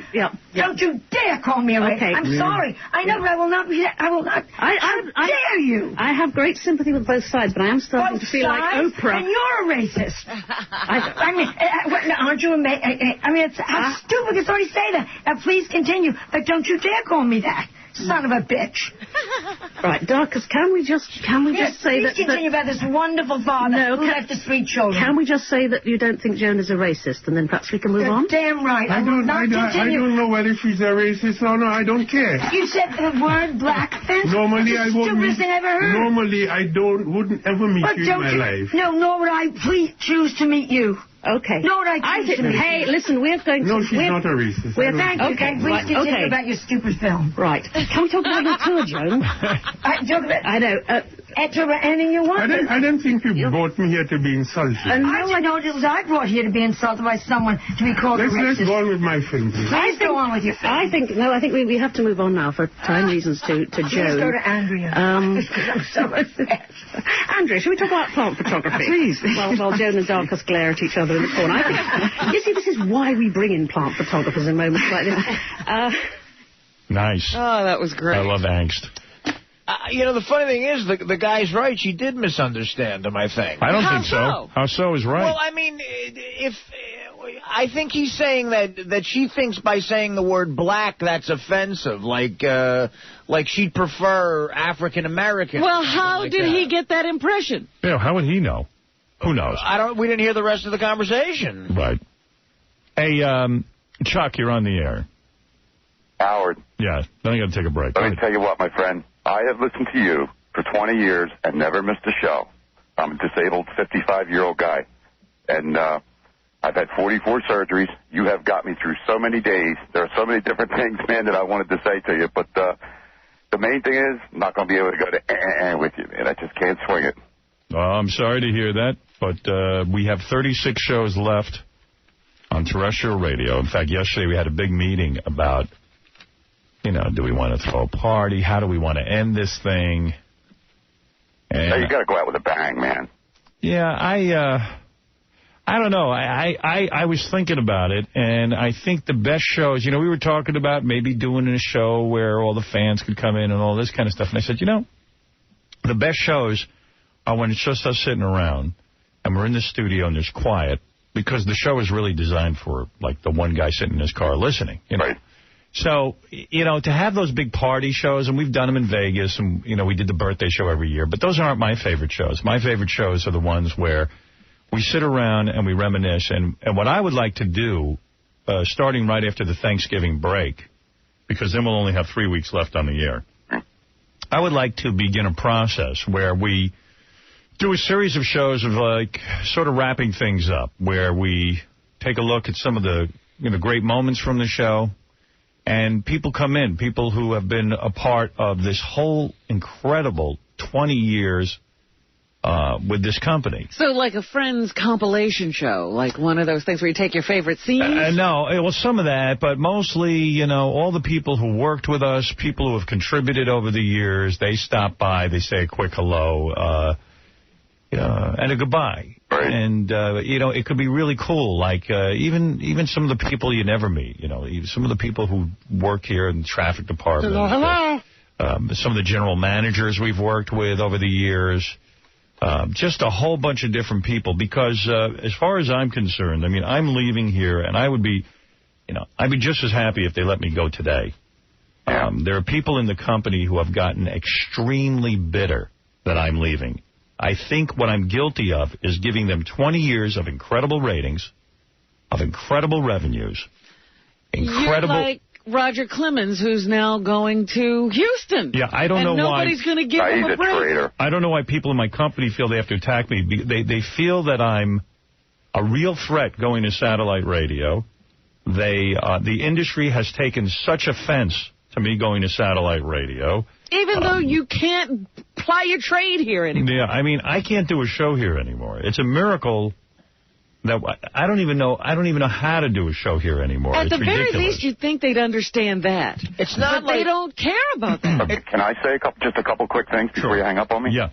I got to tell you, man, out of all the shows, the last 2 days between Romanowski, James Woods, and Stevie Wonder, I have never missed a show. If I knew I had to have surgery in the morning, I would tape it and then put my Walkman on when I come out of surgery when I woke up. Wow. But these 2 shows have been the greatest. Thank you. They have really been good. And just a couple more things, and I'll hang up. Artie? And by the way, it's not like I'm dying. I'm going to, I'm going somewhere where I'm going to continue doing that. And but you're dying to him. Yeah, but bro, when you're only making $900 a month and you're laying here disabled and a surgery every couple months. Let me ask you a question. You don't have the money and you're paying $400 for child support. You say you don't have the money, right? Right. But let me ask you something. You own a camera? Do I what? Do you own a camera? Yes, I do. How do you pay for that? It's a throwaway, so whenever I need to take pictures, all right, I go but buy it's still money. Do you smoke cigarettes? No. Do you drink? No, I haven't drank in years. I can't because of all the medication I'm on. You drink something, soft drinks? I drink water, Robin, and Coke once in a while. Coke, see? Don't take that away from me. That's all I got. No, my point is that, let me ask you something. Sure. You can't afford. Well, I don't want to do a pitch and my budget. If you all right, okay. Budget, I can't, man. All right, then I'll give you $500 cash if you're that broke. You're kidding. I'm not calling to ask for that. All right, but courtesy of GoldenPalace.net, you can win $5,000 just by signing up at Golden Palace. Bless you, man. But do me a favor. Don't hang up on me. I just got a couple more quick things. Yeah. Artie. Yeah. If they ever do a story and a movie on Jim Belushi, you are the man. All right. Sign up now at GoldenPalace.net. I got to take a break. Thank you. Thank you. All right. Hey, Howard. Yes. Sean, 102.7 is a disc jockey in Atlantic City. It's your sister station. Okay. And he was 5 years old, and his first memory of you is coming to my house, listening to me, listening to you, and he'd sit down listening every day. Now he's a disc jockey in Atlantic City on 102.7 with you on there. Well, there you go. How ironic, right? See, that's a guy I'd have on our final weeks and say, hey, this was how it went down. Yeah. So I'm not sure exactly how it'll all lay out, but, I want to go out in some sort of way where we acknowledge... I love all of you, man. We acknowledge everyone who contributed, and we go over some of the history of the show, and then we go on to our new home. Right. And well, people say you get them through some rough days. Well, my friend, nobody's had harder surgeries than I have, and you've got me through some dynamite days. And your best job was bringing Artie there and Jackie leaving. All right, thank you. Sir. Right. Everybody, thanks a lot, man. You know what I'd like to, because I always wondered, there are girls who, have been a part of this show for a long, long time, and then they just sort of disappear. I would love to see those girls. Well, that's what we're talking about. So we'll get to some of that. But I got to take a break. We'll be back right after these words. Hi-yo, baby. Yeah. All right. We're back, and it's Friday, and I've purposely not booked any guests today because we have too much to get to. Let me see here. Here is a... let me see what we got here. Hold on a second. I got a lot of mail. I got a lot of email. You want to hear the email from yesterday real quick before I get into anything else? Sure. All right. Howard, it seems in the last few weeks you've developed a new respect for Gary Baba Booey, and you finally appreciate all he does for you. He has put up with so much crap on air over the years that I've wondered why he would stay. Although I'm sure he has been well compensated, still the humiliation must be unbearable at times. It's nice to know that you appreciate him and how hard he works. And no, I'm not a relative of his or even know him. I'm just a fan of the show. I've always appreciated Baba Boo 5. I guess the guy never heard it on the air.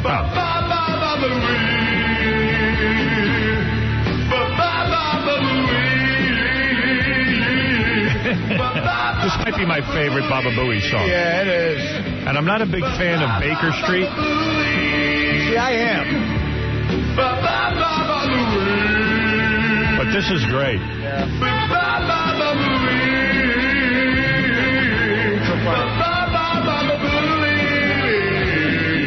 I'm so, like, conditioned like a battered wife. Like, I saw that email last night, and I think to myself, that's it, man. I'm in for it tomorrow. Howard's going to look at that, think he's going soft, and he's going to pummel me. No, I do appreciate it. No, I know you've been working really hard on channel, on everything. No, I know you appreciate me, but, sometimes on the air, He's paranoid. You've been a very big help. Yeah, I mean, I said to Artie the other day, Artie and I were talking after the show, and I said, Artie, is my breath okay? Because Artie walks backwards when he's talking to me. Yeah, your breath has been horrible. Oh, really? Yeah. You know what? And I didn't notice it. I was honest with you, Gary. I didn't think it was that bad. I don't really smell anything. I notice it. Oh, yeah? Yeah, I don't. Not the last week or so, but I'm not smoking. I don't know what it is with you.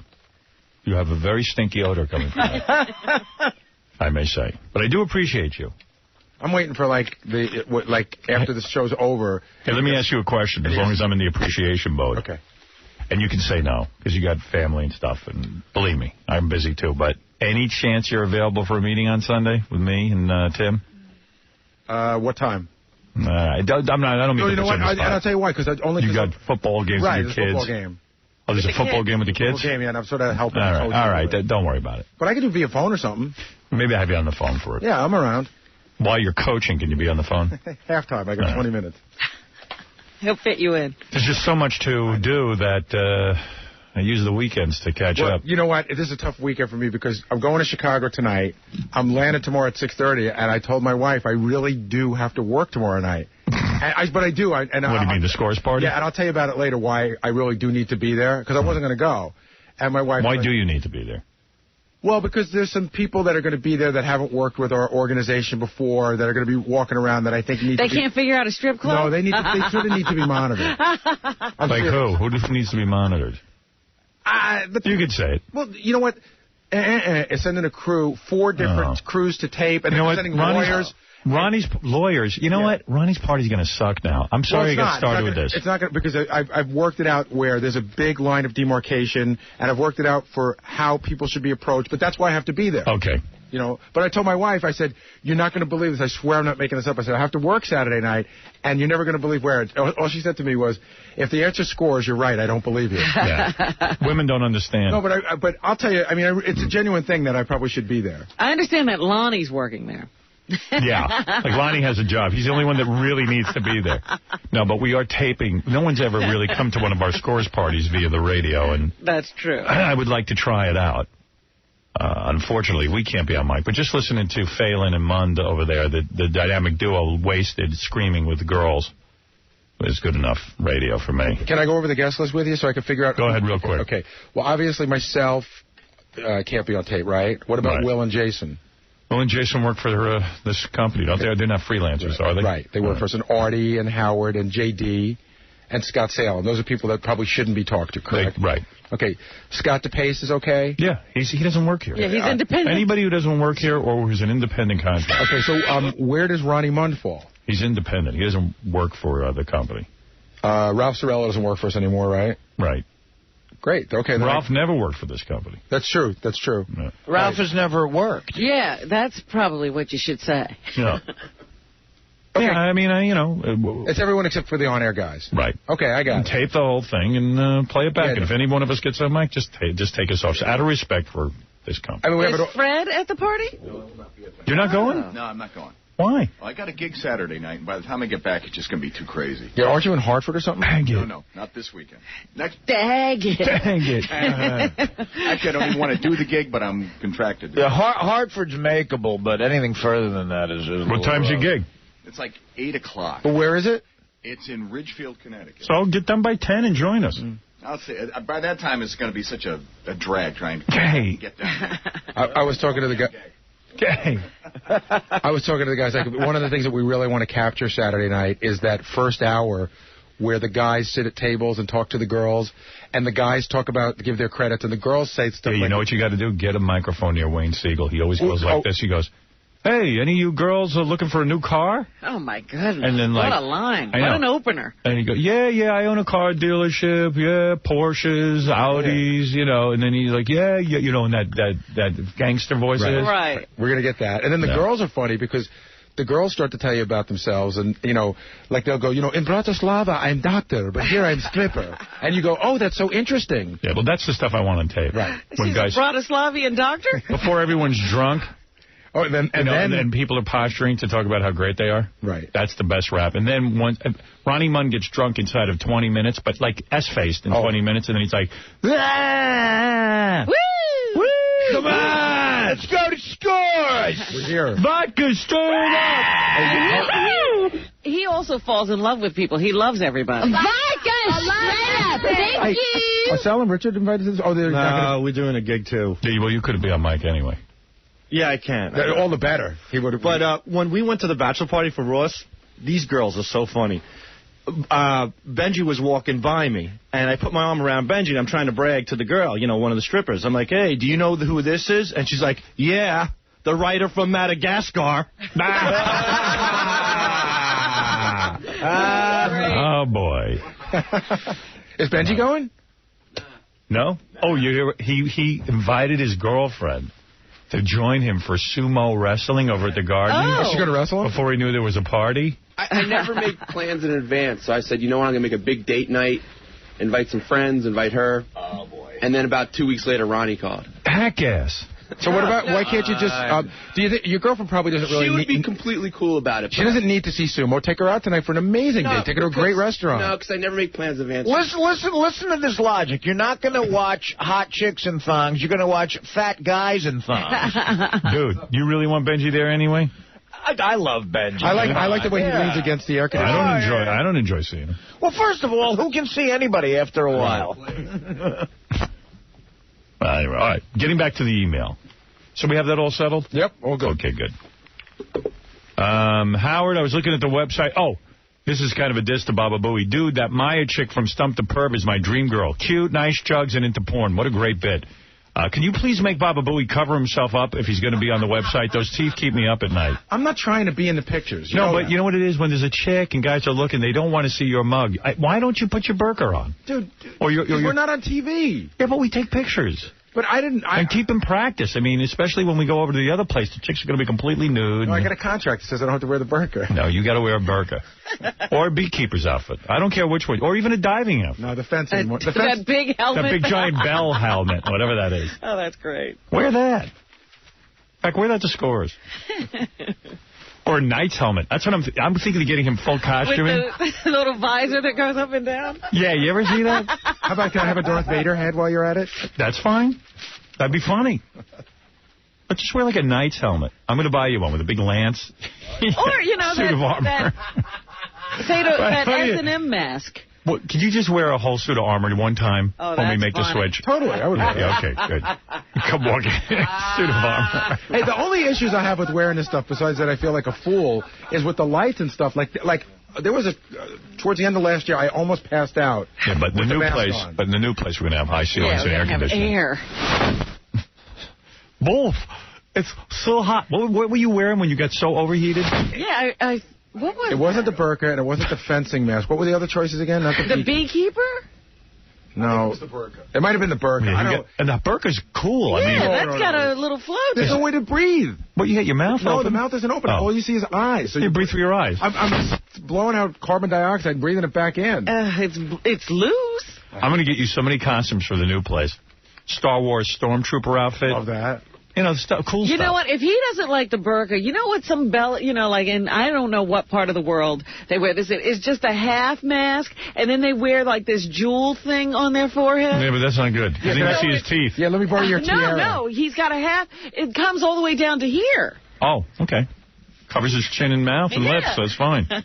That's fine. It's very pretty. I mean, like what a belly dancer would. Yeah. He could do the dance of the 7 veils. 2 minutes on how much Howard appreciates me and 7 minutes on the mask. How about a snorkel and face mask? Ah. He can breathe through the snorkel. There you go. You know, again, when we did the Channel 9 show, you guys made me wear the diving helmet. Yeah. That thing was like 40 pounds. He almost passed out on that one. On the Channel 9 show, a listener developed, for real, that was fun. That was great. A helmet that would wet down his lips and teeth while he was underneath. Yeah, it had its own irrigation system. My favorite part was when we filled it with Snapple. Yeah, and I controlled the amount of fluid that went to his face. And I would just sit there through the whole show. While we're taping a TV show, you keep pressing the button and he'd get hit in the face with Snapple. Awesome. Yeah. Awesome television innovation. I'll try to stay out of the way. All right, here's another email. Howard, I'm checking out the website. Can you please tell us Ronnie the limo driver's cup size? I'd love to see him measured for a bra. There are so many fatties on the show. Everyone should get measured. Benji, Gary, Artie, Richard, Sal, Ronnie, High Pitch Eric, and Beetle. You've measured penis size. Now let's get the specs on those man boobs. He sure is cute, guys. Might be a good game. Guess the cup size. Because Ronnie insists on wearing tight-knit shirts. Well, I was going to say, it's those shirts that accentuate his cups. I'd say he's a full B. It's funny because I saw an ad in the paper yesterday, I think it was, where they were talking about male breast reduction. Yeah. They called it chest reduction. Yeah. That's good. Yeah, I see that little cartoon drawing of a guy's boob getting removed. And I always laugh at it. You know, he goes, come to Dr. So-and-so. And they got this man, like, with a boob. and they show you a slicing off of the boob. Right. I'll slice my own boob. Thank you. Yes, Double A. Hey, Howard, how's it going? What's going on? What's up with Bethel going to Pittsburgh for the weekend? What's wrong with that? Is she scared of the interview? Like, no, she's going to say goodbye to her parents for one last time or so? No, she's going to come back Sunday afternoon. Okay. And she's doing your show. What time is your show? I don't know. You said 6 o'clock, but you know what it is? They've been saying 7 o'clock lately, though, on Howard 100. Yeah, because they do 6 o'clock news is sacred. They can't move that. That's 6 to 7, and then you'll go on at 7. You'll go on after the news. Oh, okay. Great. I wanted you guys to actually go on at 5:30. Yeah. Really? It'll be more like Ted Koppel. Even 5:15, or like 5:30, and then it leads into the 6 o'clock news. See, like Oprah leads into the local news. Right, so why don't you switch it? All right. Aren't you in charge? Sort of in charge. I mean, I'm really not. I mean, I really can't control what's going on. It's so out of control. I'm going over there today to speak with Tim. Going over there? Yeah. No. I'll tell you, I met Tim yesterday. He is a shot out of a cannon. Tim's always had that kind of energy. I go, Tim, are you going to burn out? He goes, I'm operating on fumes. I got in here on Monday. I haven't been home. He's like, I can't sleep. I didn't realize what this job was. I walked over there. It was cool. I saw him. I saw Ross. Ross was actually going into a meeting. Really? Yeah. Yeah, I think he was having a meeting about what we're going to be doing at Scores. It is funny. I go to meetings there and I see Ross sitting there. What does Ross do? No one knows.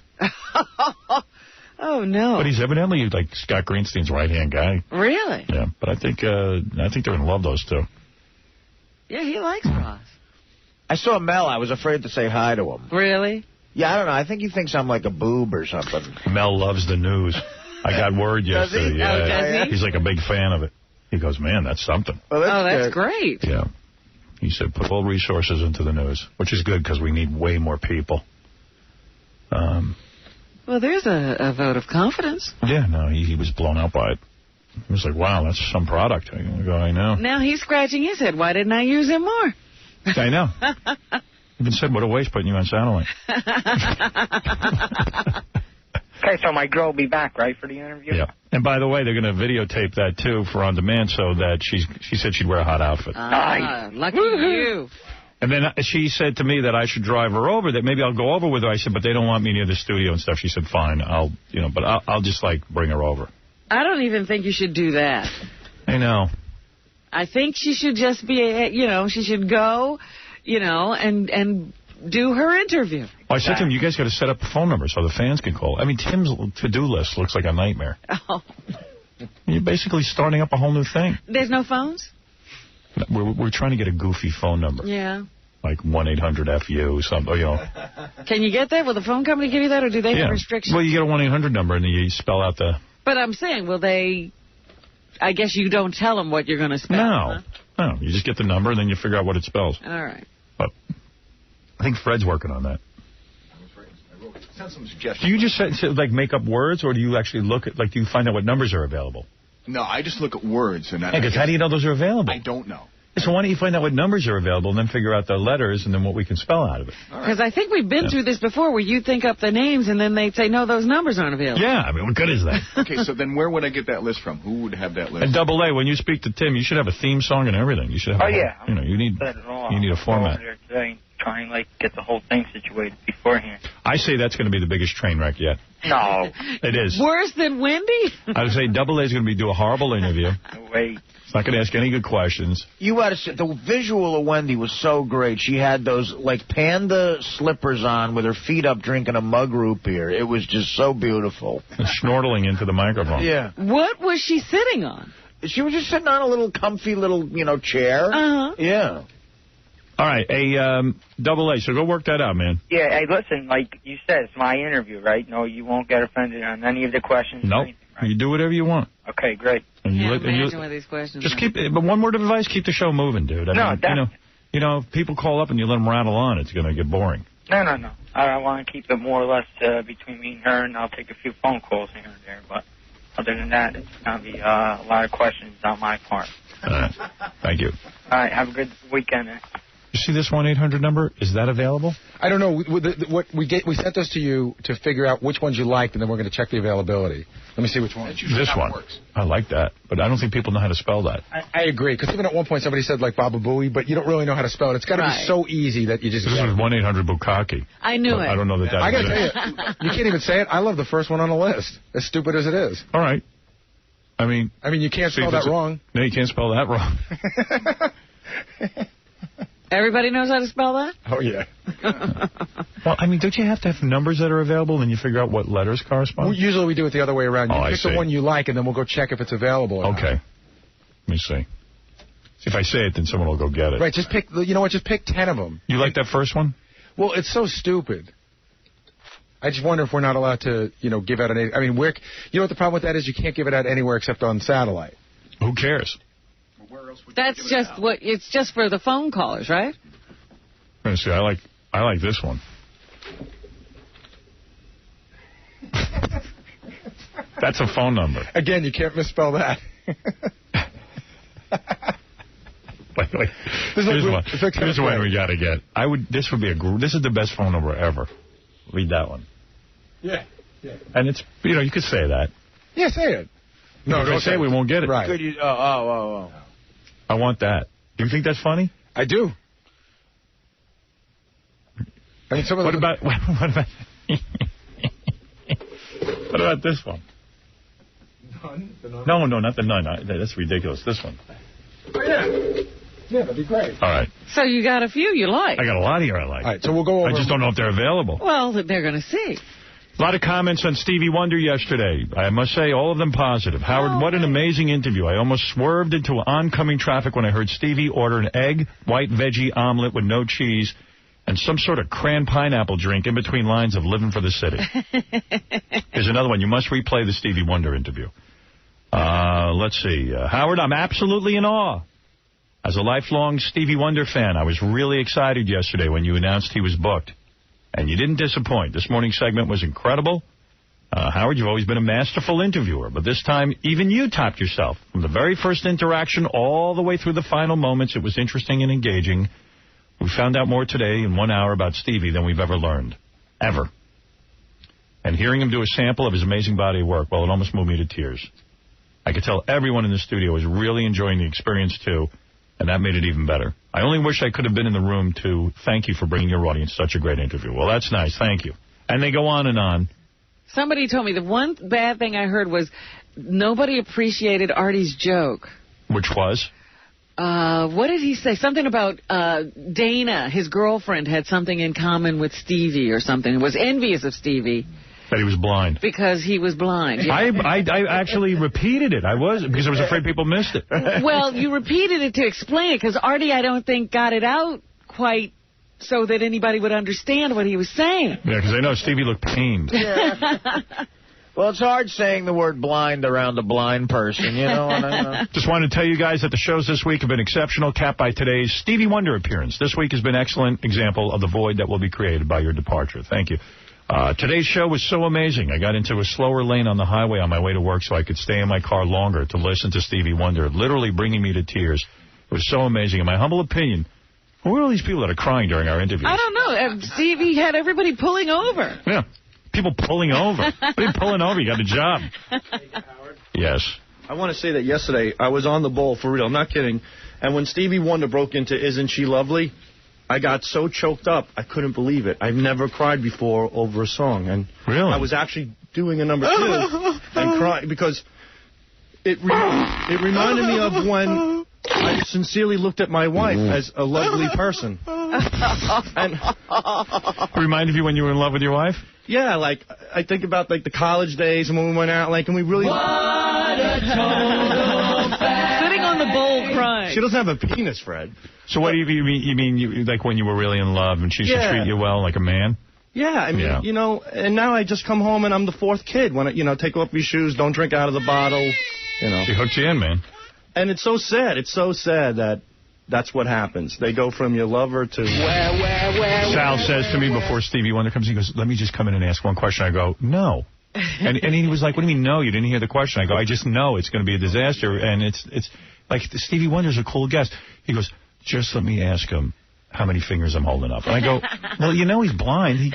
I mean, it's not even relevant. I know. I laughed at him. He came out. I walked out, and he was starting to gush about how great Stevie was. And I was like, you wanted to do a stupid blind joke. Robin got a little black afterwards. She's like, come here, Stevie. Let me give you a hug. I saw you. You were getting a little sister on him. Did not escape my lips at all. You were doing the Oprah Negro woman from the South. You're out of your mind. I said, hello, Stevie. It's an honor to have you here. And he said, give me a hug. That's all that happened. Rob's like, ain't no thing but a chicken wing.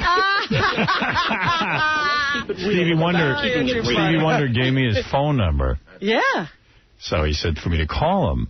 Holla. Yeah. He says, I really want you to call me because he wanted to talk to me about something. So I was like looking at the number last night, and I go, I don't know. I'm not going to call Stevie. I knew it. I said, he's never going to use that number. I just think like people don't really want to hear from me. He was begging you to call him. He was sending people around to get that number. He really wanted you to have it. He was caught up in the moment.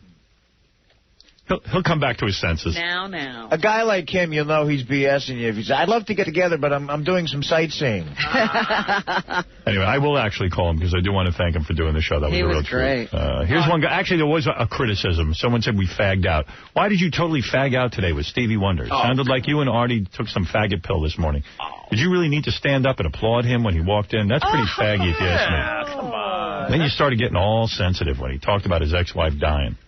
I expect it from Robin, but she's a woman. So I get it. You were getting creamier than Robin was. That's the one guy. You do stand up for a guy like that. Come on. Yeah. What a disappointment you guys are. What were you supposed to do to Stevie?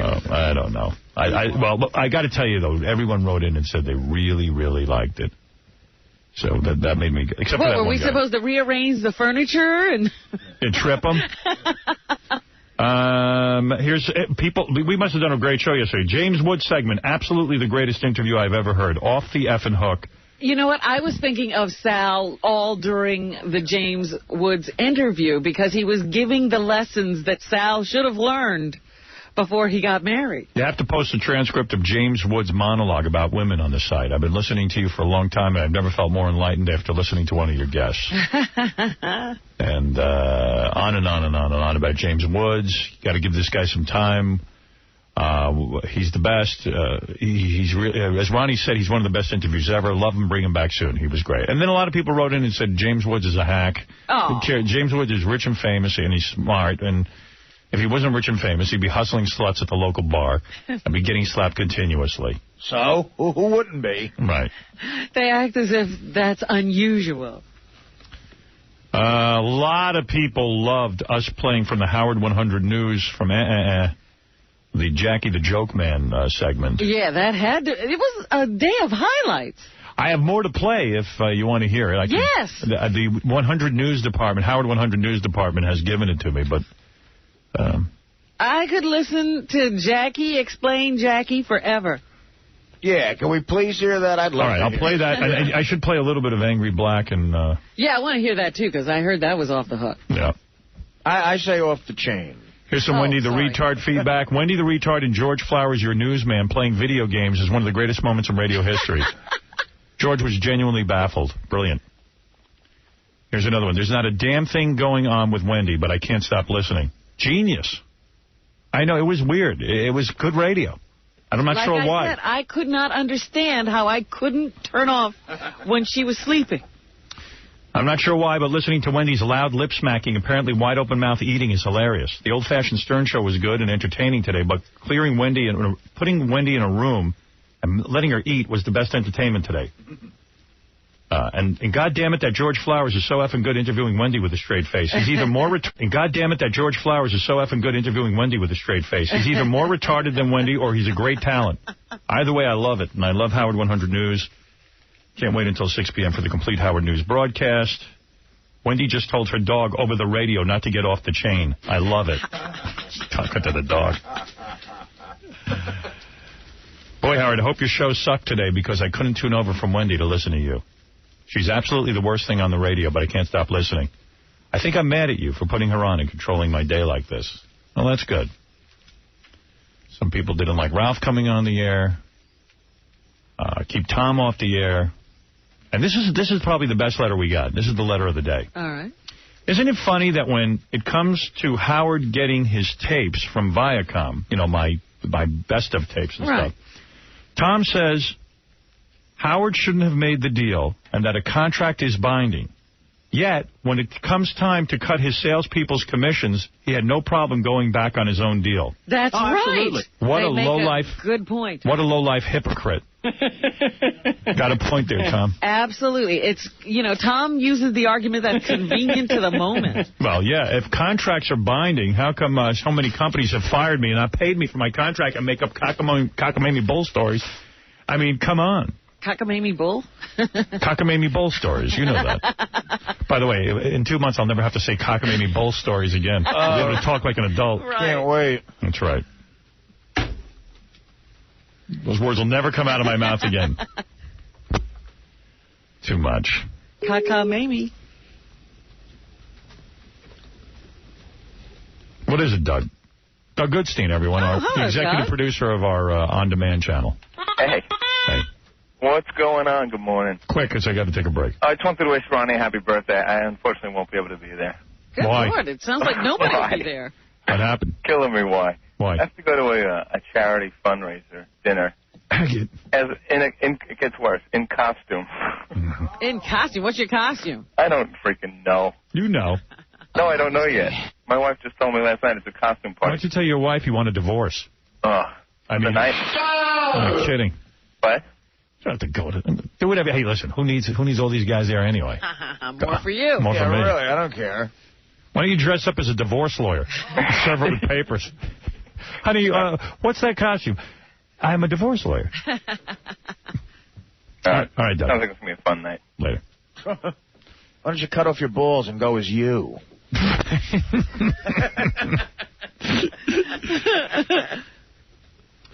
right, we got to take a break. We'll come back. I'll play you the rest of Jackie. Yeah, I really want to hear that. That was compelling. Yeah, that was fun yesterday. Hey, Howard, look, did you see this? I want to show you this real quick. Natalie Portman on the cover of Blender. Let me see. Yeah, I did. She Doesn't looks hot. she look hot? But you know what? She doesn't look like that. No, she doesn't. Like, what does she look like? How do they do that? I Well, mean, that because they doll up her hair and give her a lot of slutty makeup, and you know what? They shoot her close. You can't tell that she's a fidget. She really looks hot there. I've never seen her but that she's good. gorgeous. I mean, she's got a beautiful face. Yeah, she does, but there she looks sexier. Yeah. Well, because she's dressed up like a little whore because it's Blender magazine. Well, you know she's wearing a wig because she cut off all her hair from That's her right. part. And that's the other thing. She got slutty little hooker hair. Yeah, that's nice. Hooker hair. Yeah. Pick up Blender if you can, people. My favorite story is this guy who went to Scores like a year ago. I know when you were talking about Scores, that's all I could think about. That if you guys didn't get the treatment you did, you'd have that story in the paper. They got a big picture of 2 Scores strippers, and this dude who's the CEO of a major company, he goes there with 10 buddies, and he ran up a bill for $241,000. Yeah, I remember that, yeah. And what happened is American Express I think, paid the bill to Scores. Well, did you see what Lonnie does? Yeah. Justify the bill. That was the most fascinating thing about the story. Once you hit the $10,000 mark at Scores, every hour they notify the credit card company of what you're spending. And they justify it all through the night. So when that $241,000 bill comes, American Express is fully aware. And they had him signing waivers all night that he was not intoxicated and he knew what he was doing. Yeah, they don't mess around. I hope they don't make me sign any waivers on that. Thank you. So I guess American Express has to... Did Lonnie talk to you about this, Ron? Yeah. Not only do they call American Express and they put the guy on the phone and they say, you know, they make sure he's not intoxicated when he's talking to them. They fingerprint him. They fax the fingerprints over and his driver's license. To where? To American Express? To American Express immediately. Wow. Because so American Express pays the bill. Right. And the guy came in with 16 people, according to what I was told. Right. Not 10 people. And what the hell how many lap dances did this guy get? $241,000. Supposedly it was lap dances and, like, exclusive bottles of champagne. He had them keep the club open an extra hour. Oh, that does cost money. Yeah. Yeah, so. I mean, because Scores doesn't rip people off. They don't. I mean, I've been there before. They're honest of it. Well, he says he thought he might have spent $20,000. Yeah, and he said he also came in like 4 or 5 guys, too. Right. You get out of control. And, but the case is that American Express is now trying to get its money from him because they did pay Scores. Yeah, meanwhile, a guy supposedly closed like $1 billion deal on, you know, some kind of Wall Street guy. Yeah, he can pay the bill. Yeah, exactly. He's just embarrassed. And then he told his wife that his card was stolen. Did she divorce his ass? I don't know. Well, you got to tell the little woman something. Yeah, it must be funny. Like, did that guy even tell his wife he was at Scores, and then all of a sudden the story came out in the paper and he had to come clean? He said his card was stolen, from what I heard. And my card got stolen. Some guy ran up $241,000. Honey, you know I'd never do that. Yeah. Nigga, please. And then he stole my fingerprints and my driver's license. And Lonnie told me to tell you we're gonna have a $300,000 party tomorrow. Nice. Well, that's what I was saying. You guys would run up that kind of bill if Lonnie wasn't so generous. Well, yeah, Lonnie spends $300,000 when we show up. I plan on hooking up an IV of velvet shrimp to my arm. There'll be plenty on the table, buddy. Hey, Chris, what's up? We're going to be there. What's happening? Hey, what's going on? I missed the show yesterday. I was wondering if you could play Stevie Wonder, Isn't She Lovely, into the break or something. Hey, have Scott just, you know, he just did like a medley of songs and stuff, but we could probably isolate a few of those. Cool. Put Scott on that. Oh, God. What's up, Artie? What's up, man? I can't believe I've got to do some work. I can't believe I have to do production work on Stevie Wonder. I'm a slave. He did like 10 songs. I'll be here all day.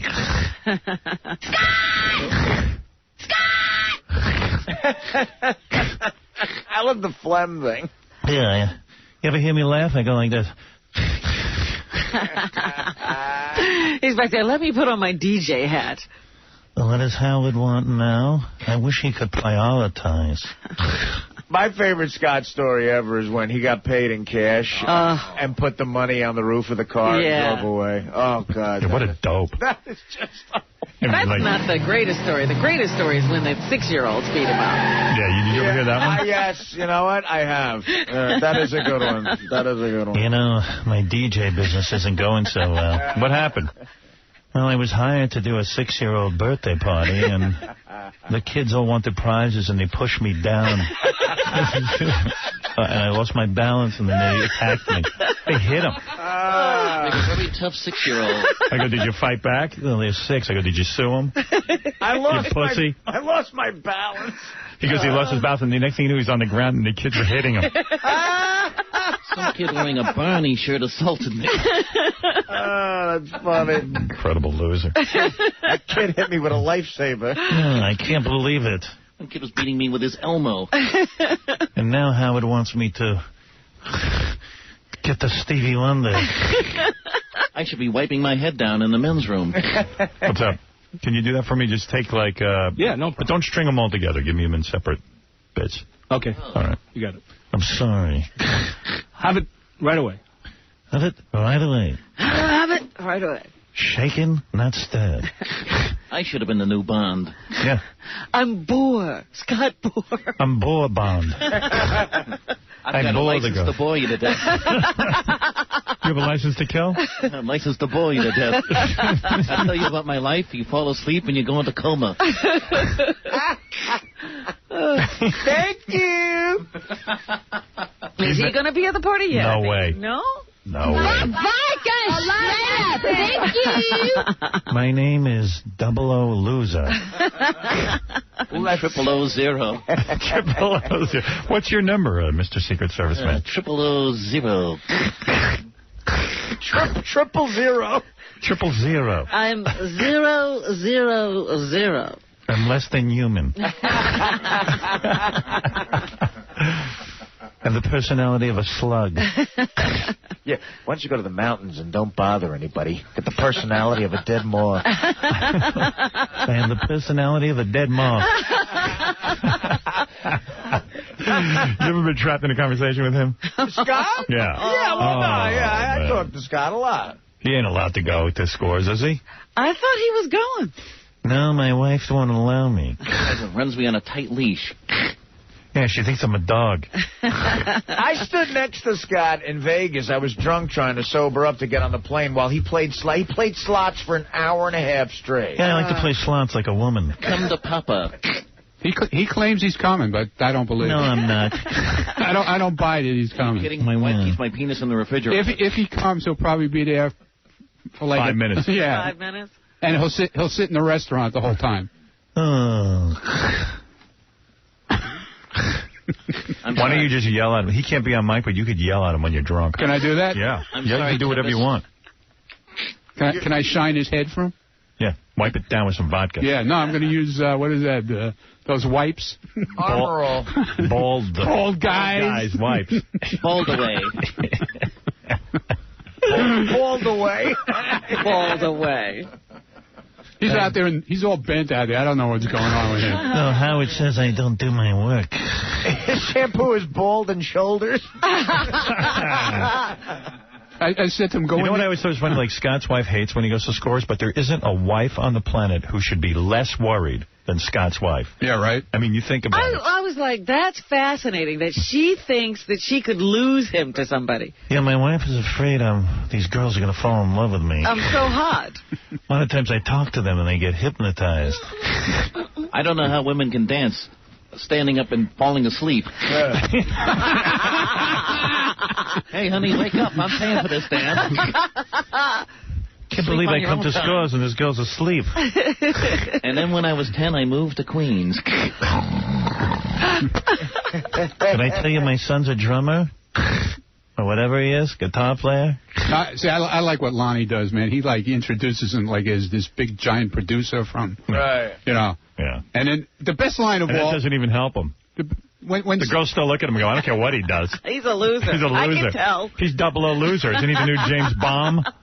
When Sal was in here before talking about, you know, how Lonnie introduces people as like a big producer or something, the best was with Jeff Schick the last time we were there when we had that party. What they introduced him as? They go, one of the girls came over after the party was over, and she's sitting there talking to us, and she goes, you know that guy, Jeff West, he's like unbelievable. I go, who? Jeff West. Jeff West. He goes, Lonnie, Jeff Schick. Yeah, well, he calls himself when he's over there, he's Jeff West. Oh. And I'm Scotty Rockefeller. He has a different name. Why West? Yeah, I'm Adam West's son from Batman. He has a Scores name? Yeah, he's Jeff West. Why wouldn't you be like Scotty Rockefeller? Right. Why wouldn't you be like, Scotty Rockefeller or Scotty Kennedy? Jeff Gates. Scooter DuPont. And she had that accent, you know. She was like one of these foreign chicks, and she goes, oh, the Jeff West, he was the best. Excuse me. He's the only guy I know has a fake name for Scores. They're going to track him down. That's right. Girls, my name is Skippy Sunoco. I'm Jeff West. I'm named after West Side Scores. And I'm one of the Walmart people. You know what Lonnie should do at your party? What? Introduce Scott as the guy who played Uncle Fester to those girls. There you go. From the Addams Family. That'd be great. Yeah. Hey, girls, do you know who this is from television's Addams Family? Uncle Fester. Wow. Me and Gomez were like that.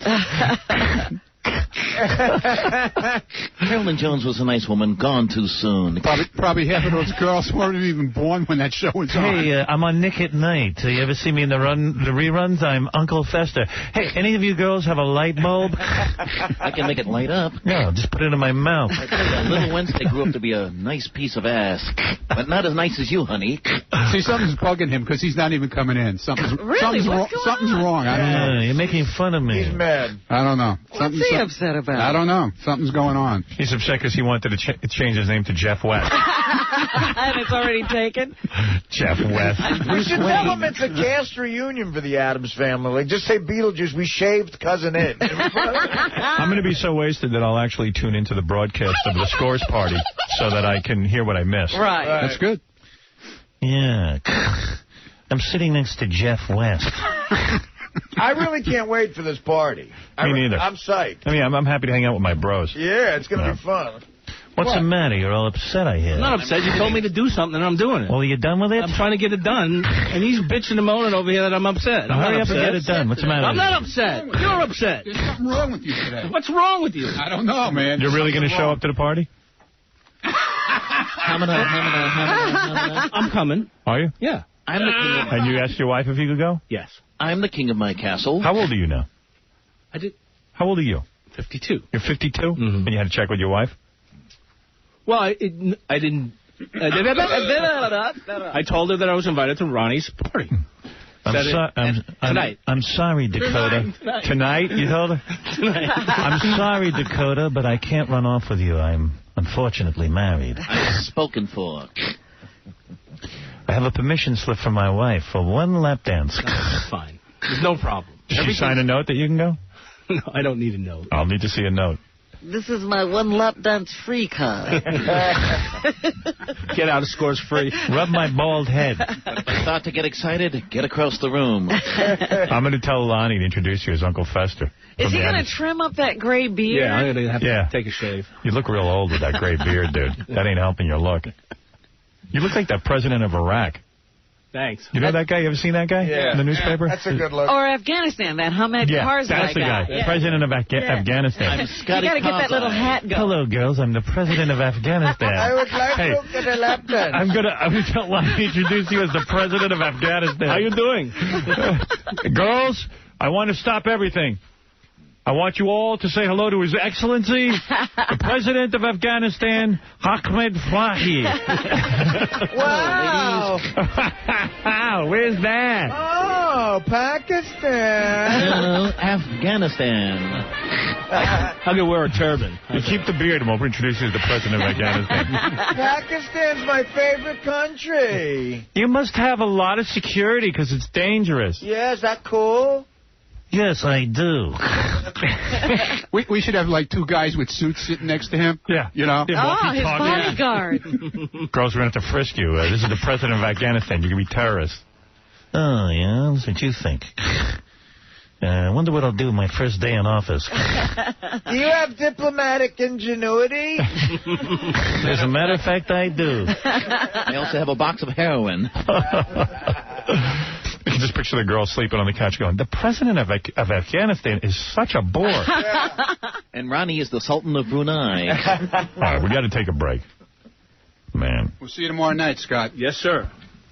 I'll be waiting at the front door. Boy, that president of Afghanistan was a real pig. He's eating all the shrimp. Right. And he's not much of a conversationalist. They must not have any food over there. He never leaves the table. I'm going to go see what he has to say. Excuse me, Mr. President, what do you have to say?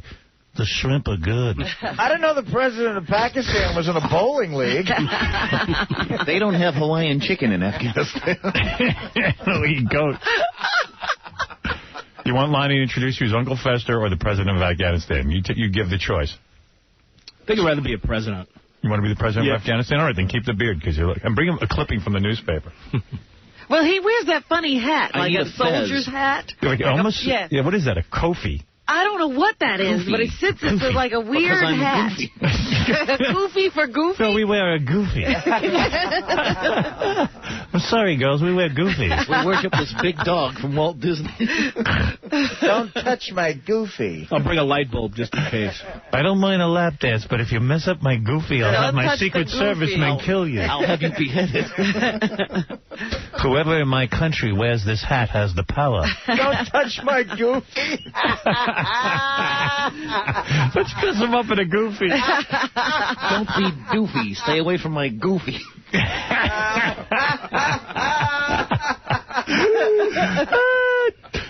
This is going to be such fun. You know what? Maybe we can't put him on microphone, but you know what we can do? Someone can report on what he's up to.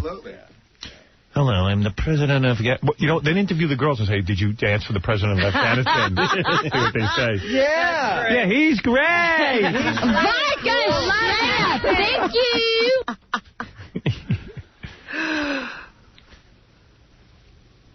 All right, man. All right, let me go do some work. All right, hurry up. Get that Stevie Wonder stuff. I got to take a break. We'll be back right after these. Yo, what's up? This is Martin Lawrence. You're listening to the Howard Stern Show, and he's thinking it. You know why? Because Howard ain't cut his hair yet.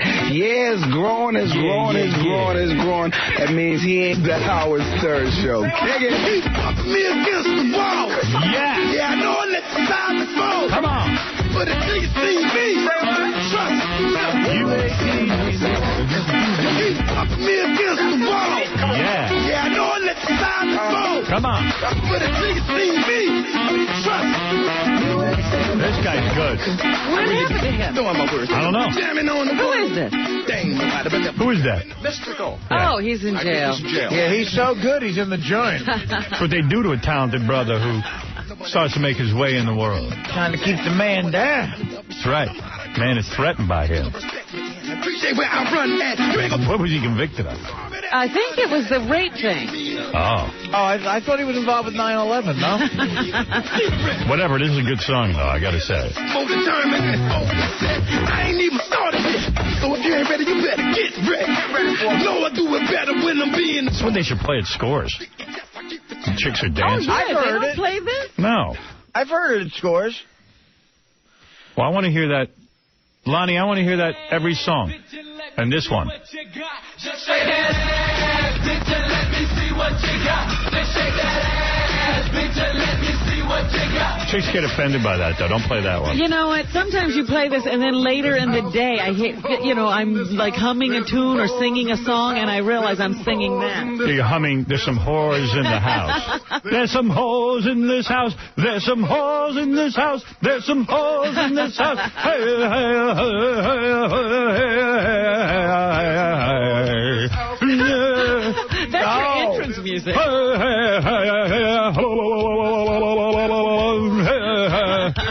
How could you not go to Scores, Fred? What's that? You're nuts. Cancel that dumb gig. I wish I could. I can't. You got to be more irresponsible.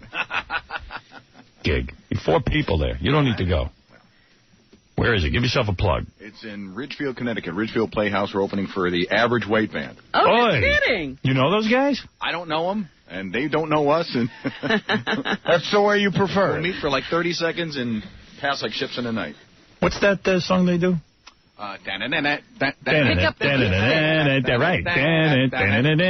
think that was actually a song on your movie, too. It was. Was it the Roosevelt locker room scene? Yes. There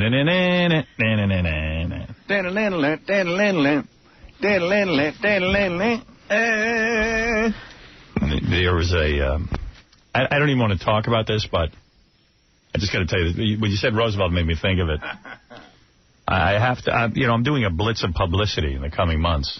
You'll be seeing me on some very high-profile shows and things, And one of the people I met with last night who's going to be doing a profile of me, they want to walk around Roosevelt with me. Oh. And they asked if that would be all right. And I thought about it, and I went, listen, I'm going to be honest with you. I don't know that I could get through that. You get shaky. I said, that's exactly what I said. I think I might start to shake. And their eyes lit up. They went, ooh, that's They would good. like to have that, huh? I said, and then you know what? I started to get like a little bit weird, like teary. Oh. So I said, wait a second. I don't want to be crying on no goddamn camera. Especially walking down the street crying? Yeah, I mean, I'll be weeping.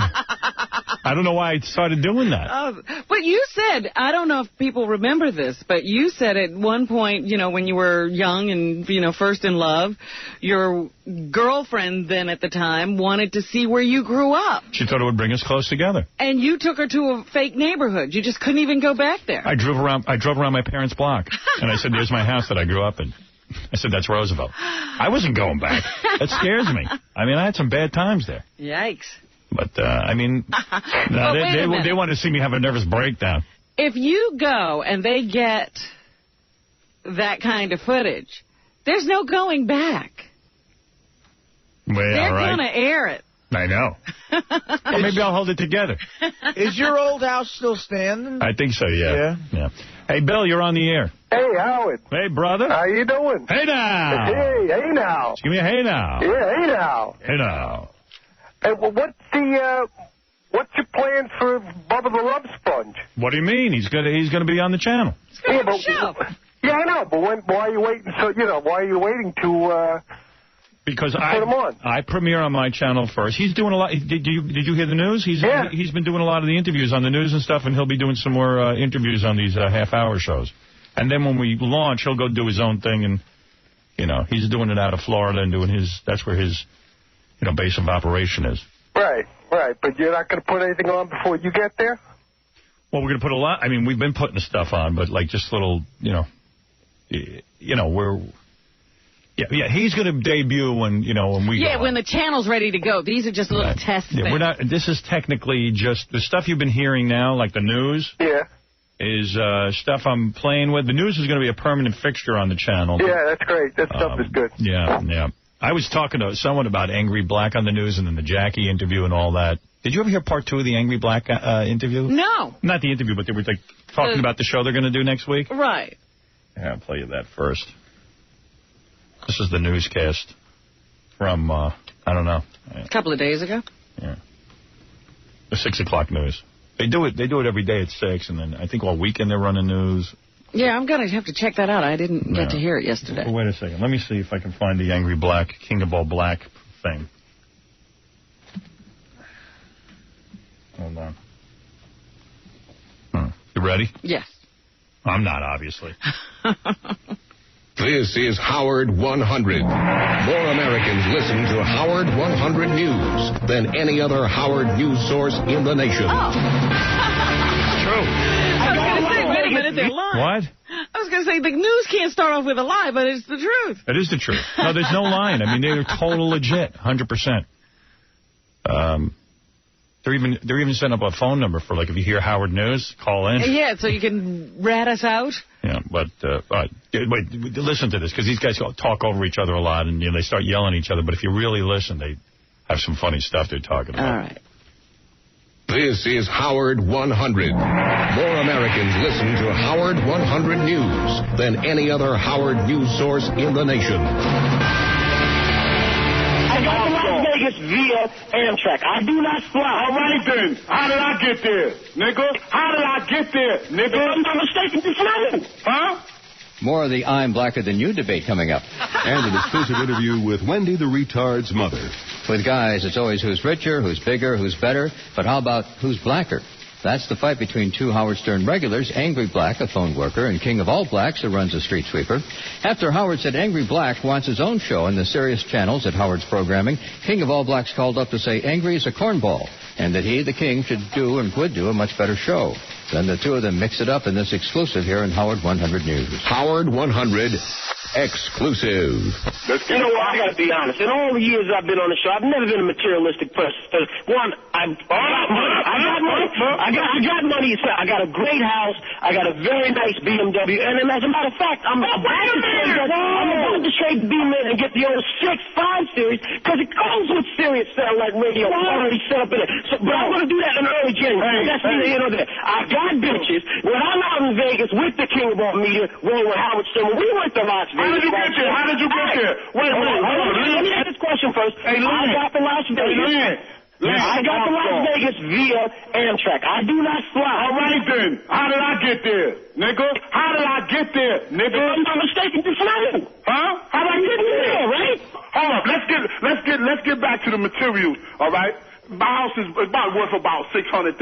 Thank God for my parents. I got a QX56 truck, bone white with bone leather. Your BMW is old. If it was a kid, it'd be walking. I respond. Hey, listen. Whatever year there is, that's the car I got. It's 2006, right? So let me respond. I gotta trade my in, nigga. The reason, but you wouldn't understand that because you're not smart. The reason that I got the 2003 series, the reason that I didn't trade in yet is I'm going to wait. 2003? My 2003? But I'm copping the 2003 in January. Black on black. No, you're lying. No.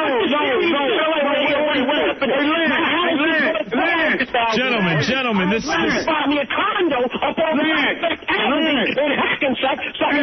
Hold on. Gentlemen, I believe... Okay, gentlemen, one at a time. We can't leave with... No, you're right. We all can sing together. We can't yell yet. Wait. Crazy cabbie. I'm a little crazy cabbie on the edge. Stuttering John pushed him up. There was nobody on this planet that can punks. They both punks. If King and I went toe-to-toe, I'd never do it. I'd never do it because he got that condition. I would never hit a sickly man. My hands are too fast. My sickly throws a hammer.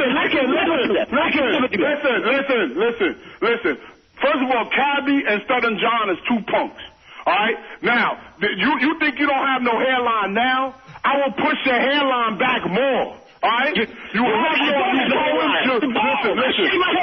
Listen. Hey, Lance. Yes, sir. You know when I knew this motherfucker was a cornball? When I saw his name, Angry Black, on his goddamn license plate. Now, how corny can you get? Well, at any rate, Howard says he plans to let both Angry Black and King of All Blacks audition for half-hour shows, and for now, separate shows, though Howard did wonder what it might be like with both in the same studio at the same time. You're listening to Howard 100 News. Yeah, you see, that's my problem. Those guys yell over it. Right, at some point it just becomes just a wall of noise. I know. So how are they going to, have a conversation? I don't know. You have to put somebody in there with them to control the situation. Well, the guy trying there wasn't working. No, they got to have, Judge Mills Lane or somebody. Because King of All Blacks is funny. He says, your car, if it was a kid, would be walking around. Walking, right. But you almost missed the joke because there's so much noise going on. It's a wall of sound. It's going to be another train wreck, those two. They're funny, though. Yeah. They're funny together. No, I mean, that's entertaining, that's for sure. Stick Chuck Zito in there. Let him officiate. I saw Chuck yesterday at Oh, yeah? Yeah, he looks good, says hi. What's up? Yeah, I just found this pretty cool article. Cute, guys. So they're talking about what's going on in sales of, and stuff versus the competing company. Yeah. And they're just saying that Merrill Lynch came out with a statement yesterday that is now is beating for the last 3 months in sales the other company, and it's all attributed to you. Of course. In fact, this is what the Merrill Lynch guy says. We have consistently indicated that the arrival of Howard Stern would be a major catalyst. Nice. So you're doing your job. Good. Well, hey, look. That's all I can do is my job. I am planning for my exit here. What is the date? December 16th? Yes. And we had a meeting yesterday to figure out what would go on the air here for the last 3 weeks. And we're going to put together, I think, some important shows. For those of you not coming with us, it'll be a goodbye. And for those of you coming with us, it'll be a nice way to cap the 20-year experience here. It's been an incredible 20 years. When I joined the company... Do you remember the first show? I don't remember the first show. What do you remember about it? Because I wasn't working for you yet. I remember sitting over at NBC wishing I was here. Right. And I think your first guest was John Anderson of Yes. It was either the first or the second day. I remember the first show very well. What would happen? Well, like I say, you guys were still playing a couple of songs an hour. The first song you played was Prove It All Night by Springsteen. You announced them as Springstern. I can't tell you how annoyed I was that they were forcing me to play 6 records an hour, and I only got to 3. And you interrupted it anyway. Oh, it made me mental. And you had just done a gig. This was what was so fascinating about it. You had just done a gig in Connecticut. You were still playing clubs, and you were taking calls from people who were at the gig, and they said how much they loved it, and you talked about all the crazy stuff you did at the gig. And then your daughter called, Emily called, and she got on the phone, and, Allison put her on, and she was talking, baby talk to you, and you were saying hi. It was like, I listened to like 2 hours of it. Wow. A listener sent me a CD of it. Wow. Yeah, it was really, it was, How old was Emily? Like 2 years old? Probably. Yeah. It was funny 20 years ago, Yeah. I was still at NBC, and the rule had come down that nobody at the station was to be listening to you that day. I know. It was so gay. And every single person, me included, had their door closed and was listening to you. Right. And you announced your new general manager, Tom Chiasano, and Tom walked in, and you introduced him to everybody. Yeah, I'm looking at the notes from it right here. You were very kind to him. Howard talks about his new bosses and their positive attitude. Right. Well, they always did. I mean, especially Mel. I mean, that's who I was referring to. I mean, Mel, gave me the shot. You talked about how weird it was to be having to say 92.3 K-Rock. I remember you know what? I would like Mel to stop by. That'd be great. For the last couple of shows. If we could stop in, him. Certainly Tom. I mean, Tom will be here anyway, but go ahead, yeah. Artie's right. You played Bruce Springsteen, and you went into Pat Benatar. Then you talked about your 4 club dates at Candlewood Theater. You promoted Club Benet was coming up. Right. Wow. You introduced Mark Coppola to the audience. That's right. You talked about how, Nicolas Cage was his brother. And you talked about how your dad used to work here. How hard it is. I remember that the first break, the one thing I do remember, you go, hey, it's Howard Stern here on WN. I mean, you actually said NBC. I did it on purpose. What was funny, though, Howard? You said that Coppola's brother is an aspiring actor who's been in a couple of things, and you said he's going to go nowhere. Oh, Nicolas Cage. That was a great prediction. Well, I was right. Well, anyway, so we're starting to put together the last couple of shows. It really actually is getting close. I think if you figure it out, in November we have 3 weeks' worth of shows. We have 2 weeks' worth of shows in December. That's 5 weeks. And then 1 week next week. That's 6 weeks. That's 6 weeks. Yeah. And I'm really ready to go. Happy to finish out here and get on with my new life. I'm starting to get it. Well, today I start to get that twinge. Yeah, I'm starting to get a little sad about leaving some of the people. Yeah, well, one of the weird things for me, too, is I'm so comfortable. I walk in here. It's just going to be a whole new environment, But the nice thing about it is we designed our whole new environment. Yeah. So. Yeah, I was reminding you that when we first got here, like Tom and those guys were happy to see us, but there were a whole bunch of people here who hated us. Yeah, there was a little tension in the hall. It was tension. The entire engineering staff hated us. I'll never understand why. The guy who was who did imaging for the station hated us. What, we had an imaging guy? Yeah, the guy that was like our production manager. He despised Fred and I. Oh my God. Really? Why? Well, he despised us because he couldn't get to you. I remember the first day he said, "Listen, I've worked with the best of them. I've seen them all, and I haven't seen anything yet." Meaning you haven't shown him a thing yet. I was like, "Oh my God, we just got here."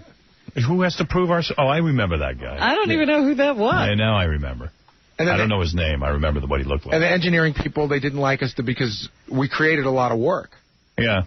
Engineers usually hate me. Yeah. At NBC, there was a whole thing going on. There was a revolution going on. Yeah. They were trying to get rid of me. They used to file grievances against me. I told you, I said this before, the chief engineer, well, not the chief engineer, well, the big engineer over there that ran the union took me off to the side and said to me that if I came to work with you, I was doing irreparable damage to my career. He was right. Well, there was that one guy, I don't even remember what his name was, but you'd walk in, and he'd have his feet up on the counter, reading the union rules. Yep. Yeah. And I used to get so mad, I'd say, guys, if I'm successful, this dumpy AM radio station is going to exist. You're going to have your jobs. And if I get fired, this radio station's going to fall apart, and you're not going to have anywhere to work. And your union will be gone. And your union will be gone. And sure enough, they fired me, and their union was gone. Yeah. And they didn't get it. They thought the jobs were built in for the rest of their lives, and they wouldn't have to do anything. They reminded me of those guys who stood on their chairs, with their fists in the air when Reagan said, air traffic controllers, go back to work or I'll fire you. Yeah. Hey, look at this on the cover of the National Examiner. After years of drug use, Whitney's teeth fall out. Crystal meth nightmare. Wow. What a shame. Oh, my God. What a sad story. That was a beautiful girl. Are you serious? Her teeth are falling out? Hey, I don't know anything. I'm just reading the paper. That is the most amazing headline I've ever heard. Just a beautiful white teeth. Oh, she was gorgeous. She was a gorgeous girl all the way around. She was a model before she started to sing. They put a question mark. Crystal meth to blame? Well, what do you think? Hey, I don't know anything about it. What do I know? I know she sweats a lot. Crystal meth take your teeth out? I guess. I don't know That's some anything good about stuff, that. huh? Take your teeth right out.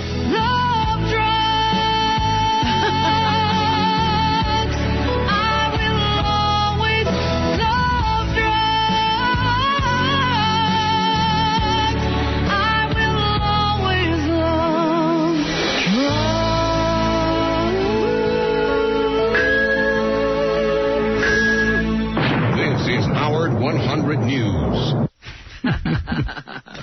Hey, let me play you this thing. I can find it. This is pretty good. This is stuff they used to show to kids in school. Okay. In what school? Like when you were in elementary school. Yeah. Jimmy played baseball all afternoon, and he didn't feel like walking home, so he decided to thumb a ride. And he didn't think anything was unusual when the driver struck up a friendly conversation. In fact, he seemed like a real nice guy. The stranger was a good listener, too. When Jimmy got out, the stranger gave him a friendly pat. Then he told him he'd see him again. Sure enough, the following day, when Jimmy finished playing ball, well, the man was there waiting. They stopped at a drive-in, and the stranger treated him to a Coke. During their conversation, he told several off-color jokes. But Jimmy had heard others before, and, well, it made him feel big to so easily win the confidence of an older person.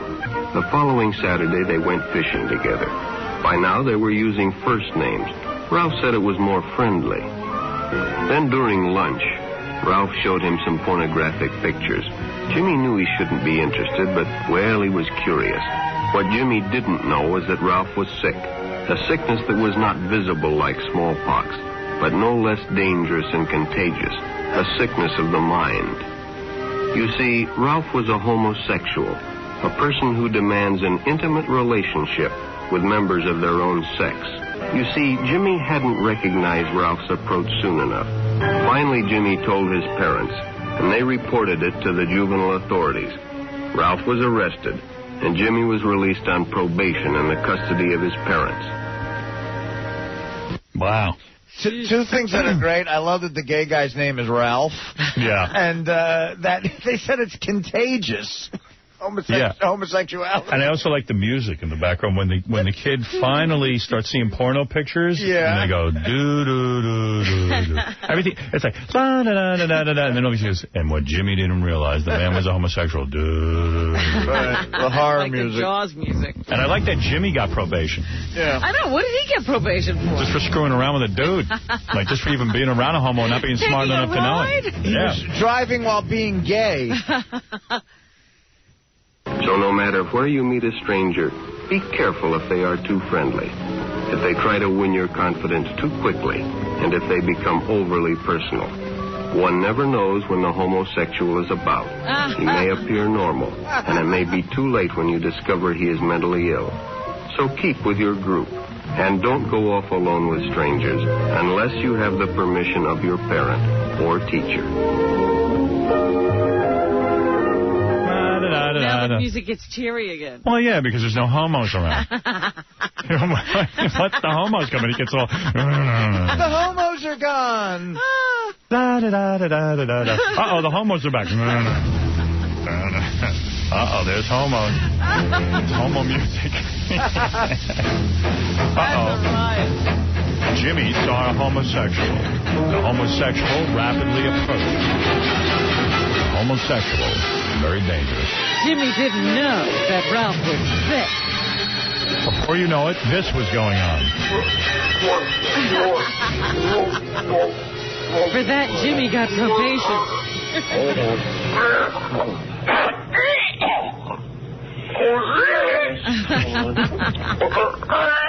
That's it. Come on.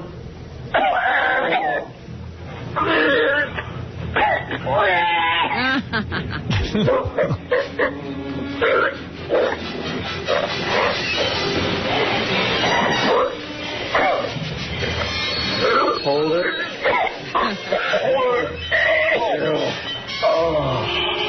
Oh, no.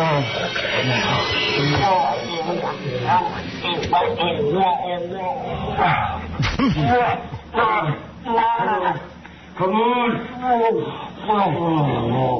You want to hear? You want to hear more of that, or do you want to hear Jack FM making comments to me? Oh, really? Jack talk back? Or you want to hear some more of that Jackie stuff? Jeez, let me hear Jack talking back first. All right. All right, let me set that up then. There's Jack. There's my Jack FM CD. Do you make that mistake, too? I always call CDs DVDs. Yeah. It's annoying. So they all look the same. Yeah, they need to come up with new names that are less confusing. Let me see. Richard and Sal fight. I had to break up a little thing going on between those two jackalopes. Are they fighting for real? I was in the hall, and they were yelling at each other, and it turned out Richard was doing something with Vinny, and Sal got jealous. So Sal goes in and pulls the plug on a computer. Oh, my goodness. And has a tantrum that, how dare you do a bit without me? You're kidding me. Like two women. What? He pissed me off yesterday. That was about the maddest I've ever gotten at him. I've seen guys hock loogies in each other's face. And they don't get this upset. Right. That's not what happened. Dude, you're a woman. Dude, Vinny and Richard are working on something. Give it up. Go do something on your own. You're like a goddamn wife. You can't work with anybody else? Not what happened. Such a little He kept pussy. walking in and out like pacing. He was pacing that we were working together. Put a bra on. Put your spit I on, saw it. Howard. Hey, I saw it. it. You saw it. Did you pull out the computer? Yes. Why? Because Richard and Vinny were doing something without you. Why? Why'd you do it? Then why would you do it? See, this is the problem. Richard, all day long, when I'm working on stuff, editing things on my laptop for the show, Richard comes by and he smashes into my keyboard. He tries to shut it off. I don't try to. I'll come over and tap on your keyboard, joking around, and a little pop-up window will come up, and that's it. No, one time I was in the middle of editing a prank call. He hit something. Everything froze. I had to re-edit a 30-minute prank call. He laughs. Fine. I can deal with it. Fat Vinny the pig comes in. I ask Richard if he wants to go to lunch. He goes, I want Vinny to hear some of my old songs first. I go, fine. He pops in the CD of songs, and I pull the plug on the computer. You know what, man? Touche, faggot. Touche. And you know what? And I do. You know what Sal does, too, right? Before we even start listening, he goes, what do you need to let him listen to that crap for? He already. And you know why else you're a girl? I'm going to tell you why. Why? Because Because you're such a girl. You write me a note the other day about an idea you have. I don't comment on it for 24 hours. You run to Booker. Here, do this. Howard doesn't want to do it. You're kidding. Wait a minute. Come here. Look at me. It was You're a throwaway. gay. It was a throwaway. You're gay. I'm gay because I gave Booker a crap idea that you don't like? No, I don't care if you give Booker an idea. Dude, you're like angry and upset because someone doesn't use your idea. Just calm down out there. I'm calm. I asked him, a friend of mine, to go to lunch, and I pulled a prank he's been pulling on me for Because he was months. with Vinny. No, F Vinny. I could care less about I never shut off your computer. And then we didn't have the password for the computer. We couldn't get back in. Get out. Quick question. When I walked by the office yesterday, did I hear you saying to Richard, I can't believe you would take Vinny's side over me? Yeah, he was crying to me. He goes, I'm really disappointed. Well, he's gay. I was sad. I love Richard. Go home to your wife. Go home to your wife. Go home early. Can I just say one other thing when we got him in here that's wild? Wait a minute. I don't like what's going on here. It's all wrong. But why, everything is wrong. Why would I side with you when you're in there pulling the plug on me and Vinny's computer? Something down. You know, Robin, I could be with 10 strippers tonight. Hey, in the morning. Hey, what dude, a faggot. You want to know something? On Richard's computer. But you were crying about it afterwards. I'm gay no matter what the F I do. Well, all right, get out. You sound like Angry Black and King of All Blacks. No. All right, talk. Explain your side. I'm going to explain it to you. It's not a side. It's the facts. I walked in on you guys yelling at each other. I saw the situation. Vinny and Richard were doing something without you, and you're like the child who has to get in between his parents. So you pulled the plug on the computer so you could get some attention. It's not now get true, out. Howard. Get out. I want to play Jack FM. Get the last word in because it's your effing show. It's not fair. Get out. I would have loved to have Sal in there with us, but I had to tell him to leave. It's fine to be without Sal. You're not his wife. I know, but he can't stand it. When Your mic is off. Get out. Get out. Give me a reach around here. What did he say? Go ahead. What did he say? He'll use Booker's mic. Oh. Can I tell you one other thing? Howard. You know how like we always think Sal's sort of getting it now. No, he's not. No, he's not. He came to me with a request like 5 minutes ago that was so bizarre and off the map. But he said, "Hey, listen, I'm learning because usually I would have just done it without you."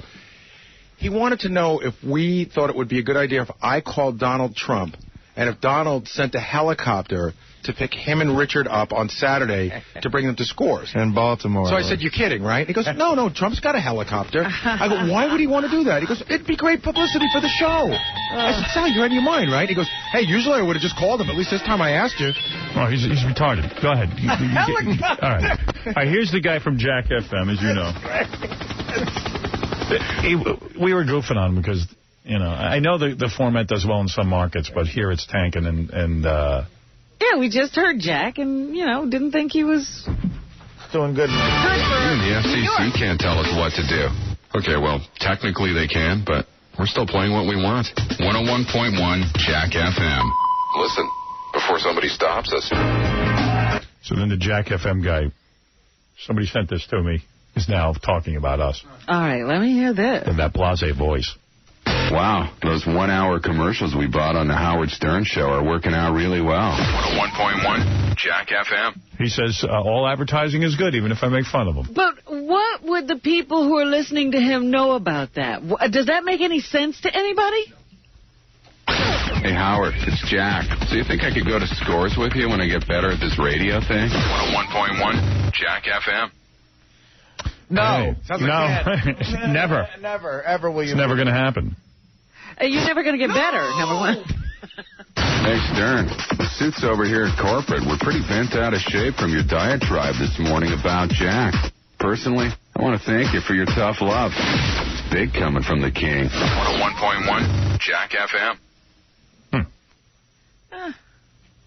Sometimes my car actually almost steers itself to the studio to beat him up. Yeah, didn't you kick his ass the other day? I was thinking about it. Right.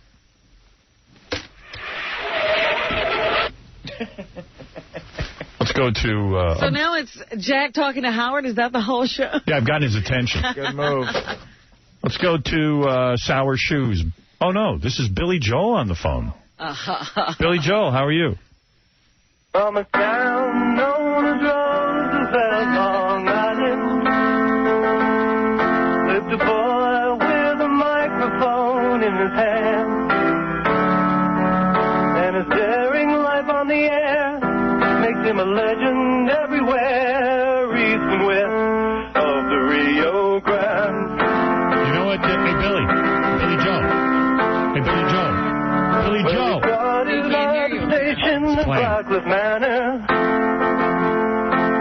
Hey, Billy Joel. That guy stands outside the studio every day. I finally told him to get the hell out. He's a nice guy. Yeah. Hey, Billy Joel. Yeah. You know what song I Love You do? What, buddy? That Down or Eastern or Alexa. Well, I'm on the Down Easter Alexa. Actually, let it die. With the rod and the reel. Since they told me I can't sell no strikers, and tonight I am Nantucket bound. Like a female, like my father was before. Can't pay a penny, they say these waters are what they used to be. Hey, Billy. There ain't no island left for islanders like me. Everybody. La, la, la. Hey, Billy Joel. He's in a room by himself. Billy Hey, Joel. everybody. Yeah. You know what I like that you do? I like when you do that song, what's the one with the Vietnam song? The Good Night, Saigon. Good Night, Saigon. Off of Nylon Curtain. Hey, Tony Pig is a great song picked by Harry. What year? What year? Hey, Tony Pig, let's go back to 1982. Okay. Nice to be correct yesterday today. We met on soulmate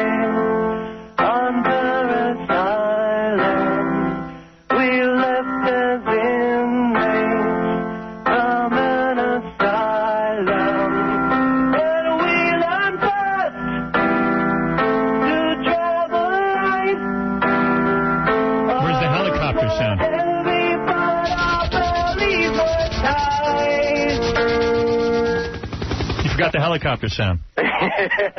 Can Fred do that? You know what song I like that you do, Billy Joel? Yeah.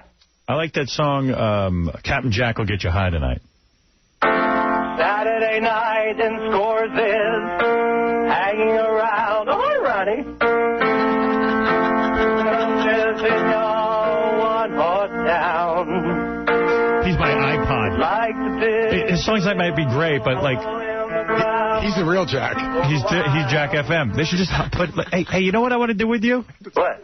Let's do a show. What night you got free next week? And he could so do it. What night you got free next week? I think Wednesday's open.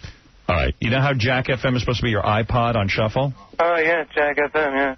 Yeah, like what if we just stick him in the studio half hour? He could do anything. And then people request. Like Deuce 100. He's Jack Off FM. Jack Off. How about we do Jack Off FM? Jack Off FM. Just a half hour. Does that sound like something we might want to just screw around with? Yeah. There's nothing else going on. Yeah. Can I be what Robin suggested? Can I be DB? Who? DB. Who's DB? Instead of BB, Robin suggested You're that. Jack Off FM. That's what you're this week. Jack Off FM. All right. Let him go an hour. A half hour. And you're on the town news. What do people do? They call in? We got to get a phone number over there. Yeah. What, they call in and they make requests, or does he just play? No, you got to make a request. That's the whole thing. Like I do this with him every Friday. He quizzes me on songs. Hi, Gary. Hey, can I speak to Paul McCartney for a second? Exactly. Hey, good morning. Hey, how you doing? How you doing? Can I hear some Maybe I'm Amazed? Stole it off of McCartney. He did his whole album himself and produced it. Baby, I'm amazed at the way you with me all the time. Baby, I'm afraid at the way I need you. Isn't that amazing? It'll be our Casey Kasem, except we don't have to get any records. Baby, I'm amazed at the way Coming in. you pull me out of time. You hung me out. Give him an obscure one. Can you do Just tell me, I'll handle that. Just Another Day? Really need you. Just Another Day. Yeah. Just another day. That's not obscure. Ask him to do Prince. I've never heard him do any What do you want to Raspberry hear? Beret. No, I hate that song. I know, but let him do it. I love that Tell him to do song. Tug of He'll War. do it. Tug of War. No, you know what? Red Corvette. Do Purple Rain. Never meant to cause you any worries. Like 84. It's my iPod. Never meant to cause you any pain. You know, we all need a leader. Just a chef. You know, someone to break up your mind. You only one second, Howard. Feel that thing in the purple rain. Purple rain. Purple rain. Yeah. Purple rain. Purple rain. Purple rain. Purple rain. You only want to see you laughing in the purple rain. I want to see you. Can he do women? Can you do Schwalber from Cream? I'm thinking about the time that you That's Badge. my car. Well, Isn't that's it? only Creamy That's knows. Badge, Fruity. That's bad, you big fag. I'm calling the police on you. We want the rainbow has a mustache. Oh, yeah. From the green and the color to a beautiful wonderland. See that all that feel that smile. Don't get too obscure with this cat. No, but does he do any women? Yeah, he does. Do Little Queen by heart. Do Little Queen by heart.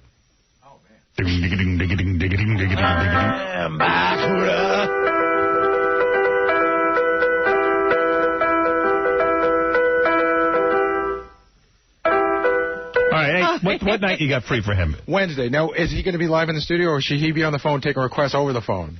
Like the way we're doing it now. No, he should be live in the studio. I love the request. Yeah, I got a request. Could you leave? Hey, can you do Needle into Damage Done, Neil Young? Remember, Howard did this on the show on an acoustic guitar in That's right. 1994. And the damage done, a little bit of it in everyone. The damage done.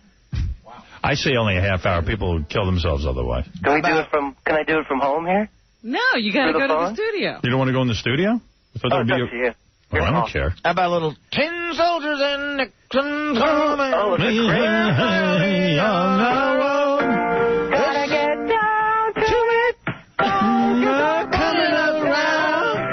Should have been done long ago. You know what? I realize I'm already burnt out on it. You know it? How about a little Gilbert O'Sullivan? Oh, that's a specialty. Oh, you're kidding. The gayer the songs, the better he is. Any ZZ Top? No, give him like obscure gay 70s or 80s songs. Should I let him have half hour? What do we care? How about this? Yeah. Dreaming, I must be dreaming when I look into your eyes. All right. You want a half hour or not? But, Ed Murray. but go into the studio. I don't know. I'm getting bored with him already. Well, you've had a half hour. Come on, give him a shot. All right, I'll give you a half hour. I say give it to him. I mean, right. it's him or nothing. I had one more song for you, a tribute song. What? One of your favorites, Deja Vu, Crosby, Stills and Nash. You ready? All right. It's for all those. Hey, it's for all those denied of the Howard Stern show as we speak, because market's being turned off. Let's do this one. Deja Vu, Barbara Crosby, Stills and Nash. One morning you'll wake up and the Howard Stern show will be on. I hung up on him. It's getting me annoyed. I don't know about that half hour. We'll discuss it. We'll discuss it. It was fun in the beginning. Yeah, maybe 15 minutes. It almost gets like that loop of do-do-do-do-do.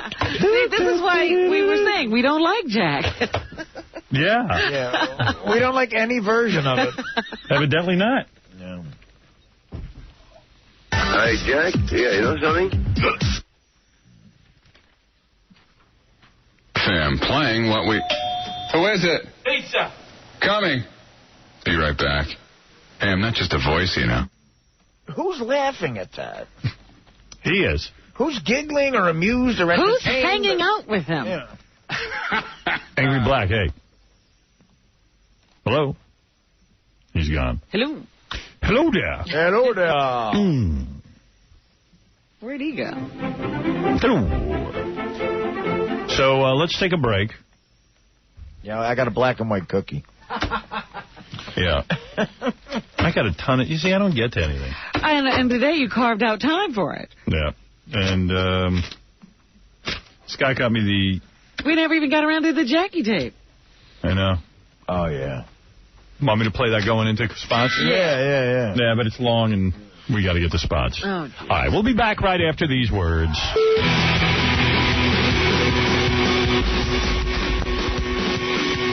Hey now, baby. Yeah, Vince. Vince, go ahead. You're on the air. Huh. Chris, you're on the air. Hey now. Hey now. Hey, brother, I tell you what, it's really hard trying to listen to two stations at once, man. I'm like really intrigued by the news, but I got to flip back to your live show. You know what I mean? You're back and forth. Yeah, they had this interview from one of the guys on the gay channel about Nicole Bass. It's off the wall, man. It's great. I didn't hear that. Oh, dude, you got to just get a piece of tape. You'll laugh so hard at what this guy says. He's just straight out gay, and he's like right there. Hey, Gary, make sure I get that in my bag. You're going to love it, bro. All right, thanks, man. Hey, dude, if you do the Piano Man guy, can I answer the phones for that guy and, like, throw stuff at him if he bombs? There's an element that I hadn't thought of. You know what I mean? Like, you hear that? Beating him over the head every time he screws up. Yeah, like with like a blow-up bat or something. I'll just smack him across the head. I don't even know that I want to give him a show now because he went to me, gee, you want me to show up there or just can't I do it over the phone? Yeah, is he meant to hear him getting whacked with a wiffle ball bat in the leg or something? This is the guy who stands outside every minute. I can't get rid of him. You say, hey, come on down, and then he can't come down. Right. You never know. Some people might like him, though. Yeah. All right, maybe I'll do it. Cool. Later. I think I am going to do it, actually. Mike Walker is with us. Of course, Mike plays the gossip game. I love it. Yeah, that's why I'm sitting here not breathing. Give me a reach around here. Come on. Yeah, I was like Robin going, where did that come from? And I thought you had taken that out of some, porno film or something. No, it's you. Yeah, yeah. Yeah, right. Oh, man. Come on. Oi, oi. All right, let's do it.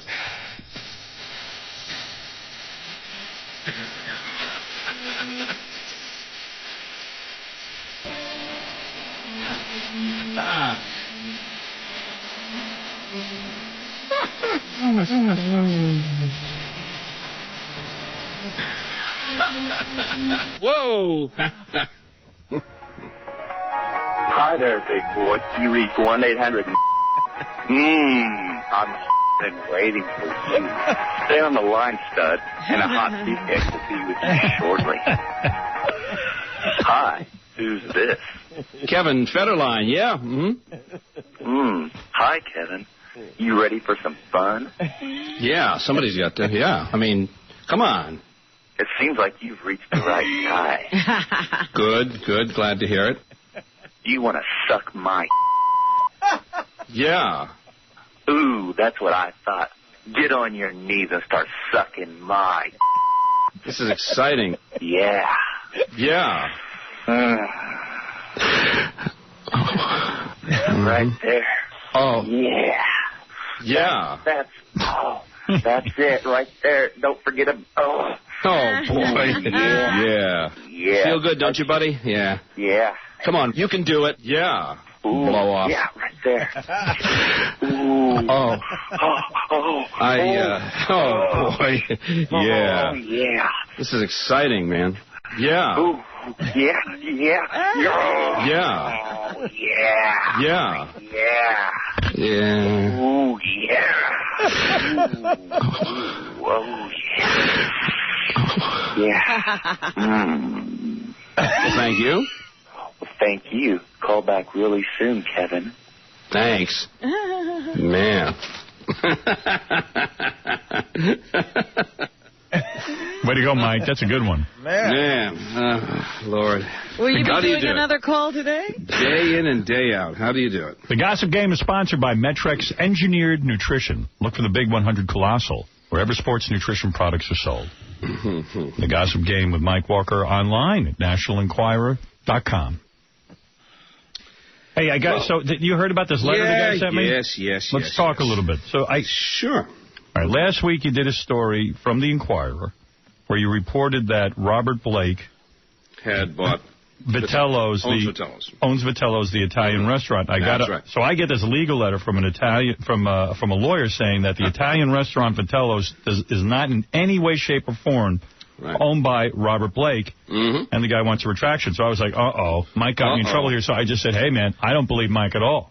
I had to say that. You did? No, actually, what I said was, I don't know if it's true or not. Mike is the one who's claiming this. What you do when you get these things is we immediately take up the drawbridge and, close the castle. And you say, I stand by my story, and, and you don't say anything. But then, of course, what you do is you look at the sources that you have and so forth. And in my book, you remember I just took Dan Rather apart for making a horrible mistake. Yes, what a skewering. And I said, every good reporter, especially the good ones, can make errors from time to time. But I said, let's just see what happens here. So what I'm going to do is I'm going to go head-to-head and face-to-face on my KABC radio show in Los Angeles. Not this Sunday. We're going to do it a week from Sunday. With Matt Epstein, who is kind of the... this guy's a big guy. He's kind of the Donald Trump of the San Fernando Valley out here. And he says he owns Vitello's, not Robert Blake. So we're going to go head-to-head, and you're going to see how the king of gossip handles a challenge. We're going live on my KABC radio show in Los Angeles in a remote broadcast, Howard, right from the Robert Blake booth, where Bonnie Lee Bakley actually ate her last supper. Okay? Now, why wait 2 weeks? The story's hot now. Well, there are reasons. You have to do certain things. It's a very... I'm too busy calling the gay hotline to get to this guy on the air. That's right. Get some work. All right, so, Mike, what you're saying is that you and this gentleman... We are going to... Right. You're going to have a debate or some kind on the air. All right. Exactly. All right. So... and then all will become clear. Yeah, and I want to say, I have nothing to do with this. I don't know. Absolutely. If Howard Stern is innocent. Yeah, I'm just playing a goddamn game. Oh, absolutely. That's all he's doing. He's trying to entertain people. Leave Howard Stern alone. Leave him out of this. Right. He has enough troubles right now. I certainly do have trouble. Need this kind of castigation. Thank you. That's all right. Now, Mike, we play this game every week. You give us 4 stories. We guess the fake story. Well, you do, indeed. All right, go with Story number 1. Story number 1 is Grey's Anatomy docs are always on call, like Patrick Dempsey, who was waiting to board an L.A.-New York flight when an older lady suddenly screamed, "Help! My husband's having a heart attack." Jumping up, Dempsey grabbed the defibrillator that hangs on the wall at most airports these days and ran to help, yelling for paramedics. After applying the heart jump start device, Dempsey bent over the man, administered CPR, and when the paramedics arrived moments later, the guy was breathing. Medics took over. The man's wife started to thank Patrick profusely, but he had to run for his about-to-depart plane. All right, that's the fake story. Okay. I don't even believe that for a minute. Real TV doctor. TV doctor's in the airport. TV doctor grabbed the defibrillator and brought a guy back to life. No, I don't think so. The guy's probably going, you know what? I don't know how to use a defibrillator. That's number 1. Number 2, I don't want to get sued. Let me keep walking. Yeah. 2 questions. What's a defibrillator and who's Patrick Dempsey? You know both. Oh, come on. Don't say who's Patrick Dempsey. Like we didn't use a defibrillator on you in Vegas. I don't know what it was. Number 2. Number 2, after melting off nearly 65 pounds, fat actress star Kirstie Alley will drop another 10 pounds and a bombshell ad campaign next spring for diet sponsor Jenny Craig. Kirstie will pose in a bikini and strut her hot new stuff under a headline that reads, "No one's seen me in a bathing suit for 15 years, but if I can do it, so can you." That's the fake story. No way that broad's getting in a bikini. Not after just another 10 pounds. Yeah. 65, well, that would be in 75 pounds. She's still got a lot of weight to go. I like these girls with 50 pounds. She weighs 900 pounds. She's going to get a bikini. All right. So far, you've got 2 fake stories. Go ahead. Number 3. Okay. No, I'm sorry. He does not sign autographs, snapped Callista Flockhart as she firmly led Live in Love Harrison Ford past fans gathered outside a tribute party for producer Aaron Spelling, sources say. Later that evening, when a fan approached and asked for Ford's John Hancock, the star pulled out a pen, but Callista shook her head and told the man who was a party guest he does not sign autographs anymore. A close pal of Ford's who'd overheard all this asked, "Why?" "Because I won't let him," said Allie McMean, grousing that she is sick of standing by like a puppet while he scribbles autographs. "I've just decided he's not going to sign them when I'm around anymore." All right, and number 4. Male browsers at Hollywood's Red Hot video store did a disbelieving double takes as a source when sexy Fantastic Four hottie Jessica Alba sashayed in and headed straight for the kinky corner, where she made these selections: Fetish Factor 2, Neopornographia, Latex, and a spanking vid titled Fetish Island. As guys gaped, Jessica headed for the checkout, smiled sweetly. She paid up, waltzed out with their eyes glued to her moneymaker. We contacted Alba's rep, who, of course, denied all. She ain't buying that kind of fetish stuff. All right.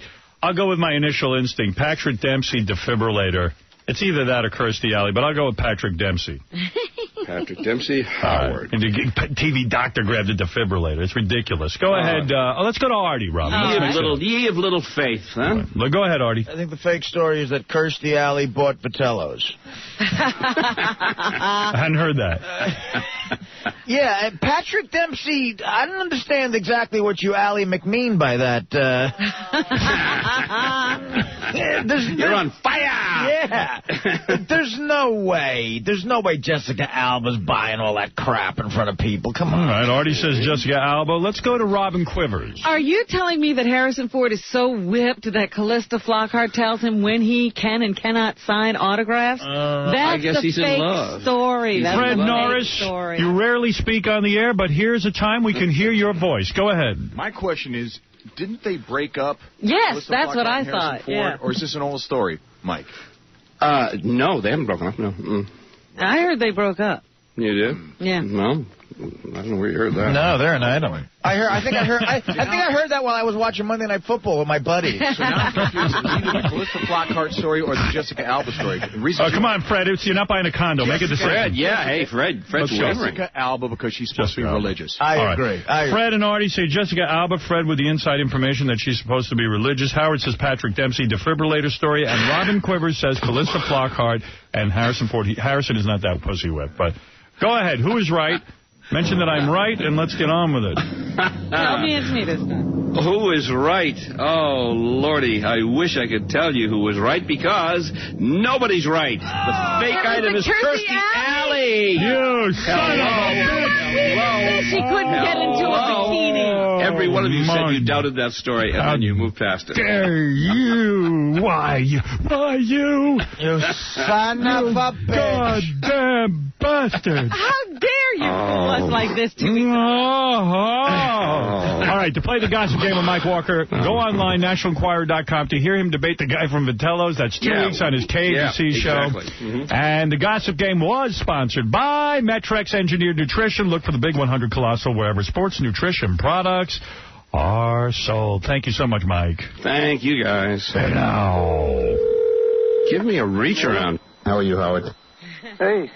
I'm hearing a lot of these accusations about you being gay. Huh?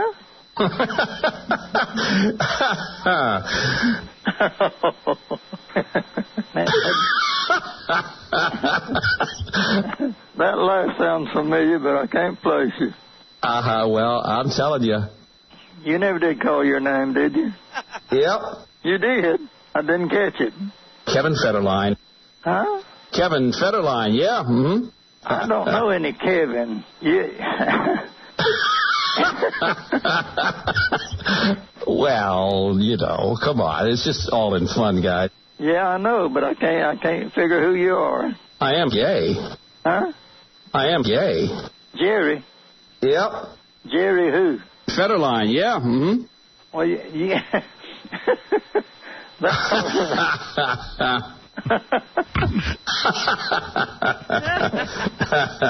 And you know me? Yes, I do. You sure? Yep. And I know you? Yes. You sure got me. I cannot figure you. All right, let's do it. What? Right, you know, come on.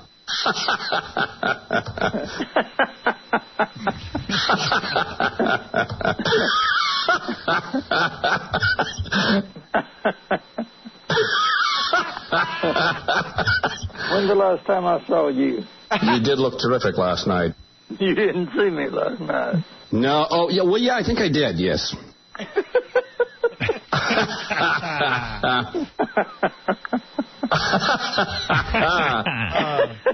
That's great.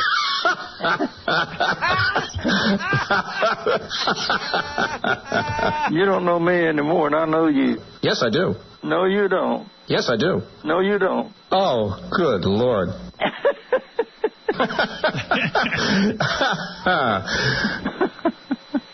I'm hungry. Well, you're going to starve to death on the phone. Better get you something to eat.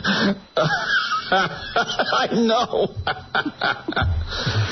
Well, I think what I'm going to do, I'm just going to hang up because I don't know you. Whoa.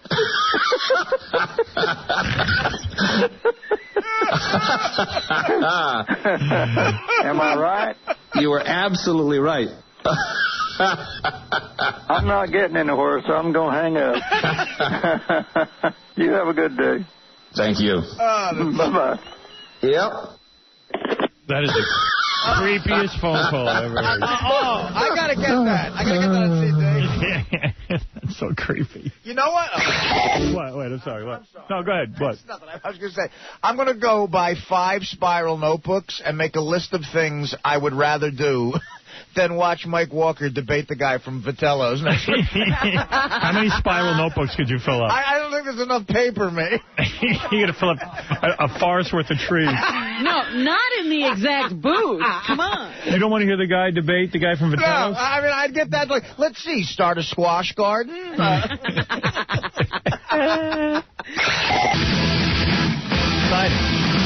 exciting things are happening. All right.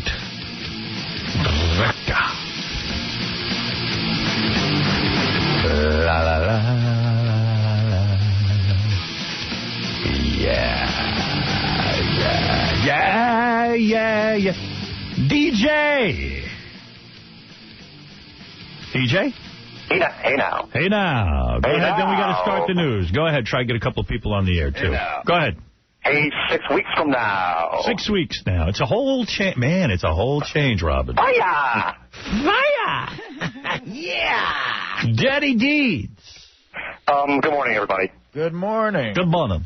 I am a huge Fred fan. A Fred fan? Hey, Fred, what about you? You want your own show? Let's talk about it. I think a Fred sound effect show. That might work. But Fred... I would love to be Fred for a day. Like a Fred improv show where people would call in with scenarios and Fred would have to sound like here's what it would sound like. Just take calls. I'm worried about this bird flu. It would be like, hi, Fred. I'm worried about the bird flu. I'm ready to get out of here. I'm going to start the car. Oh, hold on. Don't say hold on. You know how... Hey, he better shoot those birds, don't you think? Oh. Let's shoot the birds. Fire! Boy, those birds make a loud thud when they drop, don't they? You know how Bill Shatner was one of your greatest guests? I said those birds make a loud thud, don't they? He talked over the thud. No, I'm sorry. This guy's onto a whole other topic, I think. No. The name of the show could be Paint Call. I tell you, those birds being killed inspire me to have gay sex. Gay sex. Agreement's agreement. I don't care how drunk you were. And I got a whole wall. With high-pitch Eric. Oh, God. With high-pitch Eric, I want to have gay sex. Who's pretending to be Kelly Clarkson? Hi, Daddy. So you know what I was thinking? Here's my idea. I'll pitch you this, Fred. Half-hour show. Yeah. Once a week. Hi, Daddy. You don't have to bust your balls. Right. Once a week. Right. You go in, and you know how you're always accumulating new sound effects? Yes. You go in and you feature all the sound effects and you tell the stories behind them. Yeah. You say, well, okay, this week, if you notice, I played this a lot. Who's high pitch? And you give your top 10 sound effects. And then maybe you bring out a couple, and you explain... What you're really into right now? And the genesis and what you're thinking about in terms of your future sound effects. There you go. Yeah, there's definitely some thought to that. And also, too, I get, emails from people saying they loved this moment. Maybe we could replay the moment or something like that, and blah, blah, blah. Make something good. Try not to talk too much during it, I'll do my best. I'm already bored. So how's he going to tell you what the email said? I know, I'm just kidding. But seriously, think about that. Do you think you could do a half hour with just the sound effects from the week? Could you handle something like that, or is that too much for you? No, I'm just trying to think if it can hold up for a half an hour. Maybe not. How about a 10-minute show? 10 minutes might work. Okay. No, there's no time. Yeah, because I think a half an hour with sound effects might be a little too much. So it would be your top 10. Top 10 sound effects. Once a week. Once a week. And Fred gives a little explanation. You do it during the news. Do it during the 6 o'clock news. I'm going to block you in. That'd be beautiful. All right. The 10 and 10. The 10 and 10. And it always goes at 10 after. On the 10s. Fred. Yeah, like that one. My whole wang hurt. No. 600 seconds with Fred. Baseball, my balls. What's the difference? You give us 600 seconds, we'll give you Fred. I'm a messy little spit-covered dirty pig. It's Fred. There's a great reward waiting for you when you milk my pickle. Maybe Fred never talks. He does everything in sound effects. He enters your calls in sound effects. It could be, hi, Fred, how are you? Bitch! Hey, why are you calling me a bitch? Bitch! Hey, I don't like you. God effing damn it! Hey, man, no reason to be obscene, man. I'm a fan of yours, Fred. Oh, if you're going to get all frustrated on me, I'm hanging up. I feel like smacking myself, God damn it! Well, go ahead, you prick. Goodbye. God damn it, I stink like a rotten egg! See? Rotten egg! Maybe not. Maybe. just something to think about. Yeah, think about it, Fred. I'll give it some thought. What's in the news, Robin? Well, are you going to be over at... She's got big hands, got big hands, got big hands. She's Robin Quinwood. I'm ready. She's got such great big hands. She's Robin Quinwood. Come on, Robin. You can do it. Are you going to be over at Avery Fisher Hall tonight? Is that what you're going to be doing? What's going on? Actually, you don't need to get over there tonight. This isn't until February 12th, so you have time to plan. What is it? NXS with their new lead singer, J.D. Fortune. Whoa. They'll take the stage at Avery Fisher Hall February 12th at 8 p.m. Oh, man. Tickets on sale now. I'll be busy watching Mike Walker debate the guy from Vitello's. $39.50, $49.50, and $59.50. Are they high? They go on sale at 10 a.m. at the box office at 132 West 65th Street and Broadway. The TV show tanked. Nobody cared. I'm never going to go out on tour with that guy. That poor guy. I think they even got the wrong guy. That poor guy's right. He should go do the band that's going to happen. Those guys want to come in nightmare, here. They want to come on this show. But what's going to happen? Isn't it going to be very embarrassing? Yeah, it's going to be like 3 people in the audience. Yeah, they're going to have to cancel these shows. Robin wants to be a superwoman, but ain't that really in her hand? I just want to live each day to love her for what she is. Robin wants to be another movie star, but is that really in her mind? All she wants, she really needs to leave behind.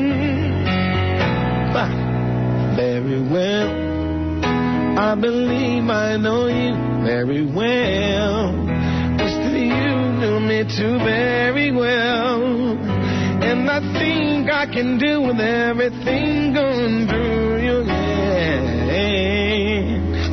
Yeah. Look at you. Thank you, Stevie. That was great. You should make that your ringtone on your phone. That is incredible. That's amazing that exists now. That's a very important song with your name. Oh. Good for you, Robin. Triumphant as usual. Well, got another thought for you. Is Charlize Theron taking the work of ugly actresses? Yes, and that's something I'm really against. Yeah, I mean, there should be a protest. I mean, it's unbelievable to me, these actresses in Hollywood who are gorgeous, who insist on getting their Oscars by posing as ugly women. They gain weight, they don't wear any makeup, they make themselves look ratty, and real ugly actresses can't get work. That's right, they're sitting at home still vying for parts. That's a big problem in Hollywood. So now she's playing a coal miner or something, and she's uglying herself up again. I have a clip from the movie.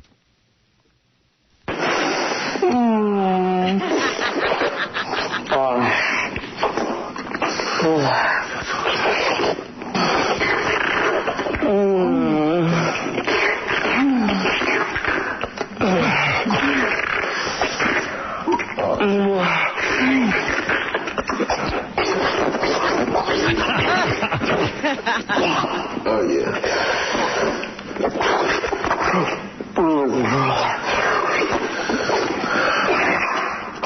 Oh, there we go. Well, they're saying that she could be nominated for another Oscar because of this new role in North Country. But it's time for her to get back to acting hot. See, I liked when Monster came out because now I can officially say I once had sex with a chick who looks like Charlize Theron. Well, maybe that's why she does it. But, yeah, she's not being a hot actress anymore. She keeps taking these ugly roles. Yeah, that's great. It is getting 3.5 stars in one of the newspapers today. Also, Kiss Kiss Bang Bang, a small movie with Robert Downey Jr. getting 3 stars. And the new Dakota Fanning movie, Dreamers, getting 3 stars. My question to you about Dakota is she going to grow up to be hot? I need to see a picture of her as she looks now. Well, they're all over the paper. What do you want me to do about it? You're the one who usually predicts whether these kid stars are going to grow up to be hot. Anybody got a picture of her from the paper? Charlize Theron? No, Dakota Fanning. Dakota Fanning? I think Artie's already at the scores party. I think so. He's not even listening anymore. I can't tell what they look like. Give me that. Give me that. It's a kid. It's Lindsay Lohan. No. Yeah, I need the movie star. I don't know. I can't find her. Dude, What's wrong with you today? What's wrong with you? He's dizzy. He's dizzy. His baseball cap is too tight. Yeah, there you go. That's Charlize Theron. Here's a picture. I know what my thought is already. That's her. She's going to look Drew Barrymore-ish. Really? Yeah. If you think that's cute. No. You say no? I don't think that's cute. You don't think she's going to grow up cute? I'm not a big Drew Barrymore fan. If you think she's going to look like that, I'm not in that league. Right. I mean, a lot of people do, though. A lot of people like Drew Barrymore. I'm not. Hey-o. She's not my type. She doesn't do it for Artie. Okay. Yeah, and I'm sure Drew's so hurt by that this morning. Yeah. I guess when you're effing your whores, you say, I'm glad she doesn't look like Drew Barrymore. Yeah, your hookers don't look like Drew Barrymore. Right. That's right, Rob, and I pay extra. My vote is she's going to look like Benji. Send over a girl. Make sure she doesn't look like Drew Barrymore. Right. A truck Mr. driver. Lang's in town. All right, you're going to have to follow this story. Oh, great. A truck driver who filmed a buddy having sex with a horse. I'm following it. I follow that. Yeah, that's good. In an act that killed his pal, has been charged with trespassing. I like that you think we can't follow that. Paul Tate, 54, was filming the antics of his 45-year-old engineer friend on a ranch near Seattle when the man suffered severe internal injuries that led to his death. You would think a guy, like, by the time he's 54, would be past making wacky videotapes of a guy doing a horse. Right. But do you realize what he was doing to the horse? I realized what the horse was doing to him. Right. Because he died from it. Yeah. Oh. Fred does that to me, but he's not the size of a horse. Tate said that he and his friend were never given permission to go on the neighbor's property in the middle of the night and have sex with their horses. Hey-oh. Surprising they didn't give permission for that. Ralph, what's up? You know, we should do like a weekly best of Fred. We pull like some of his magic moments, you know, when he's got 20 things going on and it's just... Yeah, part of the show. Yeah.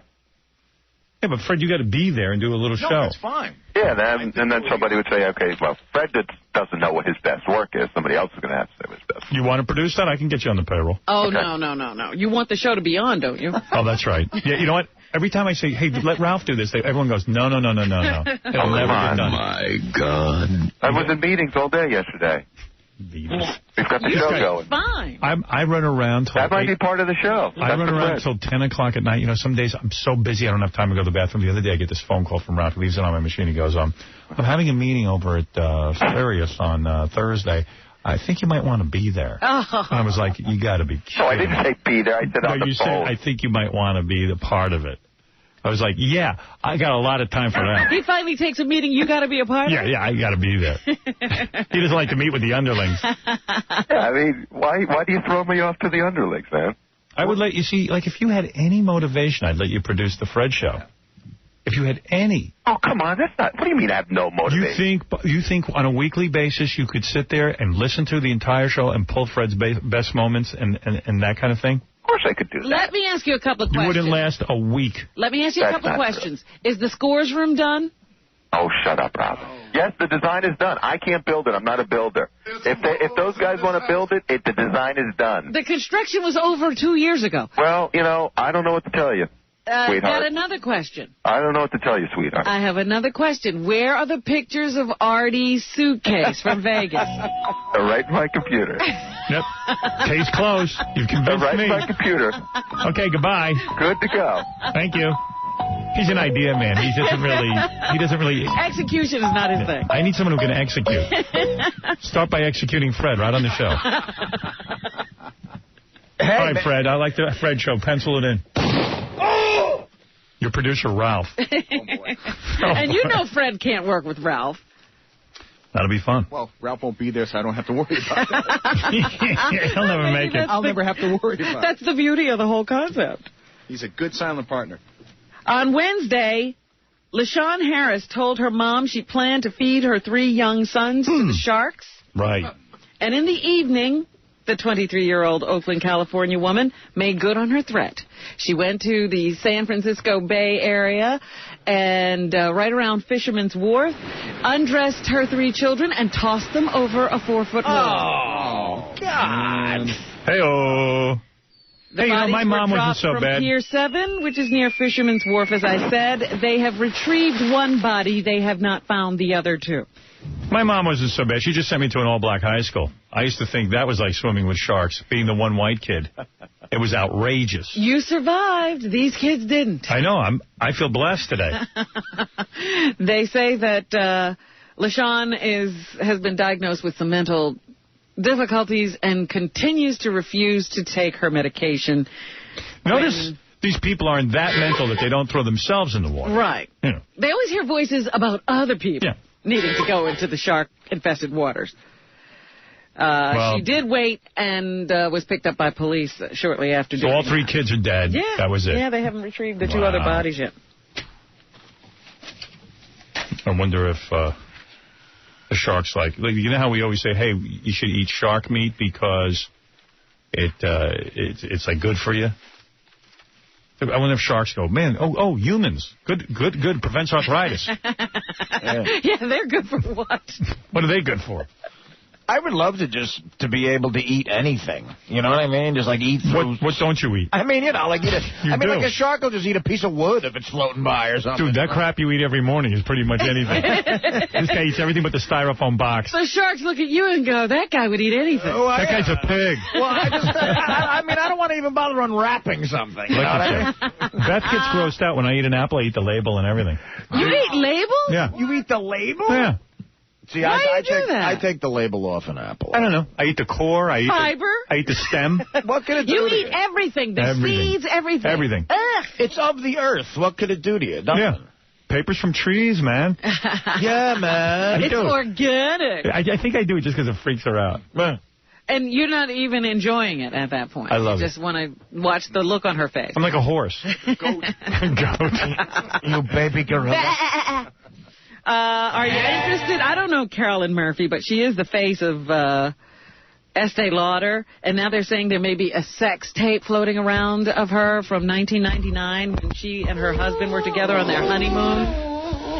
Shows her in all kinds of different positions. She is and super hot. And they say she is uninhibited on the tape. Oh, yes. I want to see that. I think she's really hot. Packed with hardcore sex. Hey-oh. What do you want, Vinny? Be careful with Ralph, okay? I met with him last week. I did him a favor because I'm trying to really help him with his Super Twink movie, you know? So he sets up this lunch with the head of Marvel Comics. This guy's like a heavy-duty guy, right? Yeah.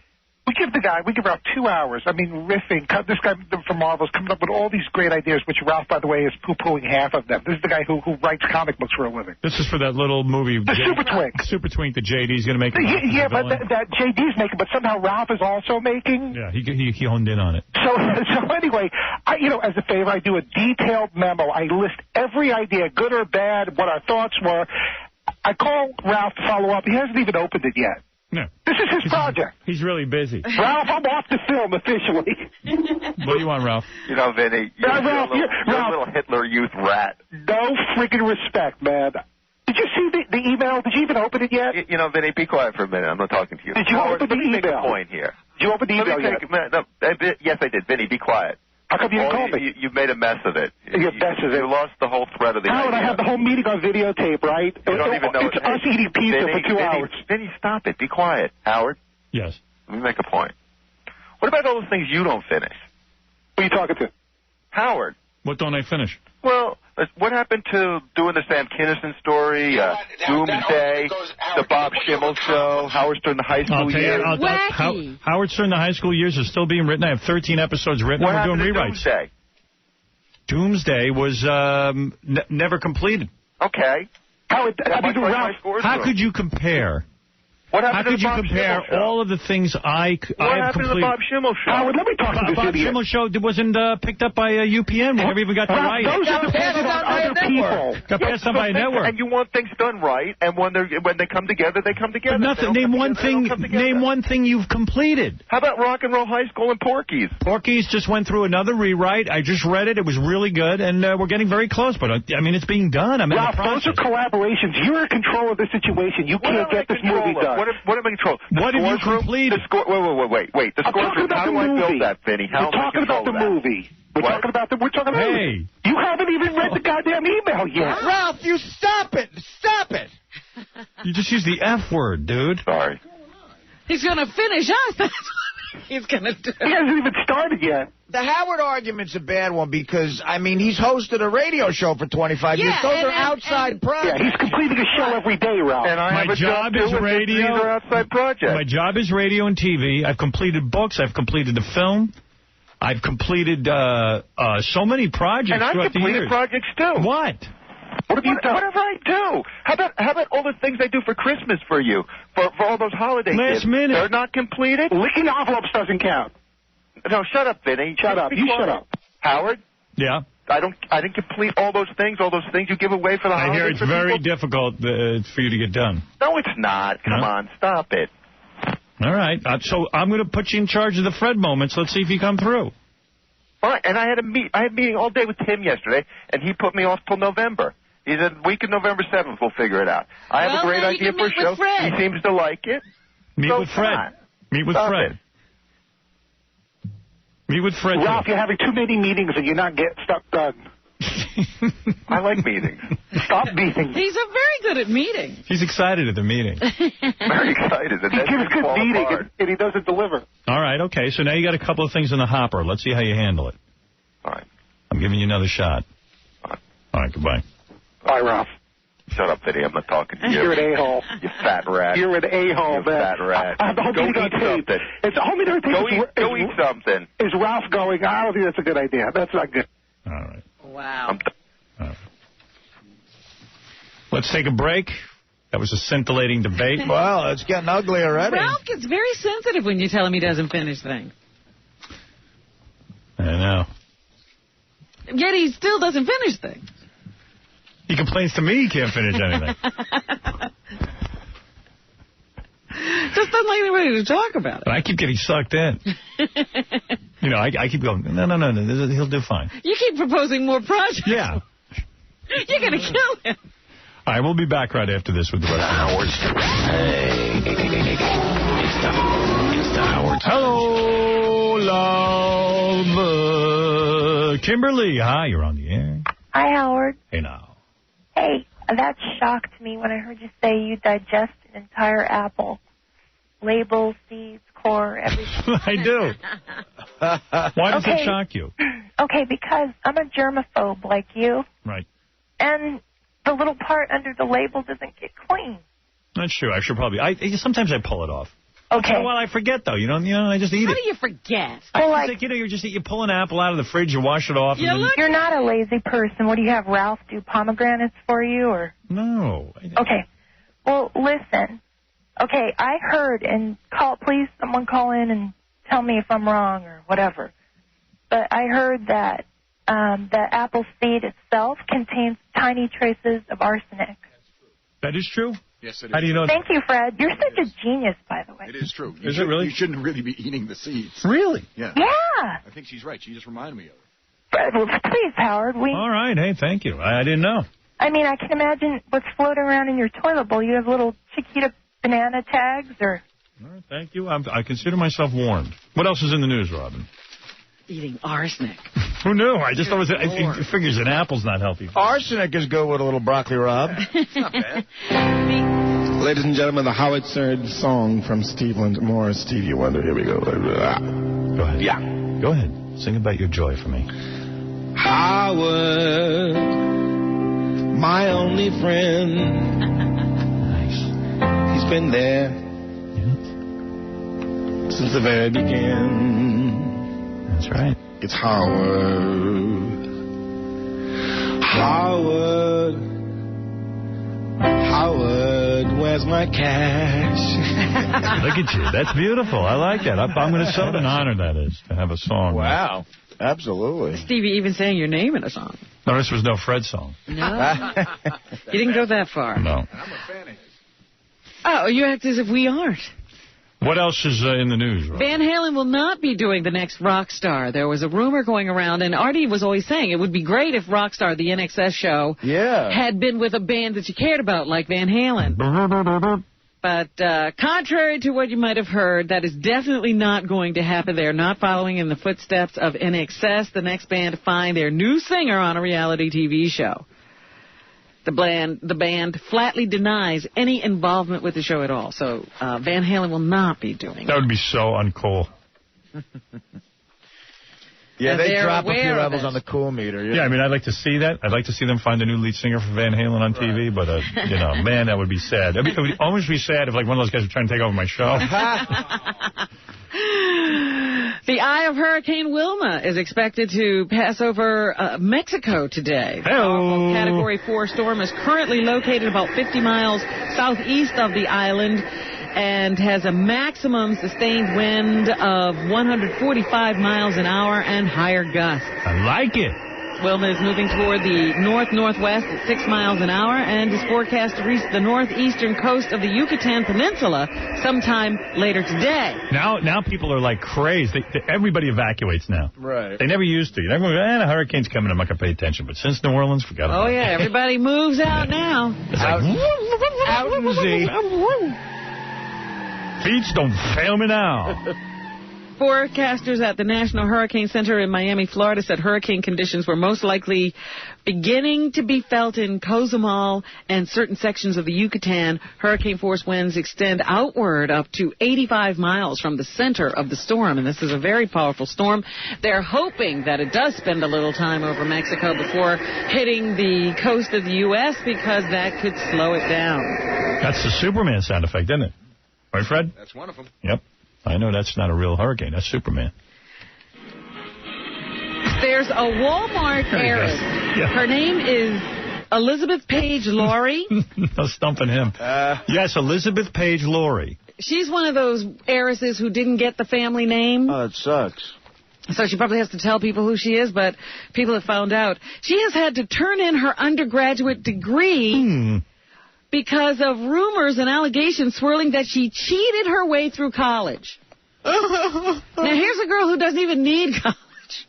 I'm real. So if you go, you might as well study and do your best. But apparently she was just loafing and getting by and doing something to get grades that was not legal. So she has now surrendered her undergraduate degree. Antibacterial soaps that you use so often? Yes. May not be any better than regular soap. Yeah, I had a feeling. Health experts say studies show regular soap and water works just as well to prevent the spread of germs. The studies also indicated that there are clear benefits when people are informed and when and how long they wash their hands. So it has nothing to do with the kind of soap. It's how long and how well you wash. They also advise that the antibacterial products may increase resistance to antibiotics. So it's bad in both ways. It doesn't do you any better than soap, and it may make you resistant to antibiotics when you do get sick. What about on the taint? I use an antibacterial back there. Yeah.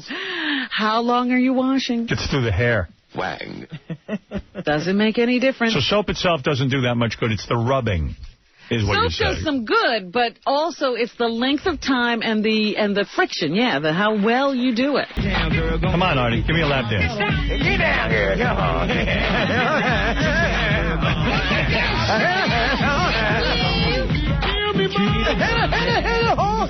With a baby. Messing with a hole.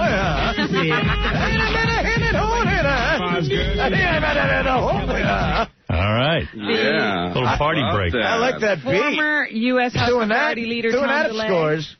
What? He's partying. I'll be doing that at Scores. I think he's already drunk. I'm going to get a chick. I know, there's something with him today. I'm going to get a chick on my lap. I'm going, I want to play that at the party. That's a good song. with this girl, then you better be paid. You know what? Take two. You know whose favorite song this is? Harriet Myers, that Supreme Court chick. She shakes it to the... Yeah, she lap dance.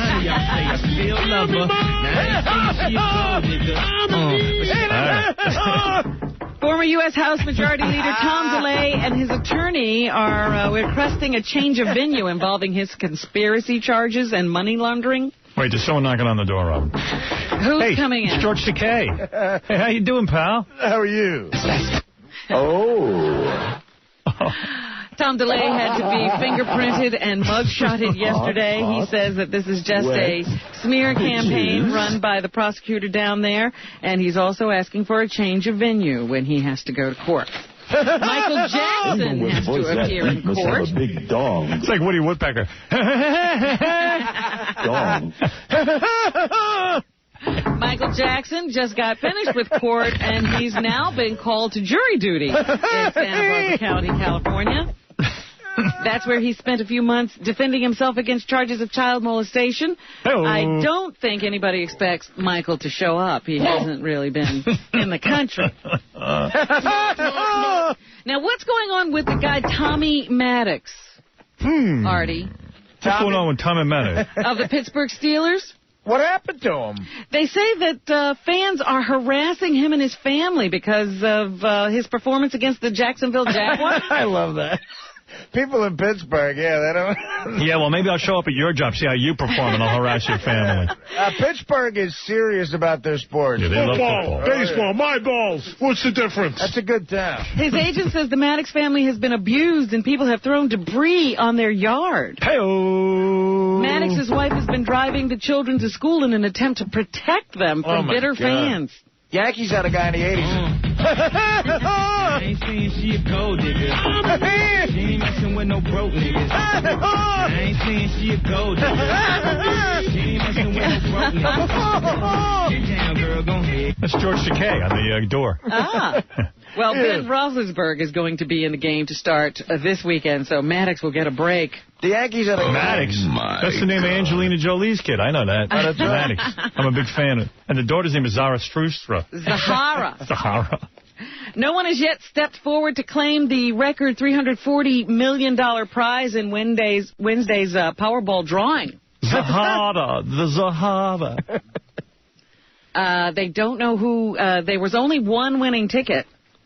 And they don't know who it belongs to. What would you do? If you had that ticket, would you come forward right away? Yes, immediately. I would never take a chance that I could lose it. I would immediately get over and come forward. I would never sit and wait. I'd walk up to the office and go, I ain't no broke nigga. Take too much to touch her. From what I heard, she got a buster. My best friend said she used to with I got the ticket. But none of y'all say I still love Meanwhile, in New Hampshire, Senator Judd Gregg is a big winner, and this time, not at the ballot. The Republican lawmaker won more than $800,000 in the Powerball lottery. A U.S. Senator. He had 5 of the 6 winning numbers. So now you know what the senators are up to. They're out buying lottery tickets. Yeah. How many idiots you think play those numbers from Lost? You know? A bunch. Yeah. They said... those are the worst numbers to play because then you'll be splitting with 9 million people. 840 people played it in the Powerball, I think. All thought they were original. Hey, Senator, instead of buying a lottery ticket, here's an idea. Read the Patriot Act. A defense attorney representing one of Saddam Hussein's 7 co-defendants in the trial stemming from allegations of crimes against humanity has been found dead. So represent these people at your own risk.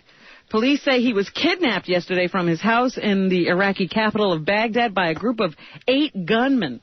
It's always weird when a senator wins the lottery because you always expect a degenerate to win. Right. Yes, some homeless guy. Out of work guy. Yeah. This guy was later found dead with numerous gunshot wounds to both his head and chest.